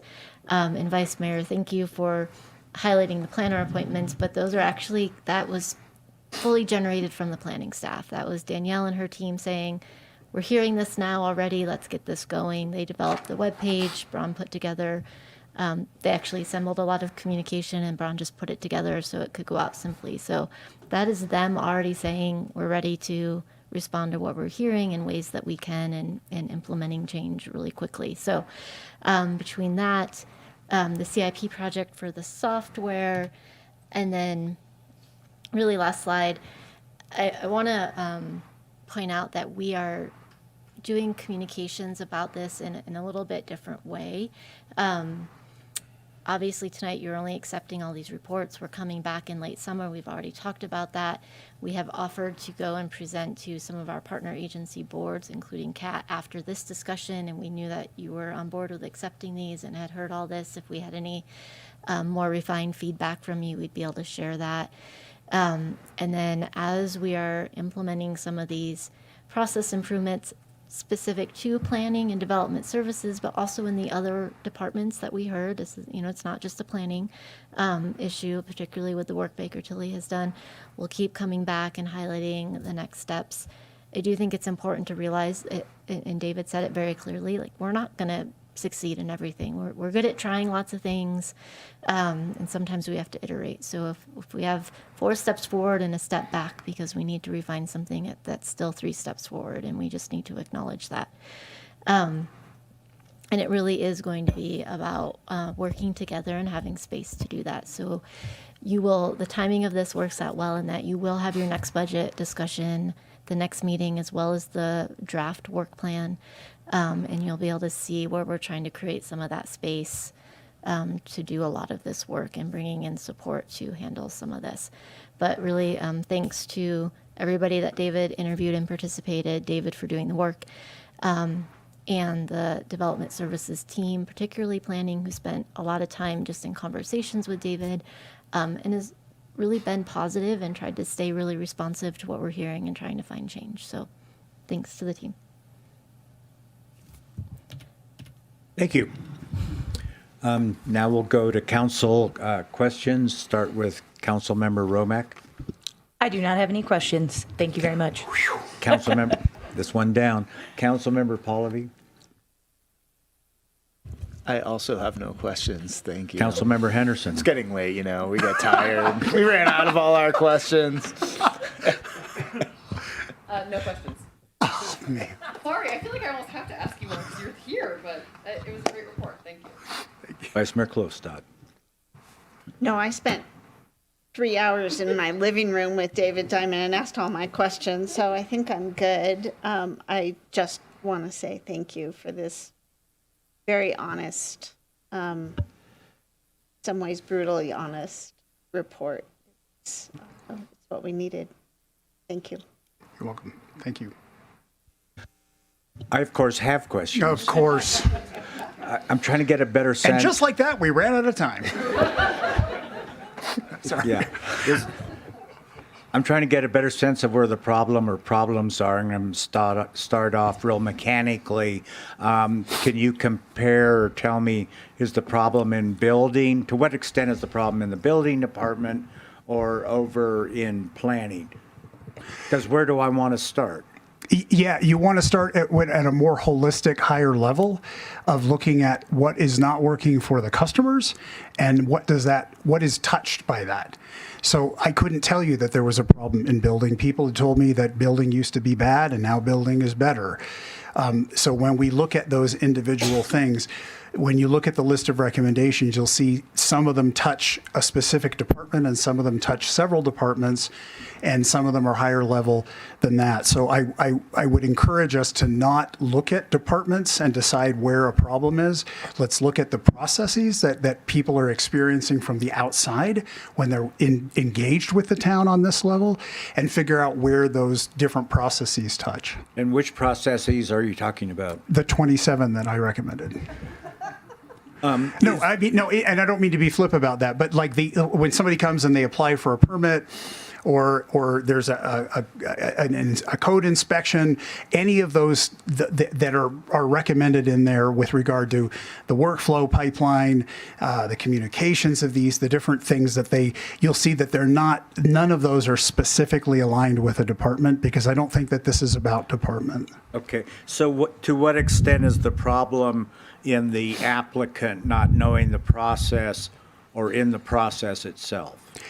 About them not knowing it, we don't have a system right now. If you want to talk about something that specific, other municipalities have systems where an application can be done online, and then the applicant can track the process online through a portal to see where things are going. They can see where the expectation of where it will go next is. They can see if it appears, if there was an expectation that something was going to move to a new process on a certain date and it didn't happen. They have something to communicate with the town with. We don't have that. We have a very manual process where people have to be emailed or phone called. So in that specific. So could just automating the process go a long ways towards giving people greater certainty and understanding? And automation is one level. I'm not sure that automation would be credited for keeping people abreast of what was going on. That's more of a system design with regard to seeing where things are. One of the recommendations I have in the report about the process pipeline, some of the application types would actually be fairly easy to automate, and others would be virtually impossible to automate. So in recognizing those, I think that we achieve more of that customer expectation, where if I'm coming and I'm going to do an HVAC or I'm going to do a re-roof, that I don't want to be in the same queue as somebody who's building the next phase of Rayleigh's. So that recognition of what could be handled more simply, and those that will really require those deeper communications and partnerships, or the applications that will involve the planning commission or involve the town council. Okay. Did you get anything from the staff indicating that the code is too complex for them? They would like to see it simplified. I did not get, and we talked about staff-wide. Some staff members felt that they understood why the code was the way it was. Understandably, they were participant in the creation of those codes. One staff member mentioned that there was a concern that part of the complexity of our code is that we have enforcement action baked into codes, as opposed to being a separate consideration there.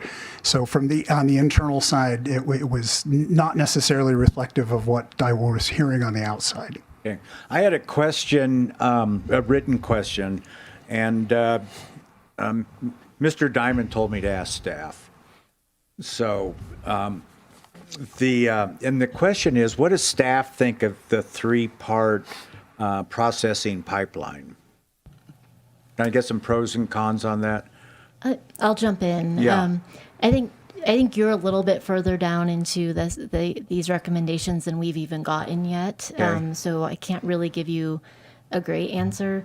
I think we're looking at it, at least right now, in terms of the spirit of the recommendation. Are there things that can be streamlined pretty easily and that be accommodated through software? But there's a lot of conversations we need to have, and that's really why your action tonight is to accept. And then we're going to come back when we have some of these details and can really speak to these are higher priorities because of X, Y, Z. Either they're fairly easy to implement, they will add a lot of efficiencies. And there's going to be a number of factors that go into that. And we're going to work with David and staff.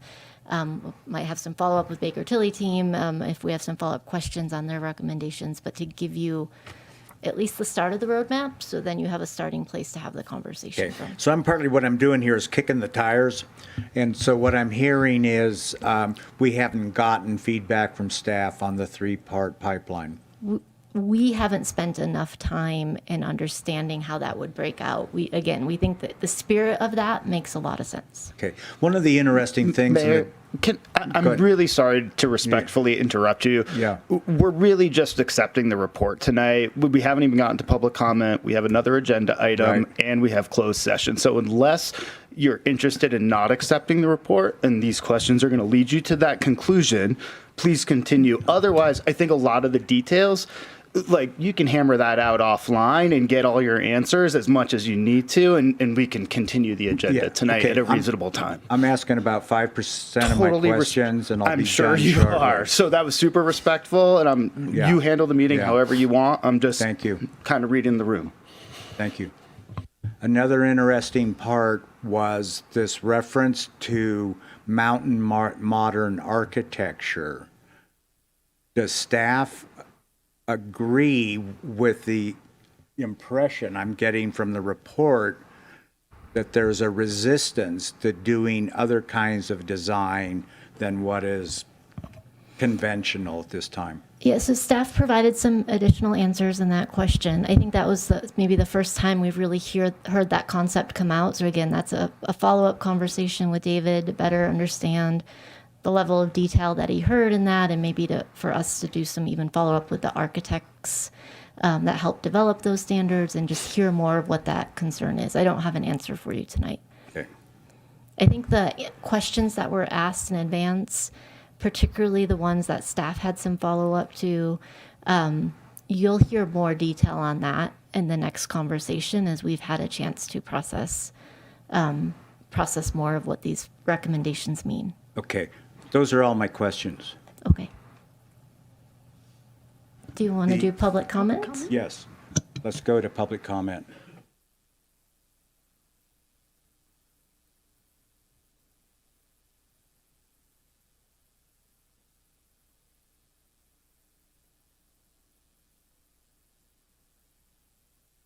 Hello, Mayor and council members. I'm Barney Dewey again. And Jen, he is still a touring rock star. Correct, noted. I just want to tell everybody that may be seeing us online or anybody in the room that hasn't done it, you really need to read this report. I have never seen a report like this ever come out anywhere that reads like a novel. I mean, I could hardly put it down. I mean, it was so well done that I really encourage everybody to read it. I think it really captures so many of the issues in a very, I don't know why I want to say entertaining, but very captivating method. My only other short comment is that, I think you guys are caught in the middle between growth and no growth. And my final comment is that I think any organization that doesn't grow dies. So we need some growth. Thank you. Thank you, Barney. Hi. Hi, I'll make this quick. My name's Amy Becker. I'm a board member of CAT. I've been a project manager here in Truckee for a general contractor for 4 years. Just launched my own project management business, and so I'm working with multiple general contractors. And I've been watching and involved in the committees as this process has been going on. And last Monday at our board meeting, when David Diamond spoke, it was like the whole boardroom, everyone just, it was like the energy lifted, and I felt, we all felt incredibly optimistic for the possibility of moving forward and with a partnership with the town.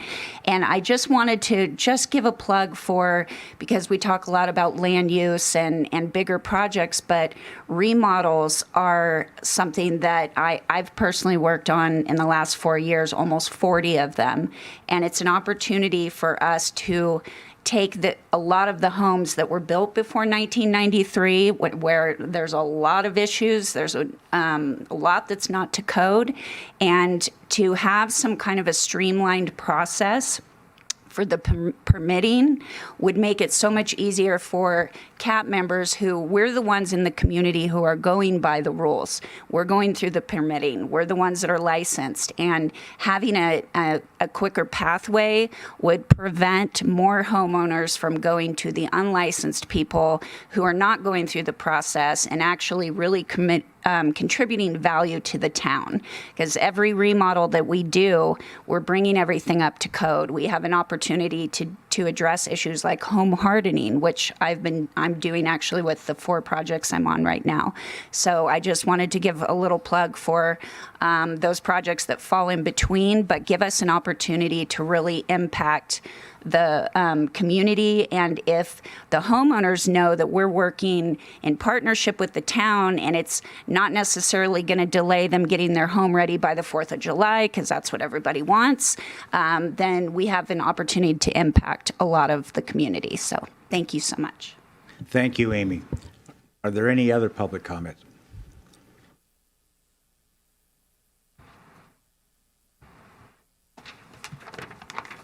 Hi, everybody. Good to see y'all. Thanks for your work, your hard work. Thanks for you guys for your dedication to this. You know, it's been very, I've put a lot of time in thinking about how to solve this problem too. And it's definitely a concern that involves pretty much everybody in the community. I'm so optimistic at this point.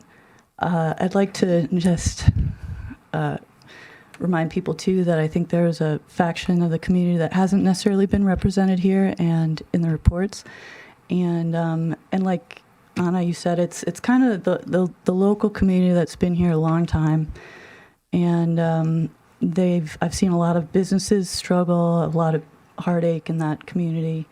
I think the codes are a part of that, and we need to think in terms of them as well. But after this report session, I had a little epiphany. I was like, wow, I can't believe we didn't really see this in the past. And I think there's 2 components that drove us to this point. One of them is completely out of our control. The council, I'm sorry, what do you call it? It's called the council manager system, right? It's the most common system in the United States. It's 100 years old. It has no checks and balances in it. It's not even built that way. It's not at all. So the limited planning department staff has every hat to wear. And you figured that out. That's phenomenal because those systems fall apart always. And they fall apart. They're good when they're good and they're bad when they're bad. And I think the difference is the spirit in which you work with this system. And I think this next part that I'm going to talk about is what the local perspective is. And I think the locals back in the day, they're always like, man, it used to be so good here.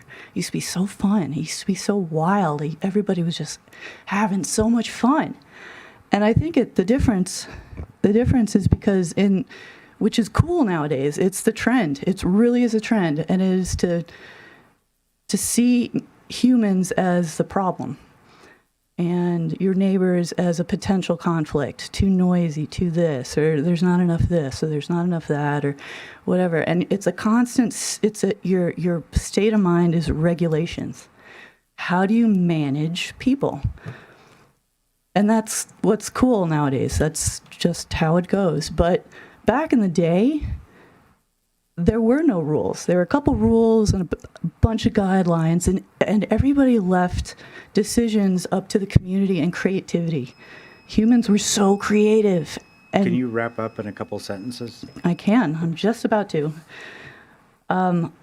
We were so creative, and I think by relaxing the rules a little bit and understanding, and the planners coming at a position of being like, you know what, let's see what the community can do when we don't do design guidelines. Goofy houses are cool. Truckee was full of them. They're awesome. Maybe they won't be totally goofy, but Okay, thank you. Thank you. Could I get your name? Sure, I'm Caroline. Caroline, thank you. Caroline Lee. Okay. Thank you, Caroline. Can I do 10 seconds? We're an innovative town, and we have an opportunity to reinvent the council managerial system by adding these checks and balances, and I think that could be a leadership position in the future, because we're not the only town with this problem. I did some research, and it's not us. Thank we you, can Caroline. fix this problem. Okay, thank you. Hi, Ed Vento, Contractors Association of Truckee, Tahoe. Mr. Mayor, thank you. Just really quick, I just want to rebut a few things. I just want to make sure they're clear. I heard that there was a small portion of the community that was unhappy with the planning process. It may be small in number, but in economics-wise, it's a large portion of our economy. It's probably second or third if you look at the census. So I want to make that point about the trades and construction. Secondly, I want to make the point that here in Truckee, the planning department, the building department, they are, for most intents and purposes, our economic development department. And so they've got to wear a couple of hats there. And so sometimes projects are slowed down. You know, we're not saying we want things to go lightning speed. We want them to be safe and correct. What we're looking for is fairness and consistency, and consistency is probably the most important part. People from CAT, if you could stand up, if you're a CAT member, if you could please stand up, I'd like to recognize you for being here tonight. I know I lost a couple of staff members here. That means you too, Haley and Lexus. So I'd like to thank you for being here. And all these people that are here tonight are committed, and there's some that couldn't make it. I asked them actually not to come and make comment because we'd be here forever. But these people here are committed. My staff is here committed to this process. You have just an incredible opportunity to leave a lasting legacy on this town and our citizens. And so I just want to make sure that you're sure and that you have their commitment that we want to help and we want to be engaged. And you can sit down. Thank you. You may be seated. And then, Jen, if you'd be kind enough to just stand up, please, to just stand. Yes. If you don't mind. Yes. Yes. I think we have a hero here in the community that's taken a lot of criticism, a lot of heat. No, I didn't say sit. And I think we owe her a round of applause. If you could stand ovation would be nice. So thank you, Jen.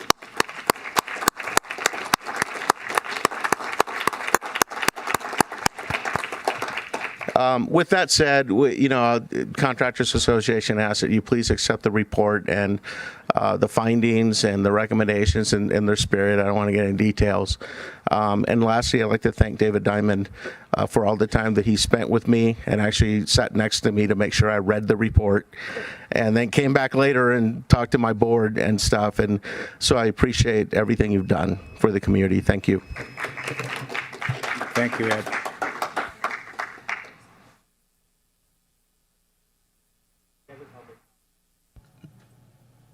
Any other public comments? I don't see any. Now it'll come back to council for any deliberation. We'll start with Councilmember Pallavi. Thanks, David. Thanks for everybody who was interviewed. Appreciate you very much. I'm going to maybe just reserve my comments for Kat, since you're all here and we made you stand. Or Ed made you stand. Excuse me. We didn't make you stand. We wouldn't do that. I was a planning commissioner for 2 years. I've been up on this dais for 6.5 years. In my first 4 years of that, I met with somebody from CAT on a monthly basis on every planning commission or town council agenda. I have not met with a single person from CAT in 3 years. When did you start? Whenever Pete Fenolio and I actually went skiing together. That's how we met. We met on the ski lift. So there is a relationship that needs to be healed. There is conversation and communication that could be improved. There are amazing opportunities to improve this planning process, and we have a roadmap to get there, but we're not planners, right? And we don't know the answers, and we don't know what the priorities are.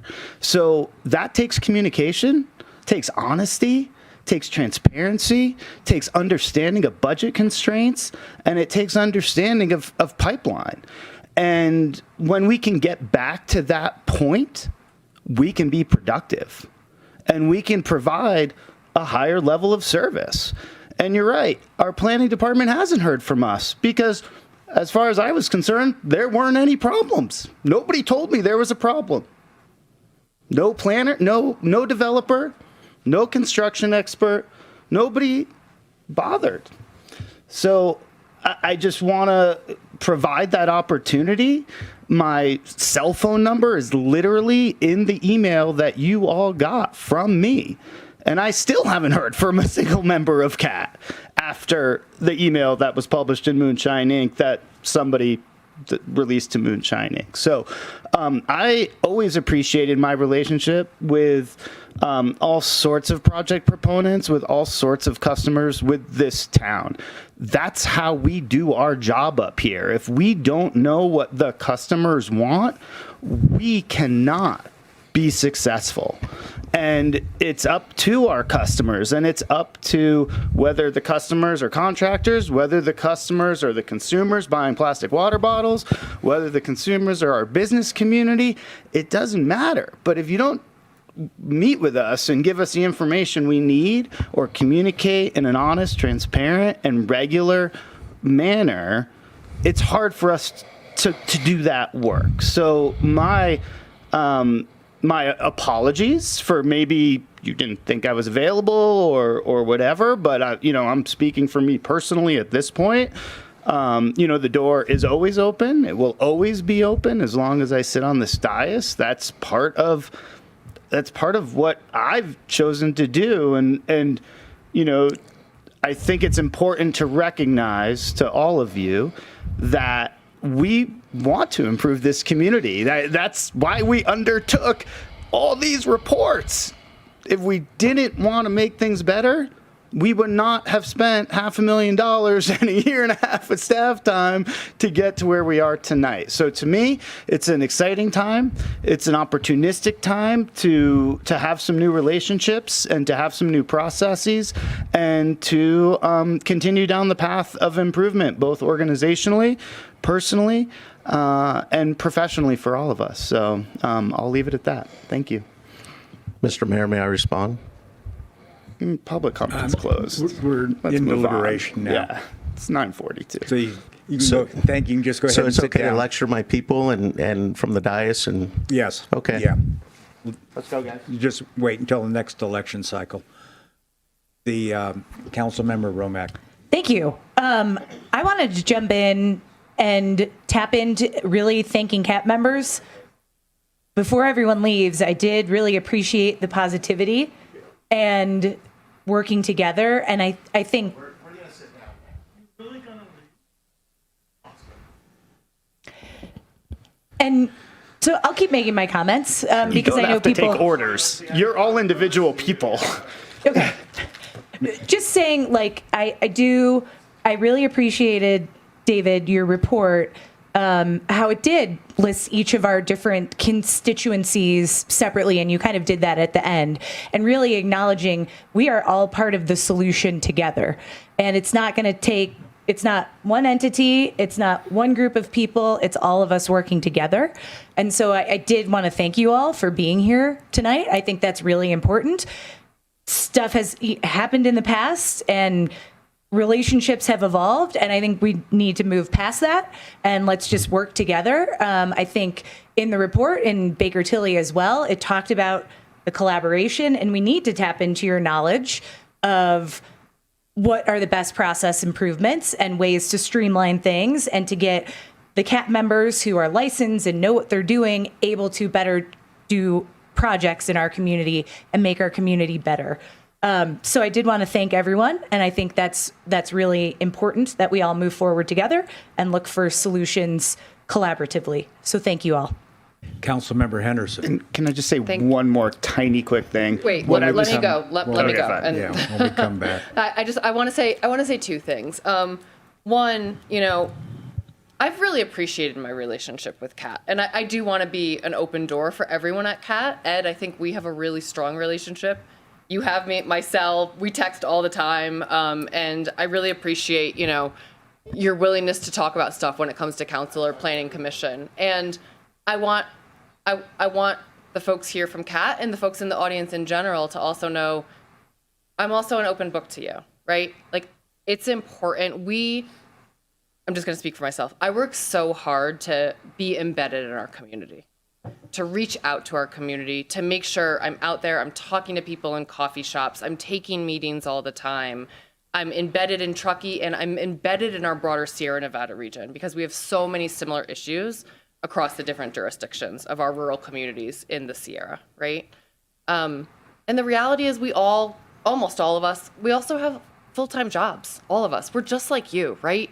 We're human beings, and we're trying to get by, and this is a tough place to live, right? It's expensive. California is expensive. Like, we don't have an affordability agenda as a state, and we need one. We're all trying to get by. We're trying to work. We're trying to, be there for our community, commit to public service, raise families. I have a little one at home. I can't tell you how many nights I miss with my little one, and that's a sacrifice I willingly take on. But we're all just humans at the end of the day, and everyone in this room, we want a better Truckee. We want, processes that work. We want to feel connected to one another. I fundamentally believe it's great to have different perspectives in a room. When we have only one perspective, or we're only hearing the same thing over and over, we're in an echo chamber. And that's so incredibly dangerous, especially in today's really, really fractured society, right? So push me, tell me I'm wrong. Like, that's great. I always say to people, attack policies, attack positions. That's good. Don't attack people. We don't need to attack one another. At the end of the day, we're all trying to build a better Truckee and a better future for ourselves, for our kids, and for future generations to come. And I do think we have this incredible opportunity if we can all lean in. And I know that's hard, and it requires trust, and trust is it takes a long time to build trust, right? It doesn't come overnight. Someone once told me it's like a bank account. You invest, and one wrong move, one massive, withdrawal on that, you can ruin trust. So it takes a long time to build. And I want us as a community to be continuing to build that trust. I'll also say that, what we're doing here, this is, like Carolyn said, this is innovation, right? And innovation is really hard. You're trying to innovate processes, you're trying to innovate within an organization. And some of my professional private sector hat is I do a lot in the innovation space. I'm traveling to North Carolina in a few weeks to give a talk on innovation in the clean energy sector. And whenever we innovate, we are going to fail. Failure is an inherent part of innovation. There are going to be things that don't work. There are going to be recommendations in here, like David said, that simply don't work for us because they're not feasible, because of resources, or they just don't fit our culture and context, right? And so my sort of plea to everyone in this room, and as we move into this process, into implementation, is that we fail fast. We don't take 3 years to fail when we're implementing a recommendation. We fail fast. and we fail forward. And that means that we learn from it, right? And we iterate and we come up with the next solution, whether that's the next recommendation in the priority list or iterating on a recommendation, and that we do that together. So I want to leave everyone with that, because I know I'm an inherently optimistic person, but I'm going to leave with optimism tonight. And I really, really plead with all of you to do that too, and to reach out anytime you want to have coffee, you want to talk about these issues. We're elected to serve this entire community, and you're our community. Dave, we'll come back to you, but I want to finish the cycle. Vice Mayor Klostad. We have a roadmap to move forward. That's what I'm here to accept.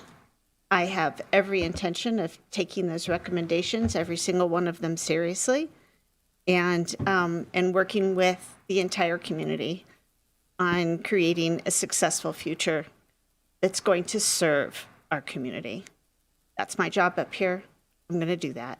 I accept the report.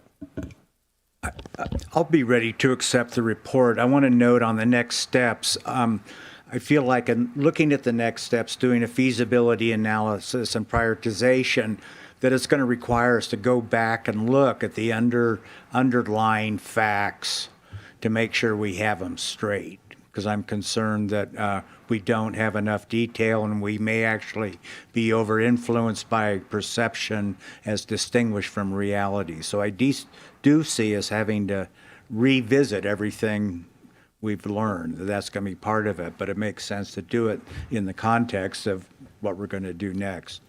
I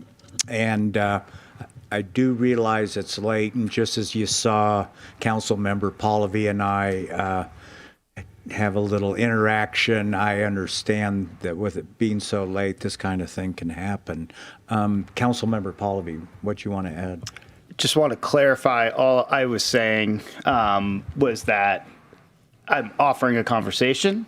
I'm making sure that everybody in CAT knows I'm available and always willing to talk. That was it. Thank you. Okay, do we have a motion? I'll move that we accept the Truckee Development Process Findings and Recommendations Report. I'll second. All those in favor? Aye. Aye. Okay, passes unanimously.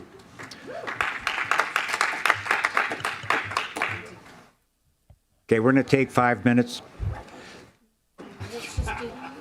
Come back at 5 of.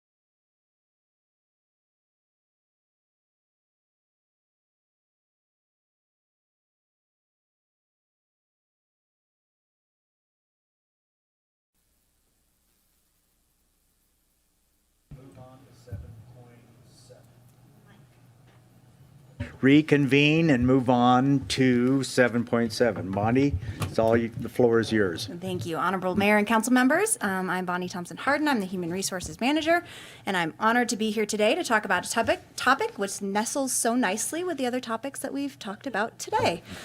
I'm here to talk about vacancies, recruitment, and retention. The reason we're doing this presentation is there was a new law that became effective on January 1, which requires us to do an annual presentation on vacancies, our recruitment policies, and how we keep our highly skilled and motivated workforce here before a formal budget adoption meeting.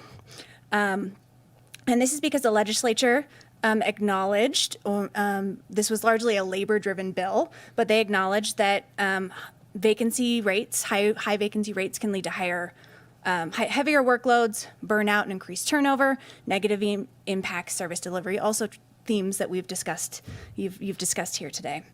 We have created a policy which outlines the requirements of this law. That way, the council members, the HR staff, as well as our bargaining groups have a roadmap for how we will continue to do this year on year as we do an annual presentation.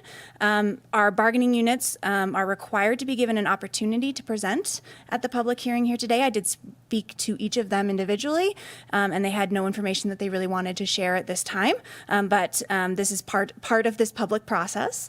And if any of our vacancy rates were, astronomically high at 20%, we would provide more information at this public hearing at the request of a bargaining group. So the law requires us to take a snapshot of our vacancy rate at one point in time. So we decided to do December 31st year after year, and that way we have a whole year of metrics that we can look and track for trends year after year as we move forward with this process. So we have 3 bargaining units: our Truckee General Employees Membership Association, our Mid-Management Employee Association, and our Truckee Police Officers Association. We also have 8 department heads who are included in our full-time regularly scheduled budgeted positions. So these are our full-time employees, our part-time employees that we budget for on a regular ongoing basis. These aren't seasonal or temporary employees with limited term appointments. And so our vacancy rate for all of our employee groups was well under the 20% threshold, our highest being our Truckee General Employee Membership Association, TGEMA, at 5 vacancies and 1 in our Police Officers Association. If we're looking at the whole year, our average vacancy rate was 2.7%, which is roughly 3 vacancies at a single time. Our highest monthly average was actually in December, the date we picked for snapshotting our rates, and we had several months where we were fully staffed with no vacancies. So looking at recruitment, how do we connect with all of these great employees that we have here at the town? So we had 28 vacancies created. Most of these were created by people who either retired, took another job, or moved out of the area. Within those 28 vacancies that we looked to, we work with our hiring managers really quickly to fill those positions because we recognize that getting someone into the position helps with employee morale and getting the workload done. So we actually promoted 11 employees this year. Not all of those were created by vacancy. Some of those were, a program analyst going from a 1 to a 2 that you budget for and expect through our budget process. We had 30 interview panels, and out of that, we hired 18 full-time new employees and 31 seasonal and temporary employees. And we had an average calendar days to hire of 63 days, which is pretty good since that's tracking from the start, the day someone leaves, through the interview process, or through the job posting process of 2 to 3 weeks, the interview process of 1 to 2 weeks, the background process, and then someone actually starting. So I'm proud of our small HR team for our quick turnaround on those. And then how do we keep our highly skilled workforce that we've heard is, really dedicated and doing an excellent job and committed to carrying out organizational goals. So there's a detailed list in my staff report. These are the high-level ways that we work to keep everyone engaged and committed to the organization. Competitive pay and benefits, recognition for outstanding work through the pay for performance system and employee incentive awards, continued professional development and training so that employees can grow in our organization. We have an employee engagement committee that does a whole bunch of events to try and connect our to connect our different departments, do things like our holiday party, and sports teams to build connection. We have wellness programs because we understand that the emotional and physical well-being of our staff is really critical to helping them be good, productive employees. And we have flexible work schedules like 410s and 980s and work from home Fridays for positions where that can work. And then we also have commitments from council for larger community issues, such as our housing challenges, daycare challenges, and then looking more broadly also at this organizational assessment to see what the needs are for our ongoing staffing and community, meeting the needs of the community. So thank you for helping us with those challenges as well. And with that, I have 2 recommended actions tonight. One is to adopt Resolution 2025-37, adopting the administrative policy for Assembly Bill 2561 vacancy reporting. So that's the policy, so we all know what we're doing moving forward every year. And then also to conduct a public hearing regarding workforce vacancies, recruitment, and retention trends as required by AB 2561. And I open it up for questions. Thank you, Bonnie. Thank you very much. We'll start with Councilmember Romack. No questions, but did want to commend the 63 days. That seems incredible especially for a public agency when you got to go through a whole process. No questions though. Thank you. Thank you. Councilmember Henderson. No questions, thank you. Councilmember Palovy. Vice Mayor Klofstad. No questions, and I too am stunned by the 63 days, so impressive. Thank you. Yeah, I likewise. It was great to see all the statistics and seeing all the efforts that are taken to maintain retention. I consider that really important, and just looks really good. Thank you very much, Bonnie. Thank you. Yeah. I did want to mention that this process also allows for the employee groups to have 10 minutes to present, or they can present as long as we presented. And none of them are here, so that's just another testament to, that they feel like HR is doing a great job. So Yeah. I just wanted to pump that for my team too. Thank you, Nikki. Yes. Okay, now we're going to have public comment. Back to council. Any deliberation, or does somebody want to make a motion?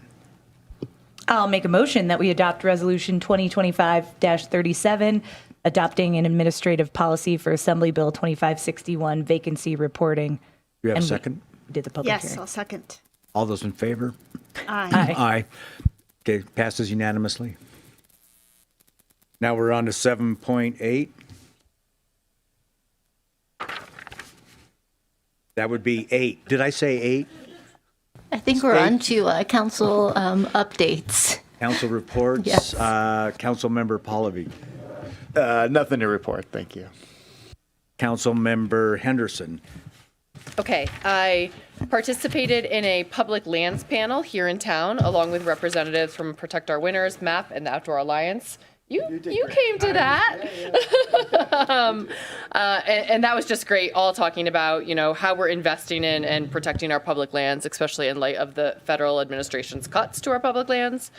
I was a judge for the annual Dancing with Our Sierra Stars event, where I got to see not just Jen Calloway, but also Mitch Claren put on their dancing shows. And I think we need to show those videos at the next Council and Planning Commission meetings.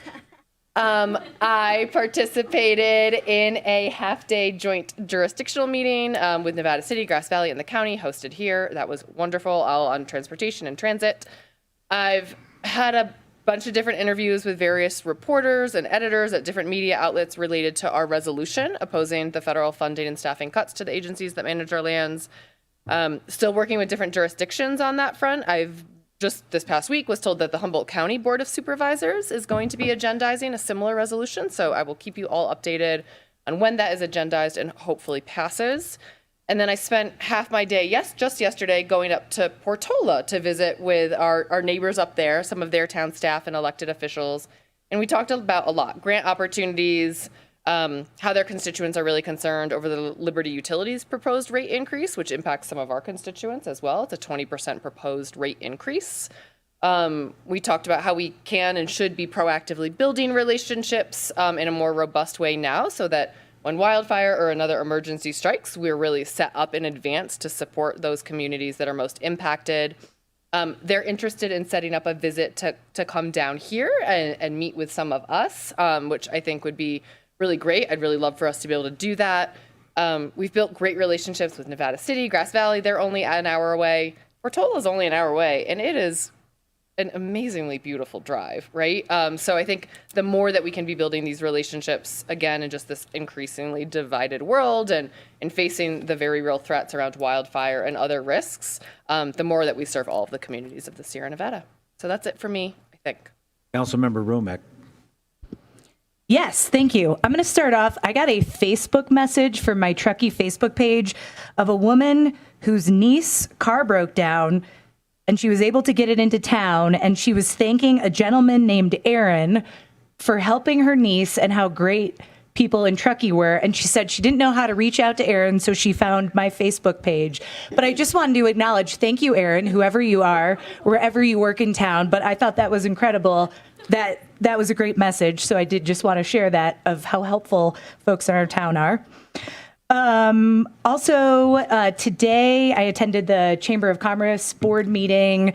They are gearing up for summer, 4th of July festivities, which is great. But they did also mention the Truckee Tahoe Future Founders kickoff event, which is an organization that is a new initiative designed to support and inspire the next generation of entrepreneurs in our region. And they are doing a kickoff community event on Thursday, May 29th, 5 o'clock at the Lyft Workspace in Truckee. It is only for 14 to 24-year-olds as well. So it's super cool. I thought that was really great that the Chamber is supporting the initiative that was really led by a Truckee High School junior.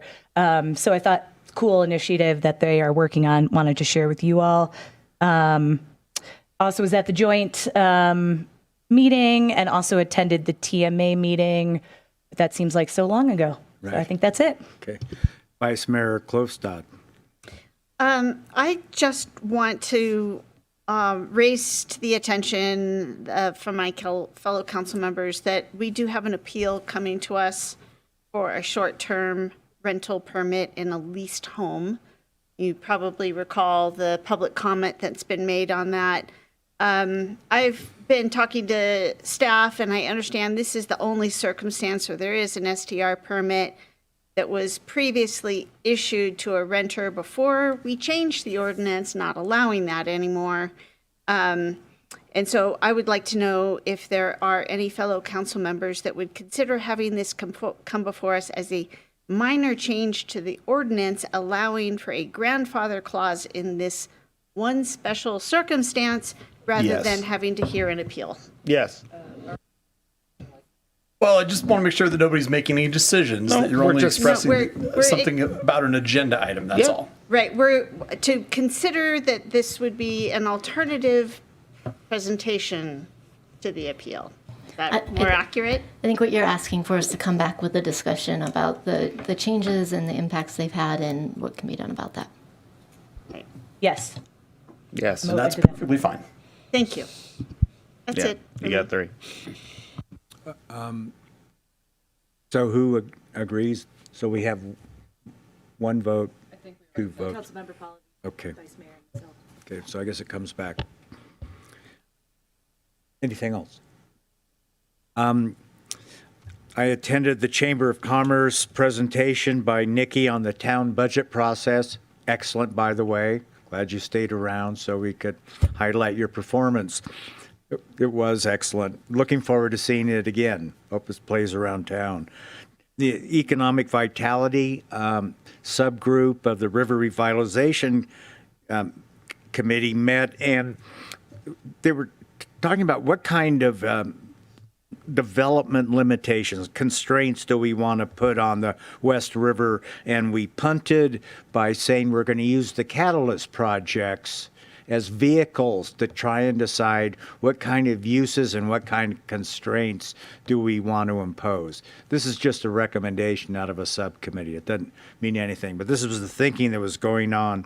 The other thing, there was a discussion of setbacks. I was surprised. I guess I shouldn't have been surprised. There was some support for having no setbacks on the river, but then it was also noted that setbacks serve as wildlife corridors and for reducing stormwater inflow into the river. So more on that to come. I attended the joint towns, county, and cities meeting on transportation, essentially organized by Dan and Alfred, I believe, divided into discussing what Truckee's doing in the way of road transportation and then trail transportation. So it was an update for the other jurisdictions. At the TNT TMA meeting that Lindsay and I had attended, I wanted to note that the commuter vans, the work vans and ski vans to Sugar Bowl are going to be augmented by a midday van. They've been so successful, they're going to add buses, which should help reduce traffic. And then I attended the Board of Supervisors meeting this morning where they passed they essentially adopted the homeless action plan that we adopted. But CAL FIRE also made a presentation, and Council Member Henderson, you'll be interested to hear, CAL FIRE was asked what impact the Forest Service cuts in staffing and funding are having on CAL FIRE's own planning for this coming fire season. And it was noted that cuts in the higher echelon of the Forest Service, regional level cuts, are leaving positions vacant that need to be filled in order for the Forest Service to sign off on fuel reduction and other projects. No one in the office to sign, and then they have a very good relationship with the local district office, but the district office isn't able to guarantee what the wildfire response will be. It's still wait and see. Essentially, the Forest Service saying is we think we'll be fully staffed for fighting fires, but we don't know for sure. I want to add to that really quick, Sure. because it's something I forgot, a conversation that I had with someone related to the Forest Service. And one thing that I learned, because we've talked a lot about the staffing and the actual funding cuts themselves and impacting projects on the ground. But what I also learned is that Forest Service staff no longer have authority to amend contracts and to sign off on new partnership agreements. So if there is federal funding that can be leveraged with, to get private sector funding or other state county funding, they can no longer sign off on those contracts. So we're losing the ability to leverage funding effectively. So just wanted to let everyone know. All right. So I think that on that happy note, we're going to conclude. We're going to conclude the regular council meeting. We're going to move into closed session. It's going to be a conference with real property negotiators on.